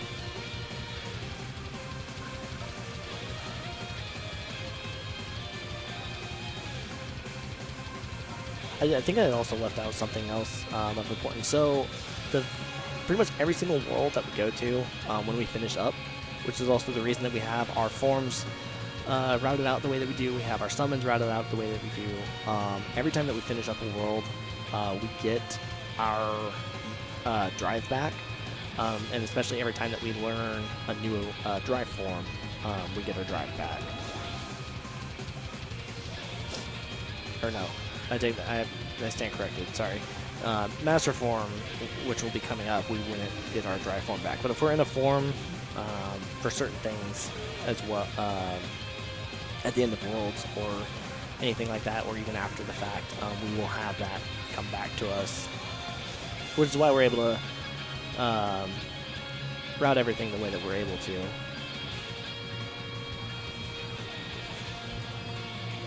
The other thing I forgot to point out with anti-points in anti-form. So Sora can only go anti-form if there are 2 party members in the party. And one of them has to be, or both party members have to be alive in order for Sora to go, in order for Sora to have the chance of going anti-form. If Sora's by himself, or if a party member is dead, Sora does not have any chance of going into anti-form. And later on, we'll have a chance of hitting final form instead of anti-form.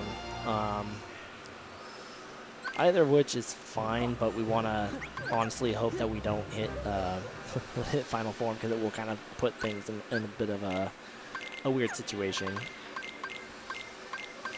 So we're going to go ahead and take Jack's items from him, and that's basically the extent of that menu. We're going to go ahead and use summon there to bring Genie out. This is another forced fight where we can actually intentionally die on. And it's just easier to summon Genie out because then we don't have to worry about setting the party members to anything. And also, in a weird way, we can kind of grind summon levels, which they're at this point they're not really relevant and needing to get the levels. We just mainly need to hit level 2 summon just to kind of have an easier time with a lot of things later on, because we're gonna have a huge XP grind coming up a little bit later.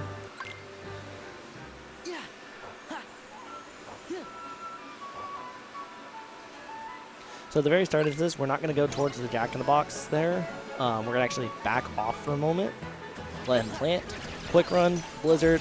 Oh. I was hoping to quick run Blizzard. That's fine.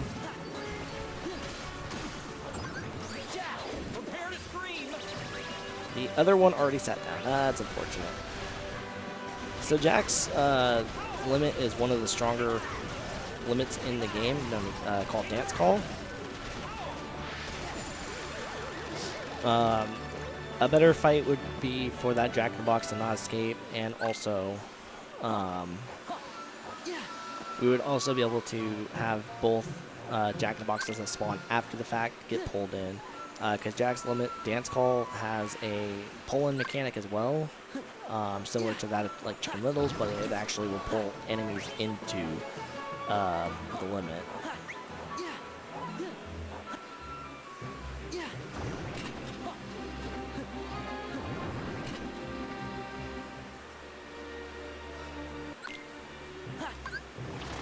So at the very start here, or before this next fight here, I get right up to the wall here before the transition room and go into Valor Form.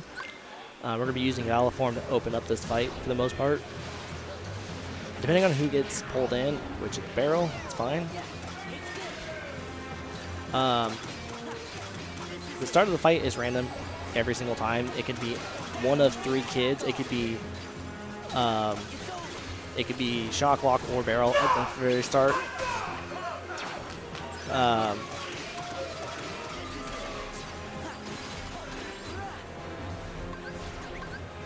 It can be one of the 3 children, and each of the children have their own. Oh, that's unfortunate. We were like right there at the threshold, but because of the damage that we're doing, they immediately.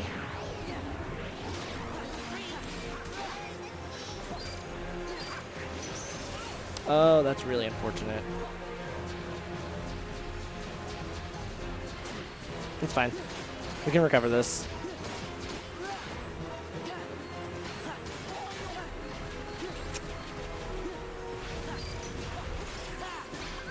So we're going to use Dance Call again here. It got kind of thrown off there a little bit.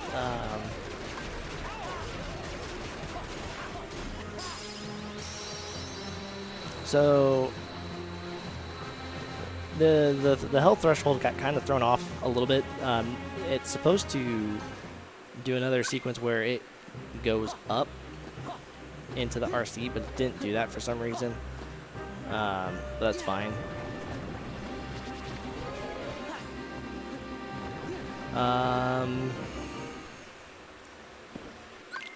Might be in a little trouble with summon to get Chicken Little, actually.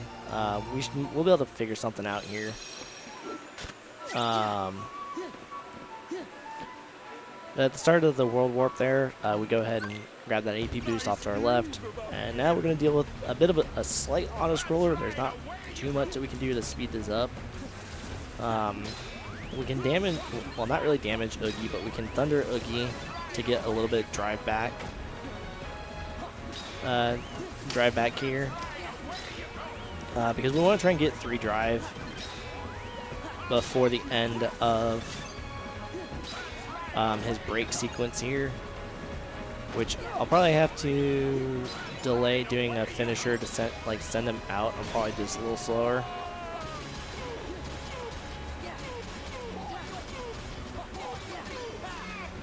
Because Oogie won't get sent back until you do a finisher for the most part.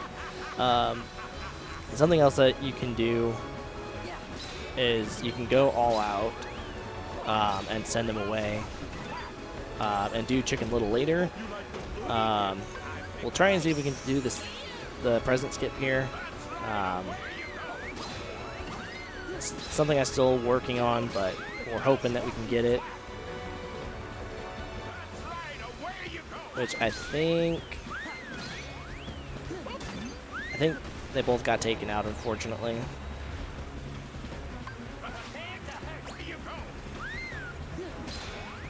Yeah, they both got taken out. That's fine, though. So after the first sequence, the amount of presents before Oogie moves gets reduced, and on the final sequence, it gets reduced even further. And depending on the Heartless that comes out of the present,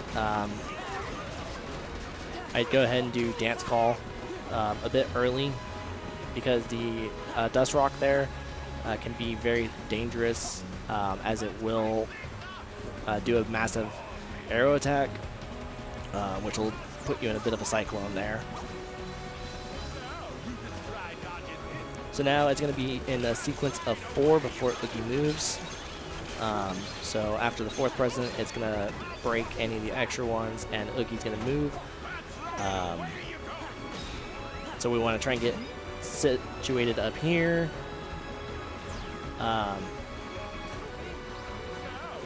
You can kind of anticipate for the most part which way he's going to go, but it's still better to just make sure fully of which way he's going to actually go. And the lightning, by the way, is not all that dangerous on beginner, but crit, you can actually get stun locked into oblivion. With the second one, though, we're going to go ahead and try and move to the center and hope he stays, instead of doing a double movement, which he didn't move twice, which is actually huge. When Oogie moves twice, you have to go through an extra motion of going through the tunnel, and on top of that, it's that much more time before you can actually transition into the next little area.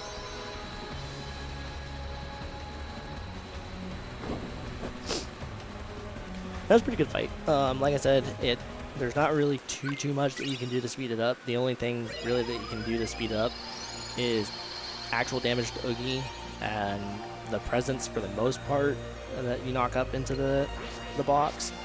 Otherwise, there's not too much. So now we're going back to Twilight Town for a rather big fight here. Because we finished up Halloween Town, we now have the access to Magnet.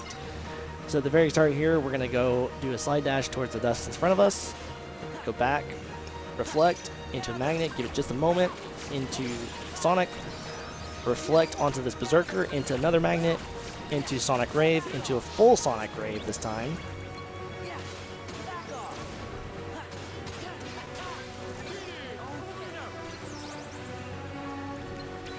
Oh, that's unfortunate. Okay, this is fine.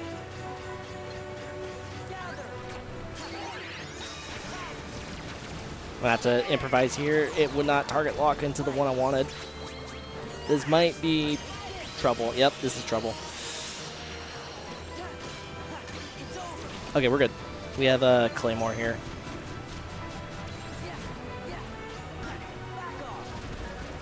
Okay, good recovery. There's a chance that all the Berserkers won't jump over, which was really unfortunate. That was a really good fight, other than that small little hiccup of not being able to get target switch to the Berserkers that were jumping. We want to get to the Berserker that's jumping over at least, so that way we do the Magnet into Ultima. Bigger enemies you want to do Ultima with, because it'll pull the enemy in constantly into the Magnet, doing extra hits, doing extra damage to the Berserkers, and also bigger enemies for the most part within the Magnet.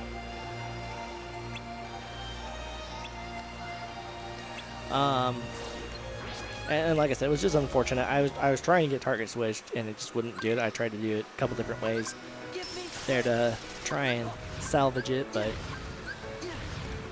thankfully not too much damage was done. Still a good fight overall with how everything was going.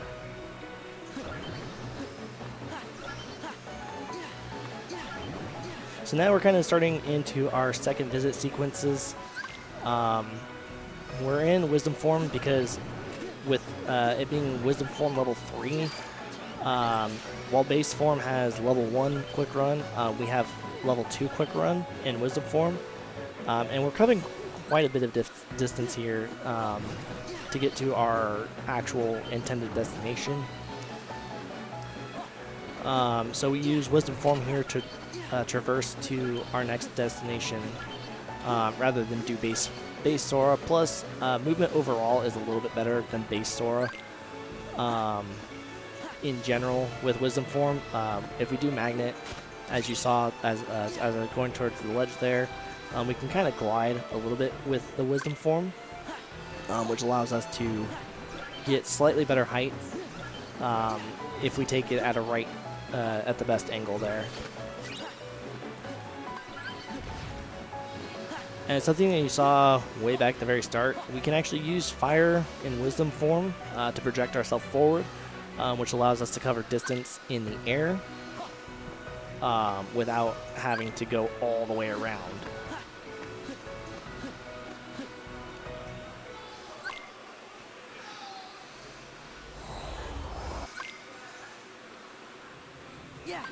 Oh. My slide dashes have been very weird.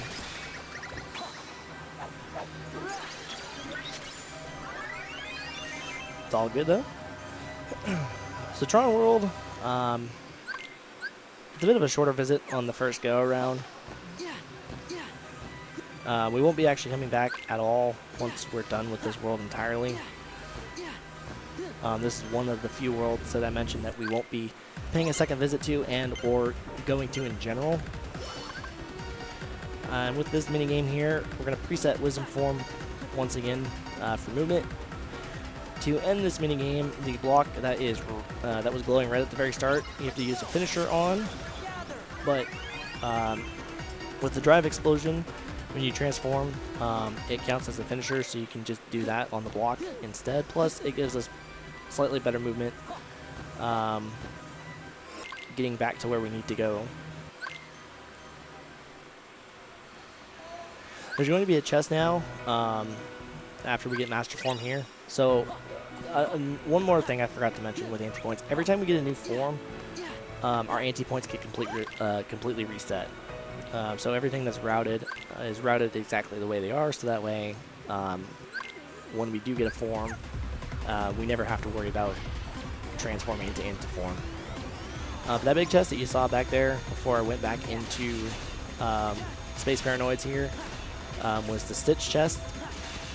On beginner, we don't use Stitch, but on crit and level 1 especially, we pick up that chest for different reasons, for the XP grinding that we're going to be doing coming up here. And with the minigame here, there's going to be select cycles that we're going to be trying to target the green ones that we saw there at the end of the little introduction to Light Cycle. When the green ones are with their shield around them, we want to... that's going to be a problem. That's fine. The green ones, we wanted to go ahead and bounce off of their shield with the attack, which gives us movement tech within this mini game to speed this up a little bit.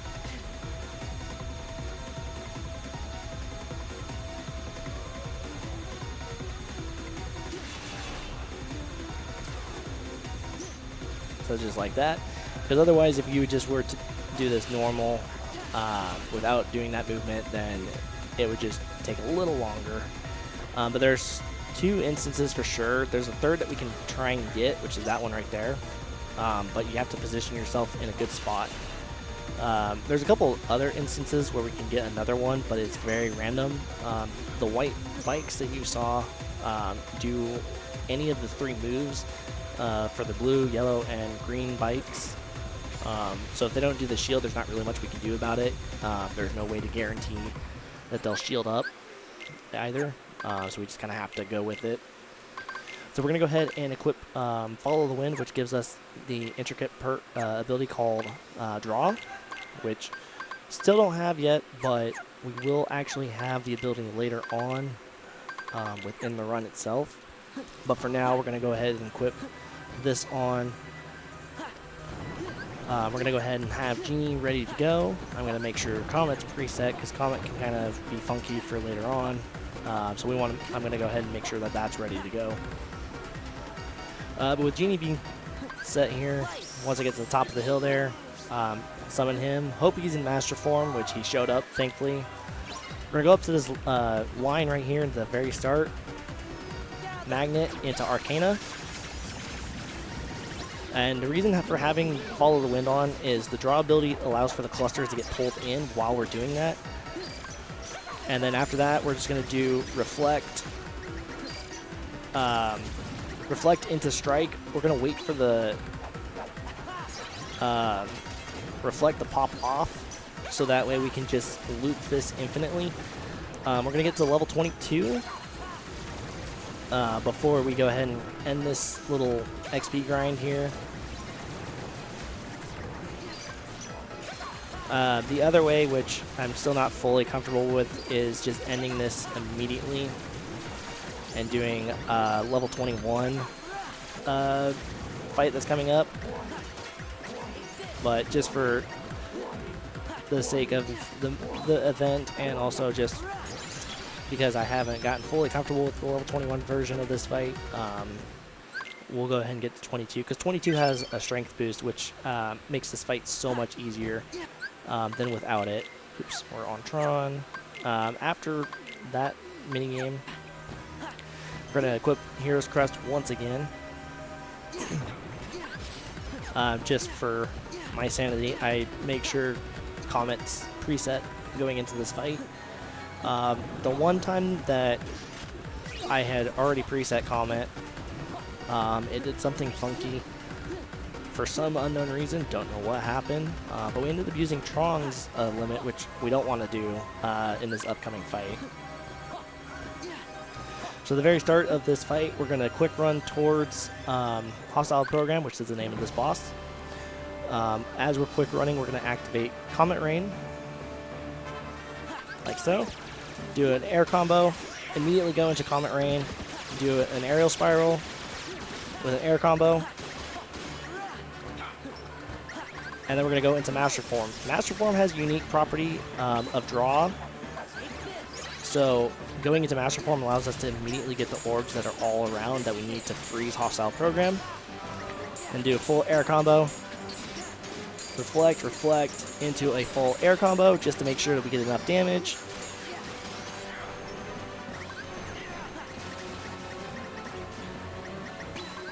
And once we get enough orbs, we freeze them again, and we're going to do full air combos while alternating Comet.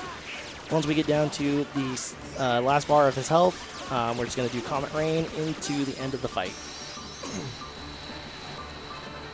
The fight's still very doable on level 21, but you have to be very, very precise in every last little detail that you do, including after you freeze him a second time there.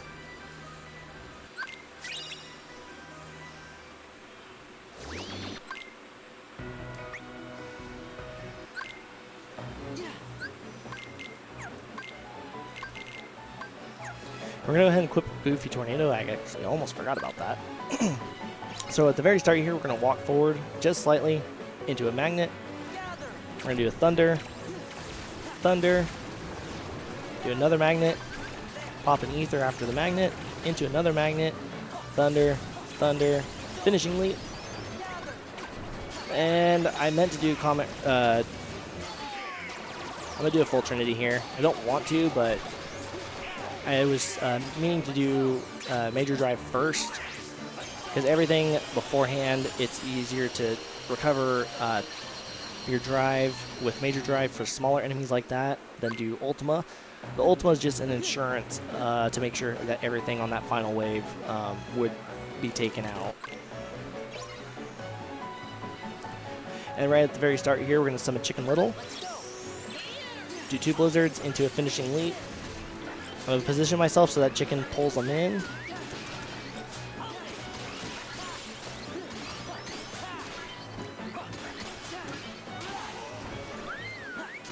and just do a bunch of ground combos while doing finishing leap.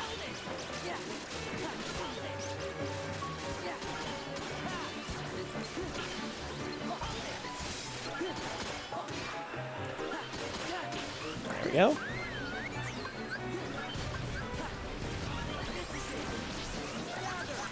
And after we do the fire into the magnet, or the fire into finishing leap, we do magnet into major drive there. It wasn't 100% clean for the way I intended to have that done, but it'll work.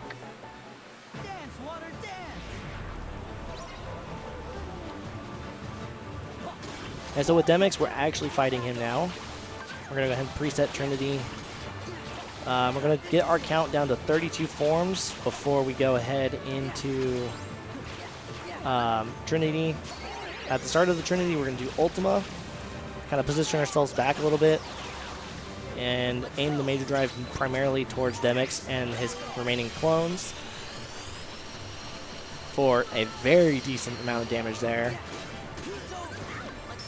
Full ground combo into finishing leap, into limit form. Limit form doesn't require party members to be alive, so you're able to do it whenever. That was a very good fight. That damage was incredible. That damage is what you want to see coming off that Ultima, or off the Trinity.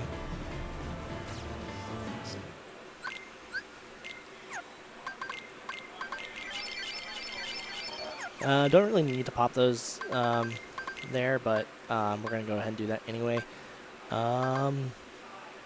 Yep, that's it. So we have Vicinity Break, which allows us to do an AoE spin on the ground.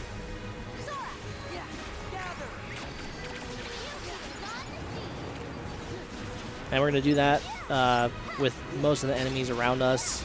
We have Flash Step equipped as well, which is a better form of...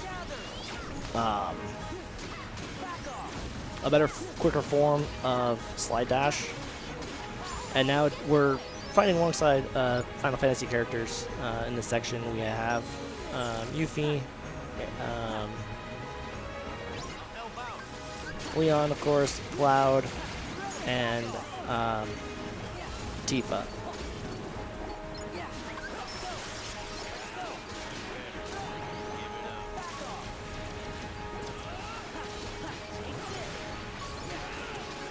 And we're going into limit form here, and limit form leveling works based on finishers with it.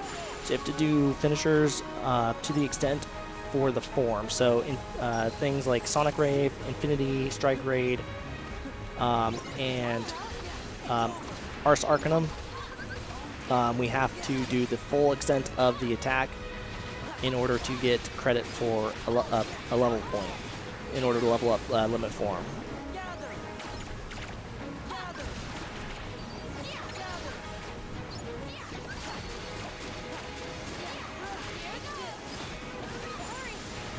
I'm hoping that's enough. That's just enough to get us to 4.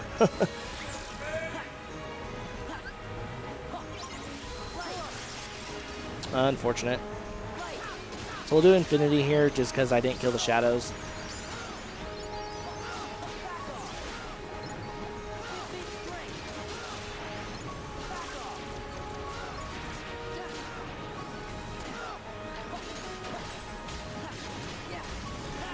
Normally I would want to try and do the RC with the surveillance bots, but unfortunately wasn't really given much of a choice because I goofed up at the very start of the encounter with Cloud. But still, FF was pretty good, all things considered. And we're going to pick up our last AP boost chest. I'm going to go ahead and use that now.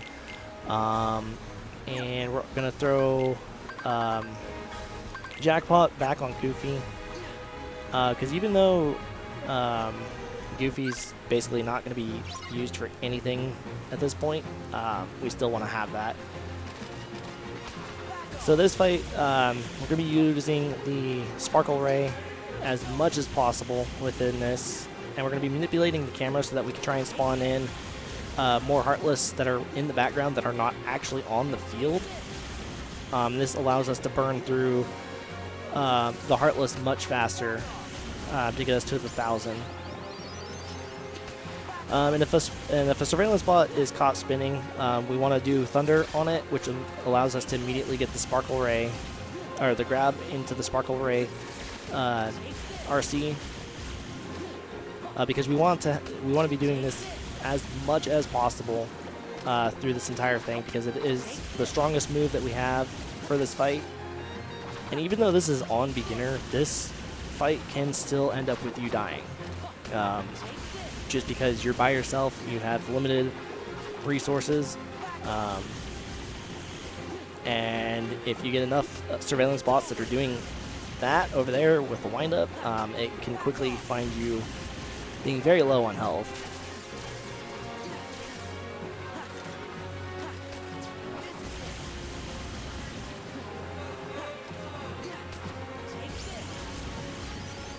Something else to note too,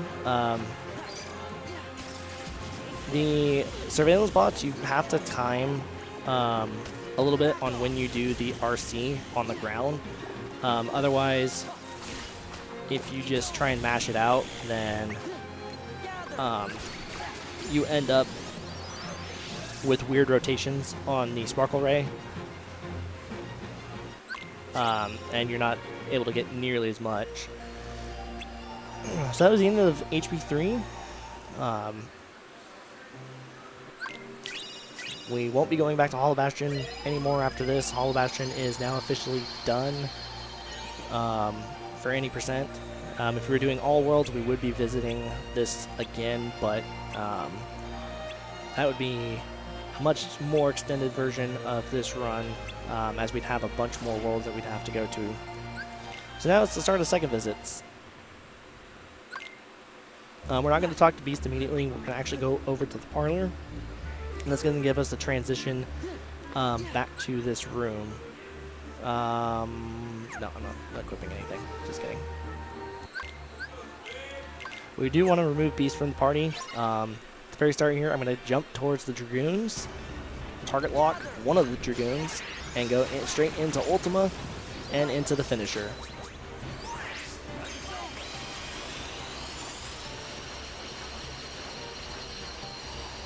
Second visits, for the most part, are a little more under our control and to a script for the most part, as far as like what we're trying to do. We are going to be at least getting to a certain extent in this world before we move on. We're not actually going to complete Beast Castle on this go around, simply because if we were to take on the boss for this world, we would not have the damage, let alone the abilities or anything else to actually be efficient in the fight. Plus, Beast, once we talk to him again to persuade, he gives us Rumbling Rose, which gives us a new Keyblade that has the functionality of Finishing Plus. And then we're going to quickly throw on Guard Break, and we're out of here.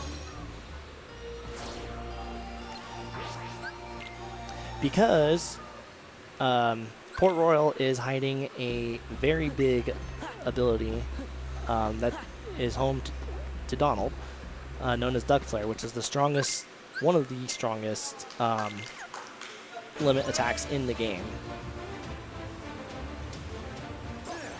And with Rumbling Rose, we now get a second finisher.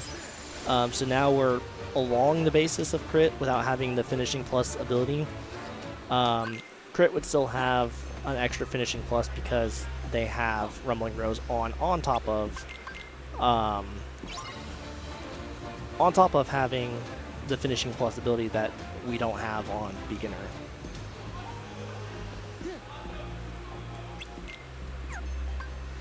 Oops.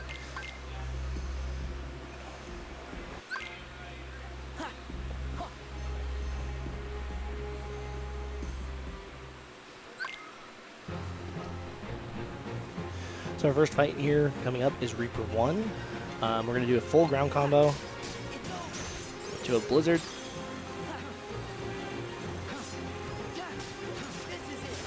Followed by another Blizzard. And then for me, I do a full Blizzard after that until I have enough for one attack. And then oh, unfortunate. I was too far away.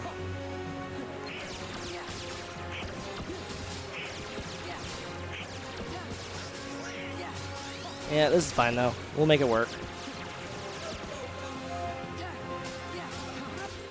Well, hopefully have him teleport, which doesn't look to be that case. Oh my gosh. He's just not going to teleport, apparently. Alright. Well, we're going to do a full Blizzard combo here into a full Arrow combo. I forgot the important Keyblade. Oh no, I knew I forgot something. Okay, well, that's unfortunate. I forgot to throw on Hero's Crest, which I knew I forgot. I should have remembered to throw that on after the fact. It's the first time actually in a while that I've forgotten to throw that on, so not surprised. It's alright. We'll make sure to get that on now. Then we're also going to throw on Horizontal Slash.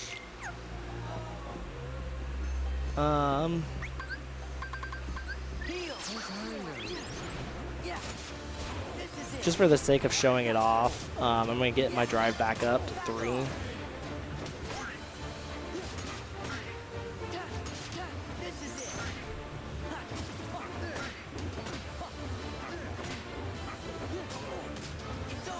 Okay.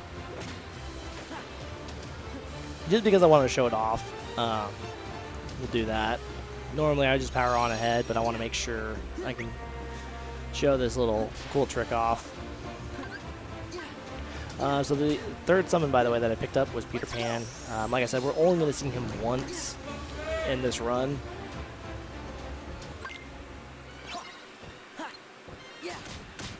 We're going to go Magnet into Arcana to immediately take out the Gambler.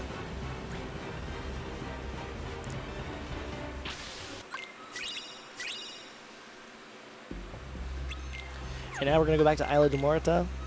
We're going to skip these boat fights because now, since we're done with Hollow Bastion, all the enemies' health and attacks have been amplified.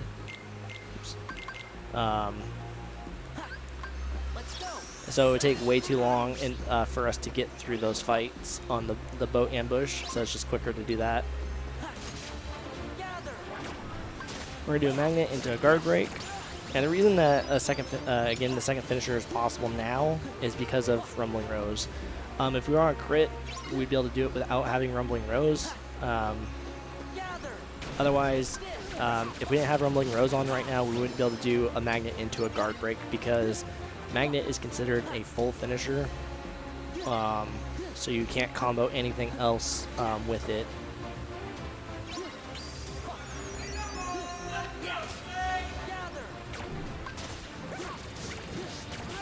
And after the last Gambler here, we're going to pop an Ether to refill our MP. And we want to end all the Gamblers there with the summon still out because we do want to have our drive back to full. So at the very start here, we're going to do a Blizzard. And we don't need to have draw on. The medallions have a very good draw property to them.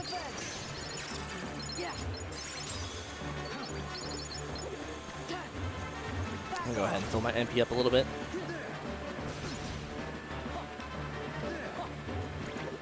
Okay, I feel better with that now. So I'm gonna go ahead and summon Genie or Peter Pan for this. Only doing one finisher. Peter Pan actually allows for us to stun lock the boss, so we're able to do full combo into sending him into his next phase. Once we hit the ground here, we're going to do 2 Thunders, which will drop the rest of the medallions. And now time for a really cool juggle here, known as the Comet Juggle. So while we're doing the horizontal slashes there, we're going to go ahead and just do at the end of the horizontal slashes there, we go into another comet, which continues the juggle the entire way through. Once these skulls land, we're going to wait for them to reform, and we're not going to mash Thunder. We want to wait for Sora's feet to touch the ground before we do another Thunder. Otherwise, if we try and spam Thunder, we wouldn't have nearly as many medallions dropping on the ground, and on top of that, we wouldn't have the MP in order to be able to continue on with that little combo there.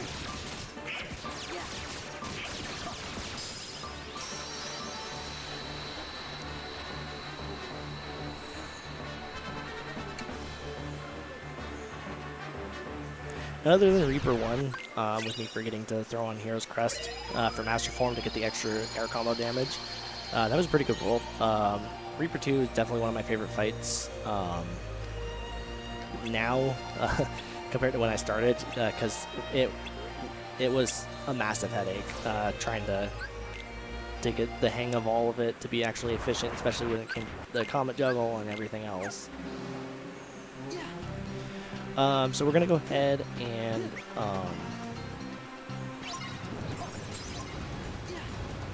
keep the party as is. So we're coming to Agrabah. We're not going to finish Agrabah as well. I'm going to get through the carpet section coming up,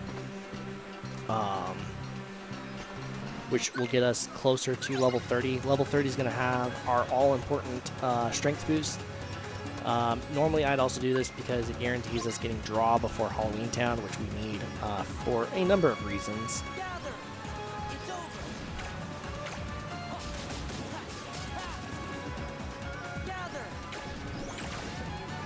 This is kind of weird. This is fine. So again, with us having the extra finishing plus, we're able to do Magnet into the finishing leap. Normally I would open up with Magnet Thunder Thunder.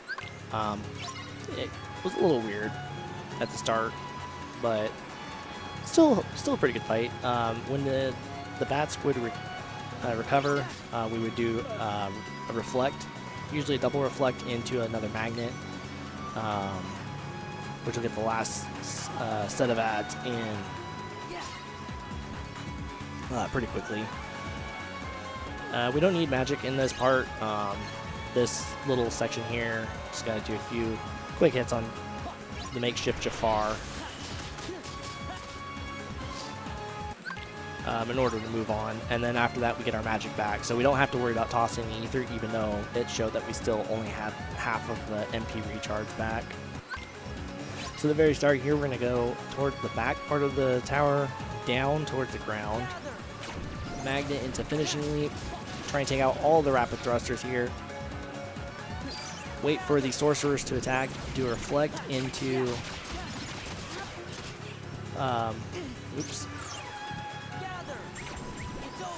reflect into a magnet into finishing leap. And I was cutting out a little closer with the sorcerer there. If that had gotten down to 0, I would have been frozen. But did just fine there. That was a pretty solid fight for the most part. So we're going to do these switches backwards. We're going to start with the Thunder Switch, which is all the way in the very back here. A small trick to get rid of all the enemies here is we go down and then back up, so that it's easier to target block the Thunder Switch. And then we try and stay as high as possible until we get super close to the Blizzard Switch. If we do that, then we're able to stay away from spawning the adds in that would trigger if we were at a certain height.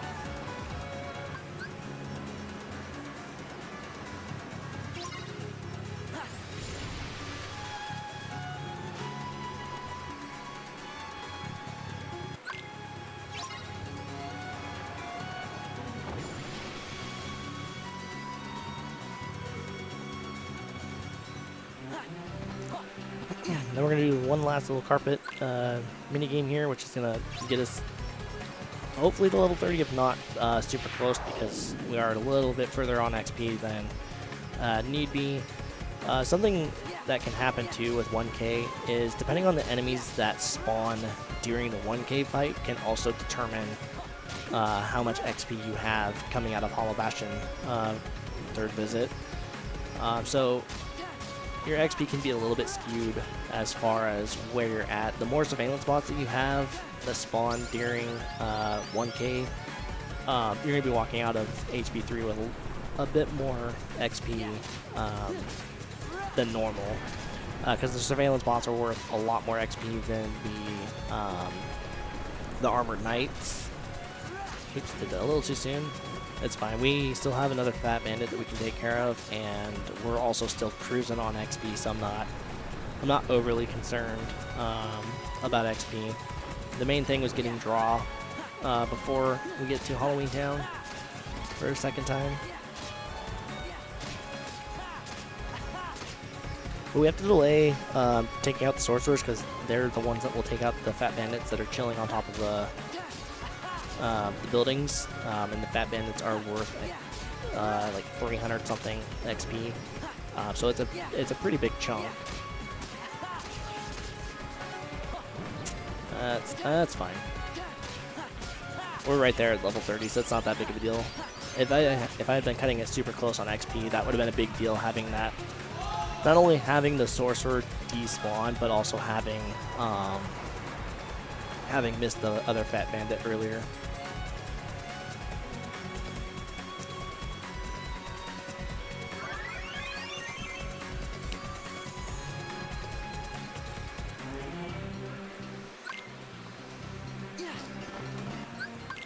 And so now we're going to go ahead and leave Agrabah. We'll be back for that here in a little bit.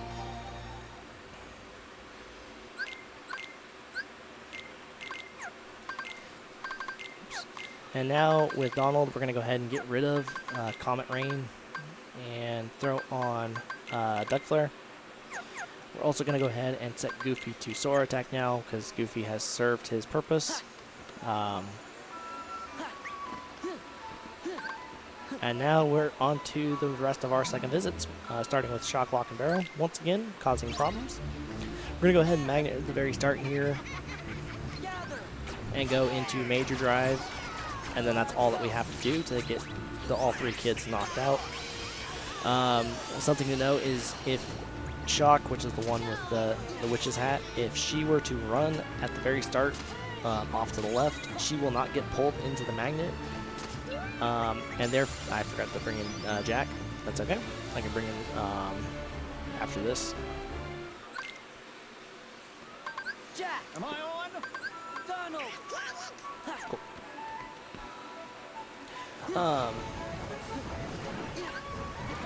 Yeah, if you were to, if you had Shock run on you at the very start to the far left, you actually have to do an extra portion of the Trinity in order to get all three children knocked out.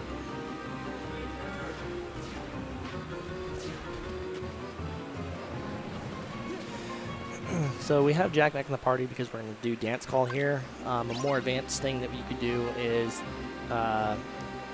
summon Genie. None of them took damage. That's okay.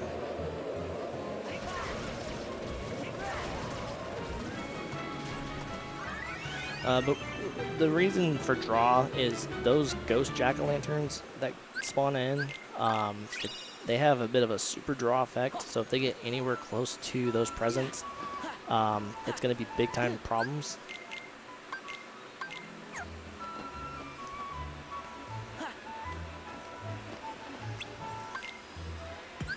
So that's the big reason for having draw. Plus, while we're in Dance Call, draw will still take effect depending on what part of Dance Call you're in. So now the mini game here with presents. We want to hope for as many of the bigger boxes as possible, as they are worth more. The red present boxes here are only worth 1 point each.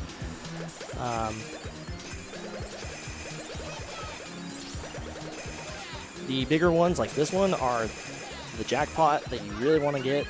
That was pretty good. The Shaka hadn't been in there for too long, so that was a pretty good present.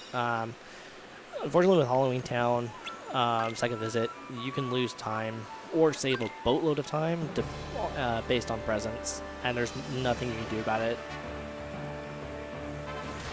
So now we're getting our first look at Donald's super mega attack now called Duck Flare. Open up with that. Wait for Experiment to put himself back together. And then we're going to not slide dash, we're going to quick run away from him. The way that Experiment works is the direction that the head gets thrown is based on the position. So if you're facing the back part of the original body, then you will go towards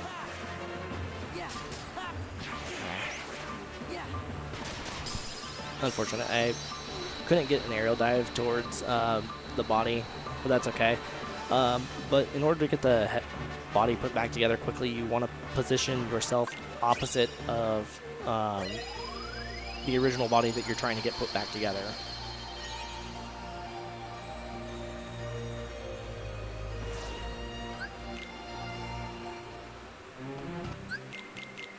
So now we're going to put on our next Keyblade that we just got from Halloween Town, called the Size of Pumpkin.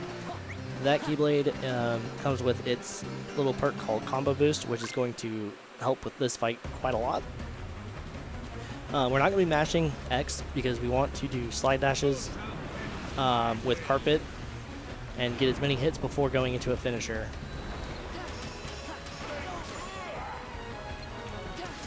Unfortunately, fortunately, a little too close to Jafar's head. You want to try and space yourself away from Jafar's head just enough so that you can get the actual air slide dash instead of flash step. That way you can do much more damage.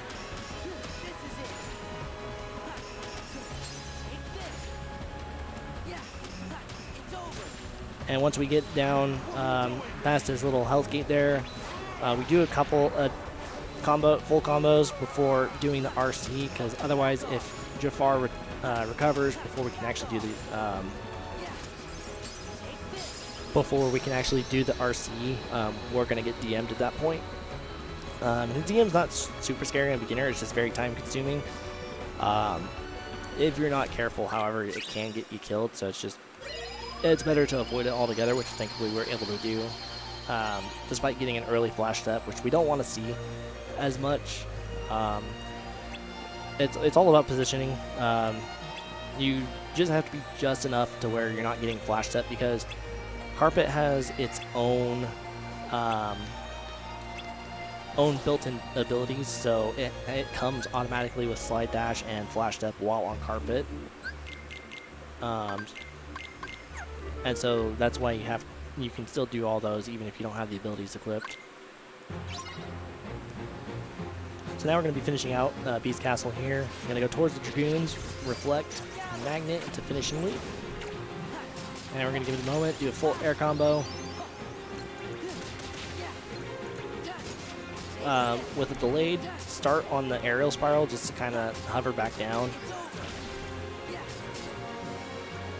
I'm going to bring him over here. There we go.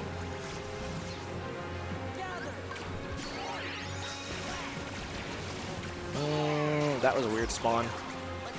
That was really weird. That should still work. It did not. Okay. Yeah, they spawned in really weird, so I don't know what happened there. Unfortunately, I think it might have been the lingering effect of a magnet, but I'm not 100% sure. Let's go. And we go Valor form there for a strength boost while we're in Valor form against Zaldin. And we're going to try and build up as many of the learn as possible, which is the jump. Unfortunately, he's giving us kind of a weird pattern, so not much I can do but just try and position ourselves. To play it safe, I'm going to do 11 total jump attacks. And while we're in Valor form, because of the reaction boost ability, we do just that much more damage. And once we have done the full amount of the jumps, we revert out of Valor form, go straight into Duck Flare, and launch a Mega Flare as well, because it will stagger Zaldin just long enough to where he won't DM us. Zoltan's DM isn't scary, it's more time consuming than anything to have happen. Plus, it can result with multiple DMs happening, which again ends up eating up a lot of time. So we're rounding up the last of our second visits here, paying a nice visit back to Milan. This world's got some pretty good tech within it, between movement and also strats for a lot of the fights within this world.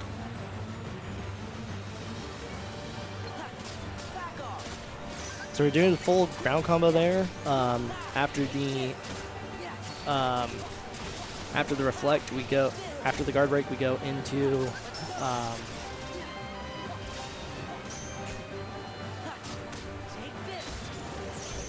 After the guard break, we go into the reflect into Trinity, which, even if the mysterious figure, aka Riku, that I mean, we don't know it's Riku, but we know it's Riku.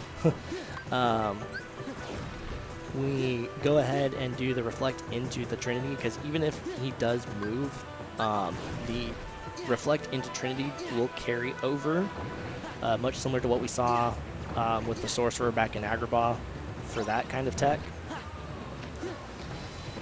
And if you like super mega kills, we're about to witness everything just get obliterated.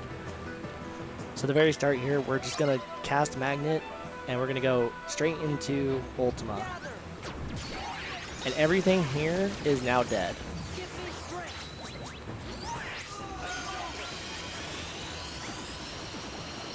Oh, of course I say that, and then it's the one time it doesn't actually kill.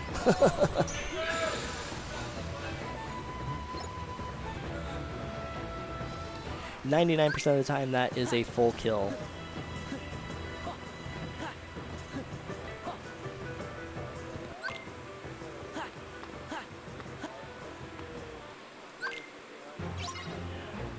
So here, we're going to let the dust spawn in. We're going to do a vicinity break, reflect into magnet finishing lead. The snipers here are acting very weird. They normally don't act like that.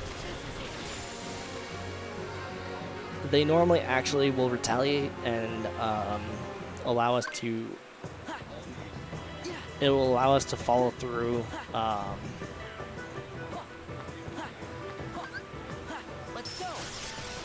It allows us to follow through with a reflect into the magnet finishing lead, but it's all good.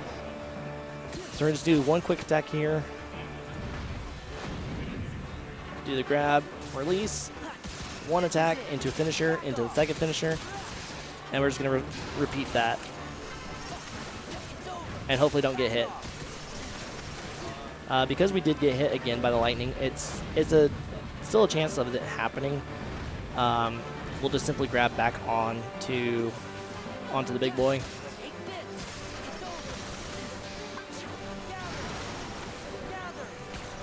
He does not like me today.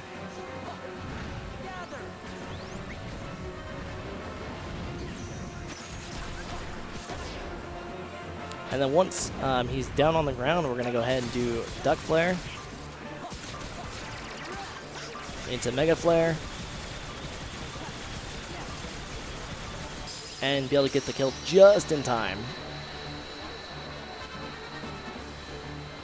Was definitely cutting it a little bit close, but was able to get the job done. Again, the lightning getting hit by that it's always a chance of it happening. So if it does happen, nothing you can do about it. It's just one of them things, unfortunately.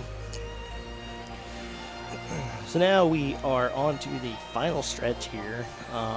We are going to be paying a visit to Twilight Town for the third and final time. We see the final world that we're able to get to, which is the world that never was. However, the actual gateway to get there, we can't actually get access. We have to cut through Twilight Town in order to get to the final world.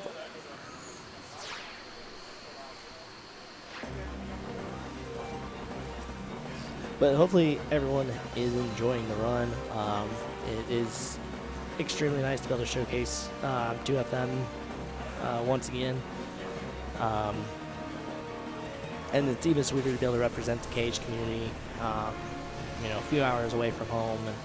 And it's my first in-person event ever too, so I'm definitely having a blast, and like I said, hopefully everyone's enjoying the run and everything, and appreciate everybody for having me. And we do have another run coming up tomorrow, which is another very awesome run that you should definitely tune in for. It's the 1.5, 2.5 collection for super bosses, in which will be 26 super bosses in a gauntlet style rush. So we'll be beating them all back to back to back to back until we're done. So yeah, it's definitely an awesome run. And,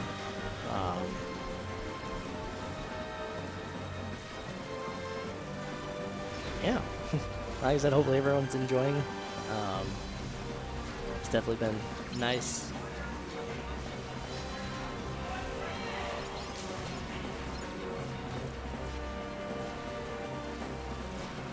But like I said, this is our final gummy mission as we start to get into the big time stuff within the game.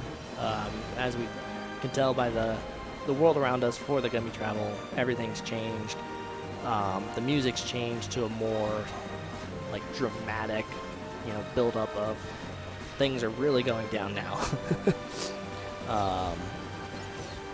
In which they are. There's a lot of crazy stuff that's about to happen, not only in fights but also just in general. This gummy mission is still deemed kind of a dangerous gummy mission. For those that were wondering, it is still very possible to die. If you are very much not careful. It's, the way I go about this one, though, I have it all set up perfectly that even though you're going to hear the beeping of me being in danger, I'm not really in danger. I just set it up that way, so that way all the enemies that I take, all the ships that I take out, I get more HP orbs, so I can just kind of chill throughout this part and not have to really worry too much about anything.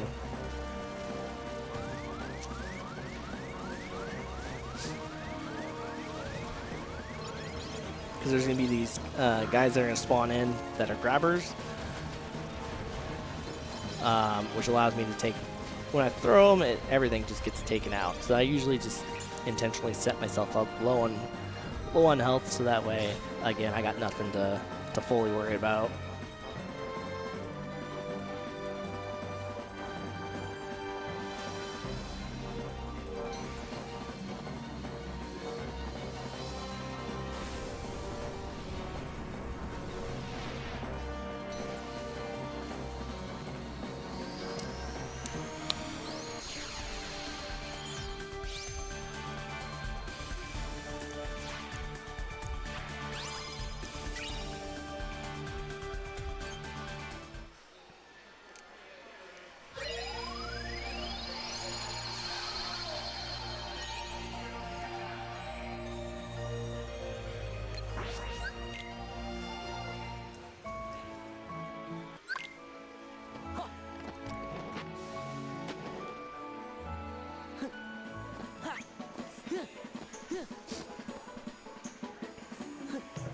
And even though we got quick run, by the way,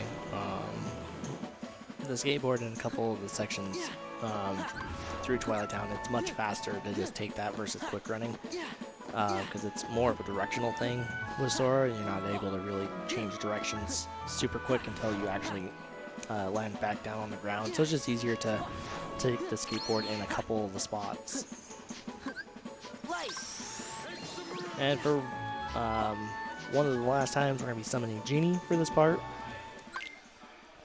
And at the very start here, we're going to jump towards the invisible barrier back here, magnet into Arcana. Not doing a finisher. We're going to quick run over here. And we don't want to target lock, by the way, or even soft target any of the enemies. We want all of them to get dragged in from the magnet Arcana Once we get rid of the creepers there, we try and center ourselves a little bit more in the middle here. For the samurais that spawn. And that was a pretty clean fight.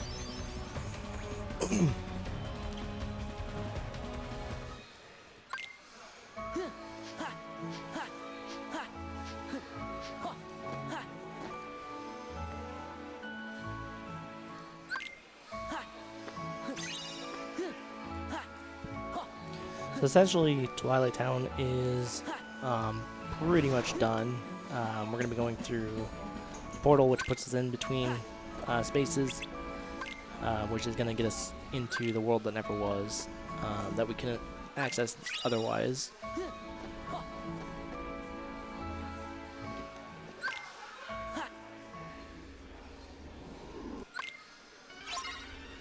So at the very start here, we're going to do a vicinity break.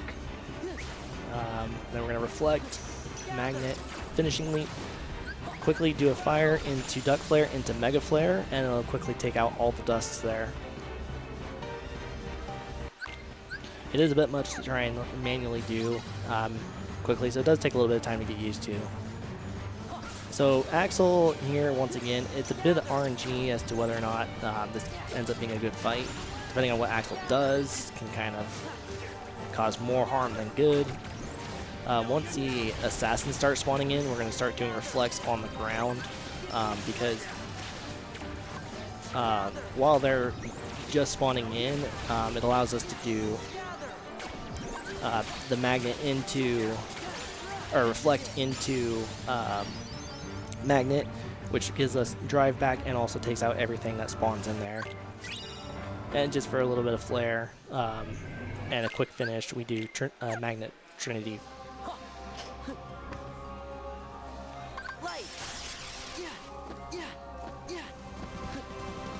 So now, pretty much from this point on, it's going to be a bit of a boss rush.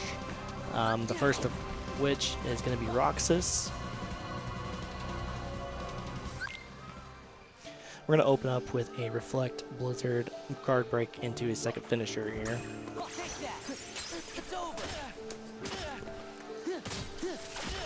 And then we're just going to... Oop. I had my L1 held down. We're going to quickly redo this here because it's a beautiful fight that I definitely would want to show off real quick.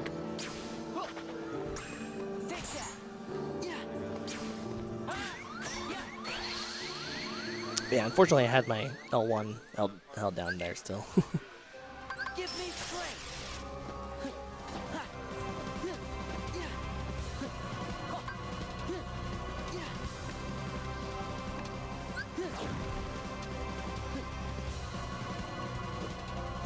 And then after the initial start, we're just going to thunder loop until we go into limit form.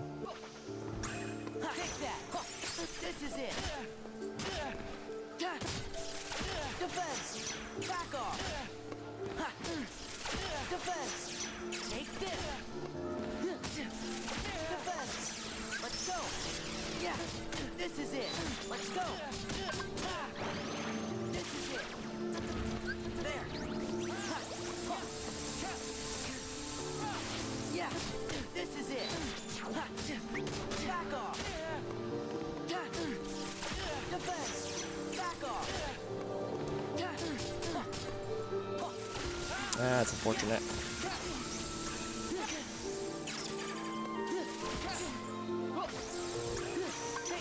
Gonna have to improvise it a little bit here. My input didn't come out for the continuation of my aerial spiral into the first finisher there, but that's okay.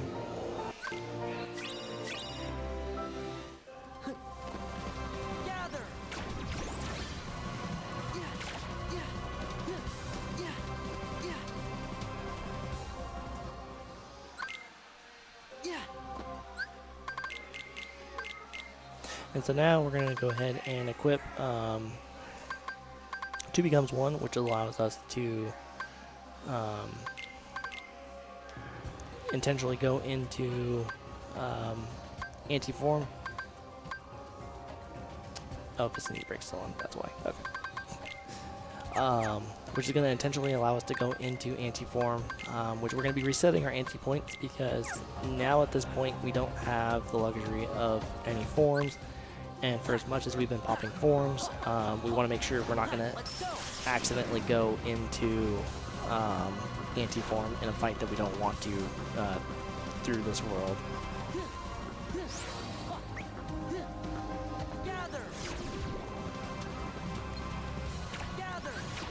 Oh, whoops.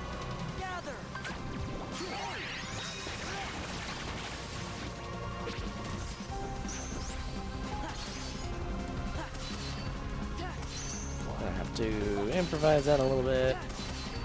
There we go. I didn't mean to jump into trying to do a magnet Ultima there.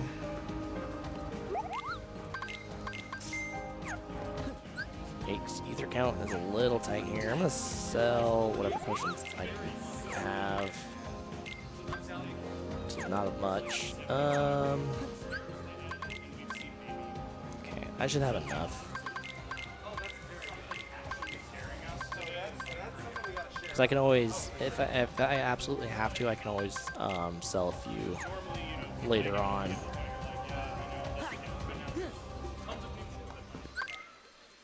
You really shouldn't have betrayed us. Alright, so the first of the actual organization members in the rest of the world number was Xigbar. Once Xigbar is done attacking us, he's going to go and say R for reload, and we're going to launch Duck Flare and do a fun little combo here.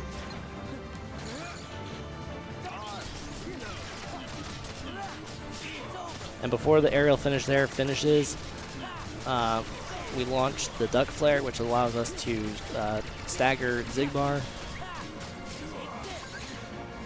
And after that, we're going to go into Valor Farm here. Stagger Xigbar one more time. You have to make sure that he actually reloads. Otherwise, if you try and go too soon, you won't stagger him, and unfortunately, it will result in you getting getting DM'd by him, and his whole entire attack pattern will change. That was pretty solid for the most part. I think I probably sent my Mega Flare a little early, but we were able to get just enough damage. Let's go.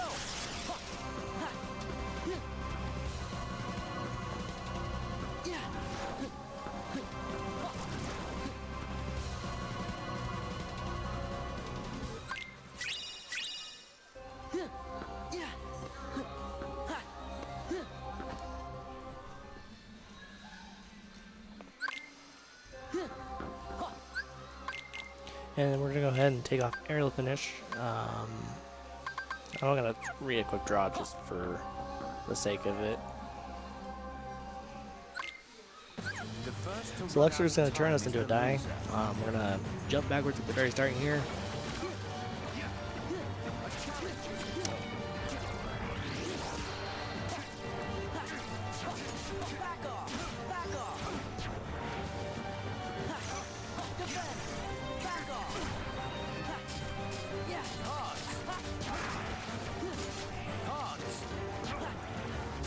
It's fine.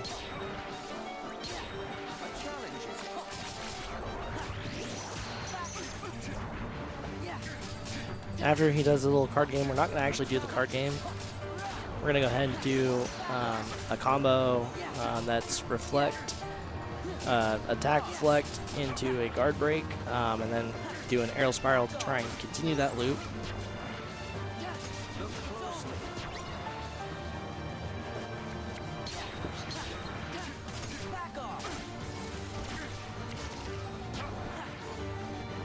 He's too far away, that's fine.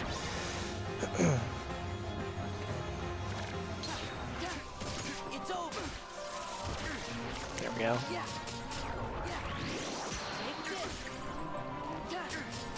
Whether or not Luxor decides to cooperate with you is complete RNG. Like, there's a certain amount that you can control, but if he just decides that he's going to be a pain, then he's going to decide that he's going to be a pain. This works out perfectly. As soon as I flip the card here that I need,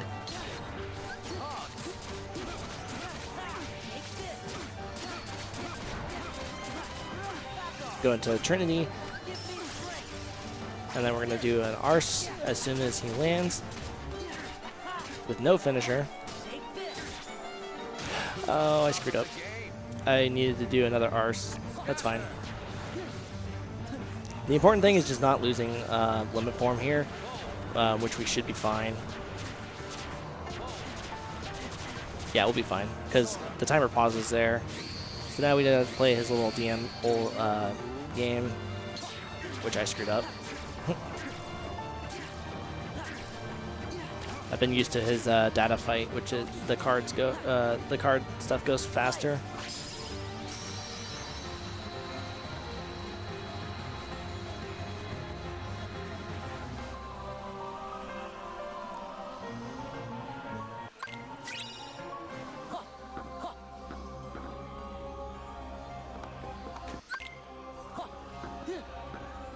I don't think we ended up using Ether, which is pretty good. We're going to be using a couple here, though. And once again, showing off with Duck Flare. Going to go into limit form right away. Do the full RC. And we're going to get close to Syax here. And we're going to guard, do a full combo into Zensusuken. Do a full combo again with Arse. Oops. This is going to be really interesting.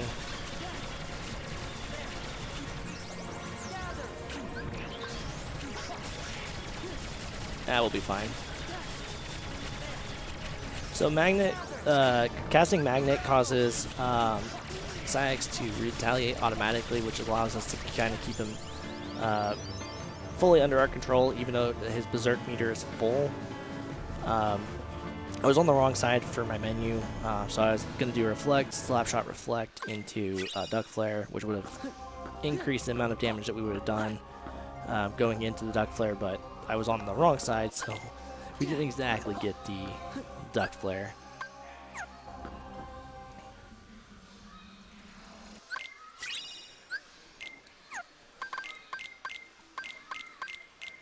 Okay, let's see.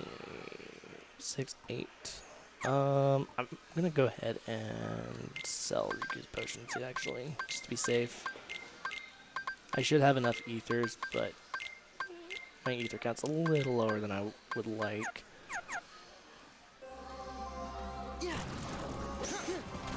Oops. Which I can do that after this fight.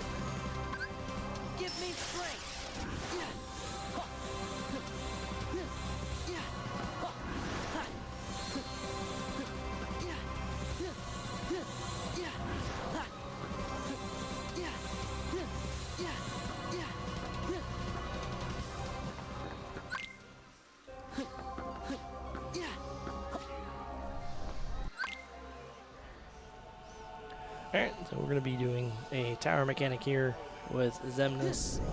We're just going to go past him. And then we're going to do the full finish there. We're not going to mash out triangle because if we do the third RC version, we actually get to do decent damage to Xemnas here.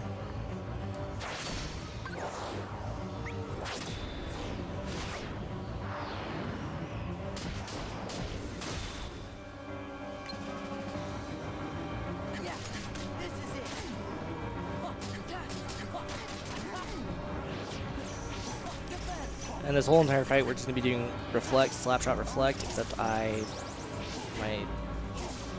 L1 held down, which is a bummer. So I'm going to have to kind of go a little bit harder here on ether count.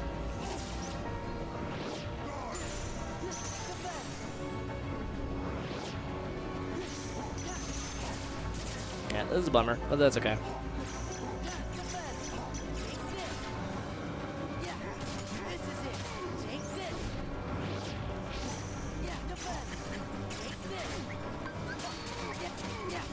Thankfully, we only ended up using 1 ether, which is what we would normally use in this fight anyway, so it just came at a much scarier time than I would have liked to use the ether. Still pretty clean fight despite what happened, but yeah, it unfortunately happens every now and then where my L1 just, no matter what, will stick just long enough that an ether will come out instead of a slap shot. I'm gonna backtrack real quick to get 1 extra ether, just to be safe before we go into final fights. Oh, never mind, don't have enough. I forgot it's 120, not 100. Oh well, we'll make do.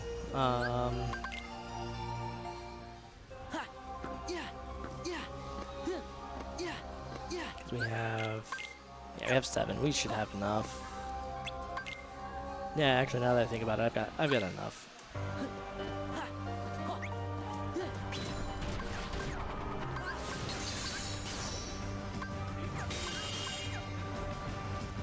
Alright, so now we are in the final home stretch for final fights.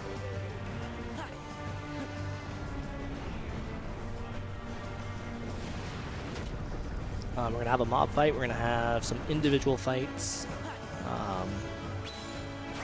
and it's going to be, hopefully, a good showing.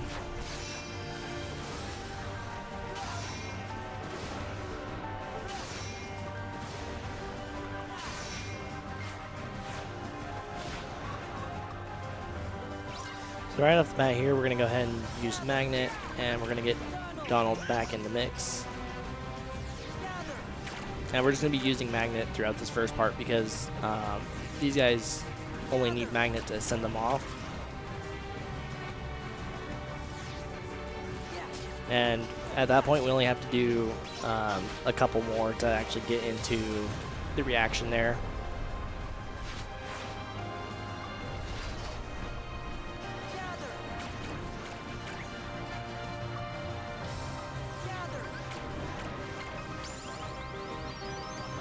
Then we're going to go into Master Form and use Magnet, and that's all that we got to do, because Magnet in Master Form is much stronger than Base Form. It lingers around a pretty solid amount of time. So we're going to cast Magnet, and we're going to revert.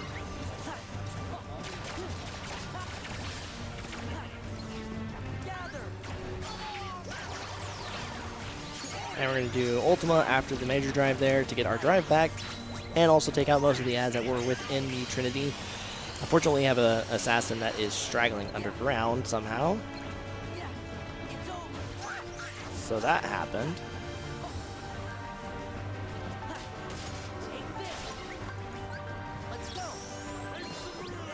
But on the bright side, we only have to use 1 ether now.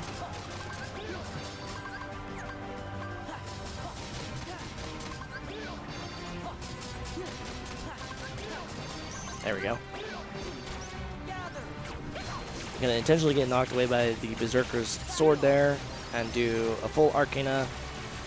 We're going to fall a little bit, go Magnet into another Arcana.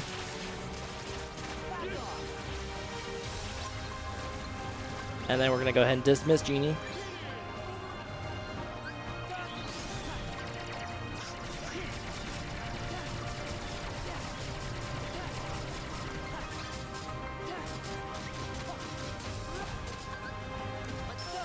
And then we're going to go into Valor form here.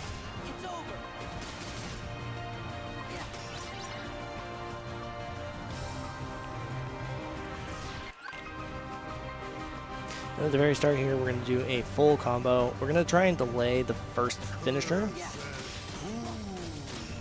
So that way the spears are slamming down at the same time as that.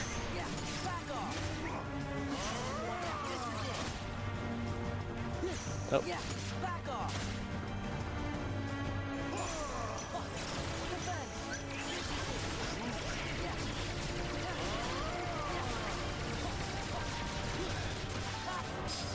There we go. This pattern was a little off there, but we were able to still have a pretty solid fight. Now we've got Dragon Zemnis, aka Blue Eyes, as people within the community like to meme.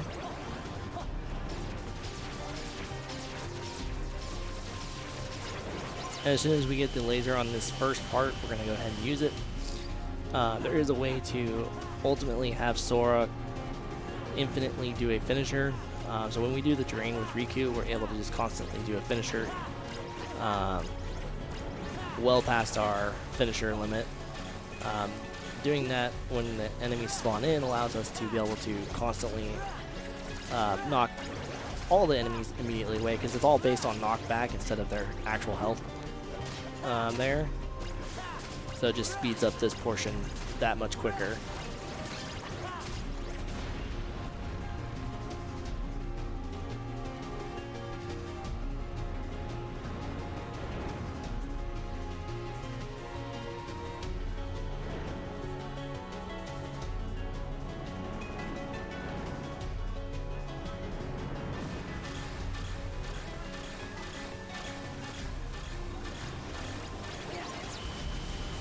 And once again, I'm going to go ahead and use the laser. If you time the laser on the third sequence in a good spot, you can actually get rid of that limb pretty much immediately.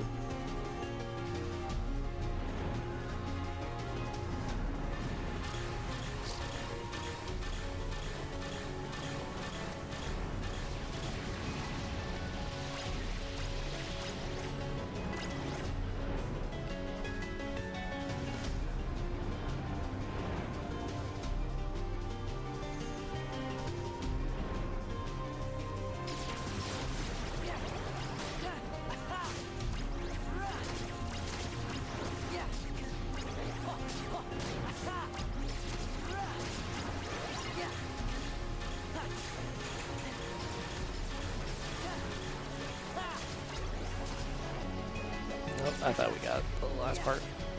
There we go.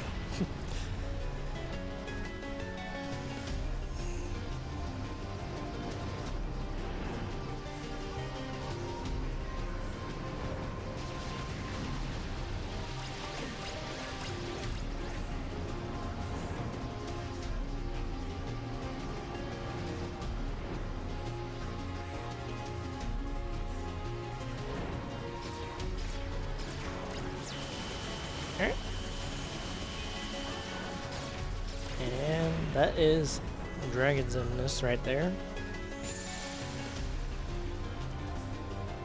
We got two more fights. We have Armored Zemnis once again, and then we'll have Final Zemnis.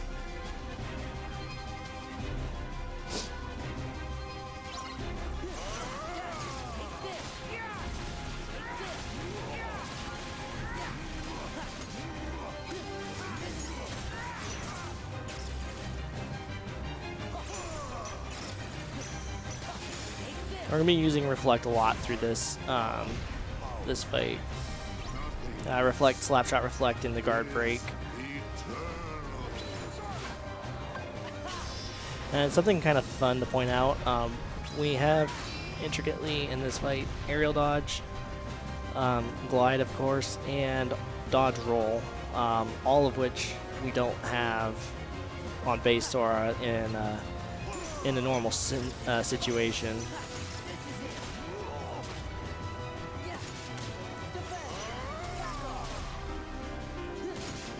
Oh, I thought I hit the threshold there, so I let up.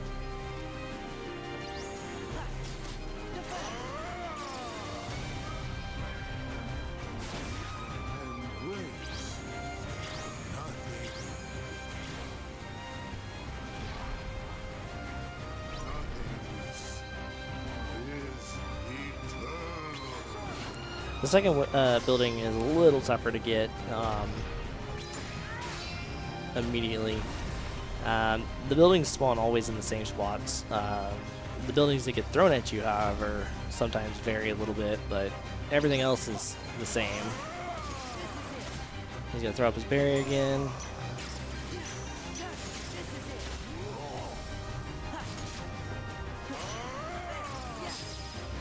And pop an E through to top off before we go into Final Zemnis here.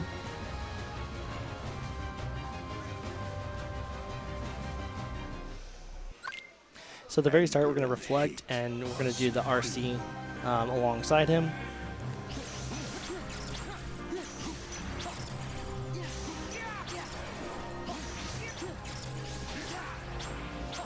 Oh, wrong one. I'm going to be slightly under damage, but that's okay. We'll make it work. I miscounted which one I needed to actually do the full RC on.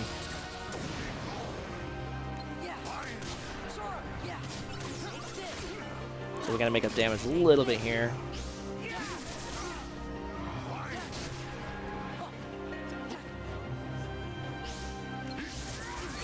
That's unfortunate. That's fine. Gives us a chance to do this better. And hate are supreme. That's fine.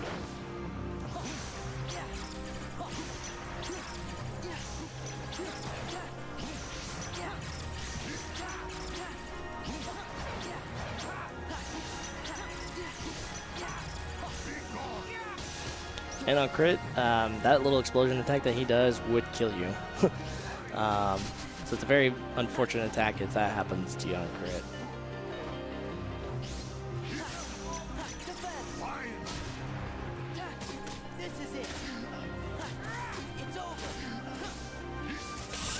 Almost had it happen again, because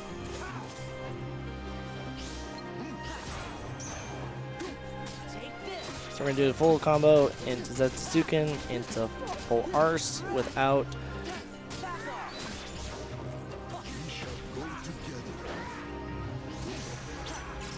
I'm not gonna have enough MP to do the full thing, but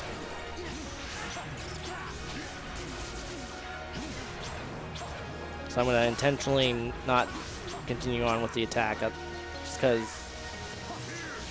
it'd be very bad. Especially if he did, can you spare a heart?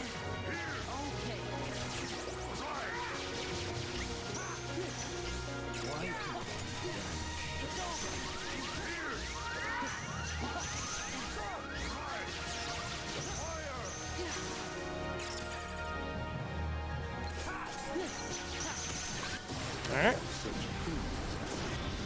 We're just going to go through the laser dome now, which is just mashing X and triangle, and time will be coming up here pretty soon.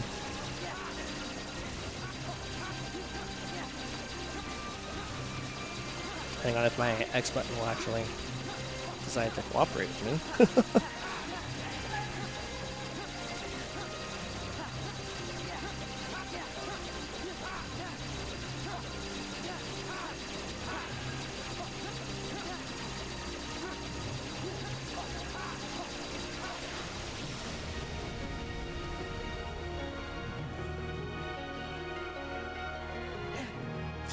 We'll definitely be just slightly over, but that's okay. There was a lot of things that did not go exactly our way, but we definitely did the best with what we could. Like I said, I hope everyone definitely enjoyed the run. And as soon as I get control of Sora again, once we land the final blow on Zemnis, that will be time.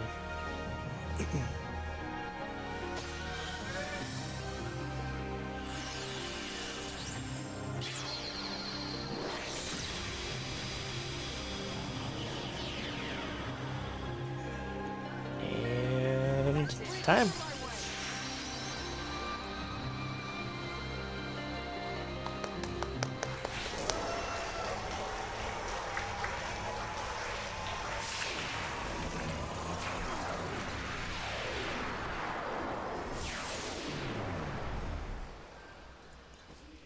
Epic. Thank you. Yeah, there's definitely a few things that didn't go good, but hey, did the best with what we got thrown at us, and it was definitely a heck of a run. And like I said, hopefully everyone enjoyed. It was definitely awesome being able to showcase 2FM, which got me into speedrunning initially, and being able to show it off, a few hours away from home in person, is definitely even more of an honor. Being able to represent the KH community, and About how long is the final cutscene? I'm not wondering if we play it out or not. But if it's like overly long, I don't know if we should. It's overly long because Okay, all right. Let's just keep it at that. Let's keep it simple. yeah, because there's unfortunately this is the only cutscene that we cannot like all of these cutscenes after the final Yeah, we fight. probably just shut the PS4 off, huh? Yeah, pretty much like once that's it. For us, we just close the app, and if we're doing more runs, and we fire it back up. Otherwise, yeah, that's. I hear you. All right. Any shout outs you want to give? Anything specific you want to do while you got the time here? While you got the time of day? Well, since we are slightly ahead, still on schedule, I can buy us a little time. But we got to do a lot of setup for the next run. Is the thing. Oh, right. It's that Right. 4-player run. Yeah, so. yeah. I forgot. Yeah. But you still got a few minutes if you want to just like say whatever. Yeah. We'll do that. Just want to give a huge shout out to the entire Cage community, and definitely everything that we've all been doing as a whole. Yesterday, actually, a couple 1FM runners got to show off in GDQ, which was pretty awesome to see. 2 top runners doing all that, so it's definitely awesome seeing everyone that's working hard on Cage, whether it's 1FM, 2FM, Cage 3, just any of the Cage games in general. If folks want to catch more of my runs, they can find me on Twitch, IBA all day, one word. I do pretty much. I've done every single Cage game. We actually did a series run last year in one go, which was a lot of fun. Learning every single Cage game within the span of like 2 weeks before I decided to do the run. So, yeah, just huge props to everyone within the community for everything that's been found, stuff that's still being found, being worked hard on. And yeah, that's going to be it for me for at least today. And then tomorrow we'll be back with a Super Boss gauntlet rush of every Super Boss within the 1.5, 2.5 collection. So it's going to be a blast.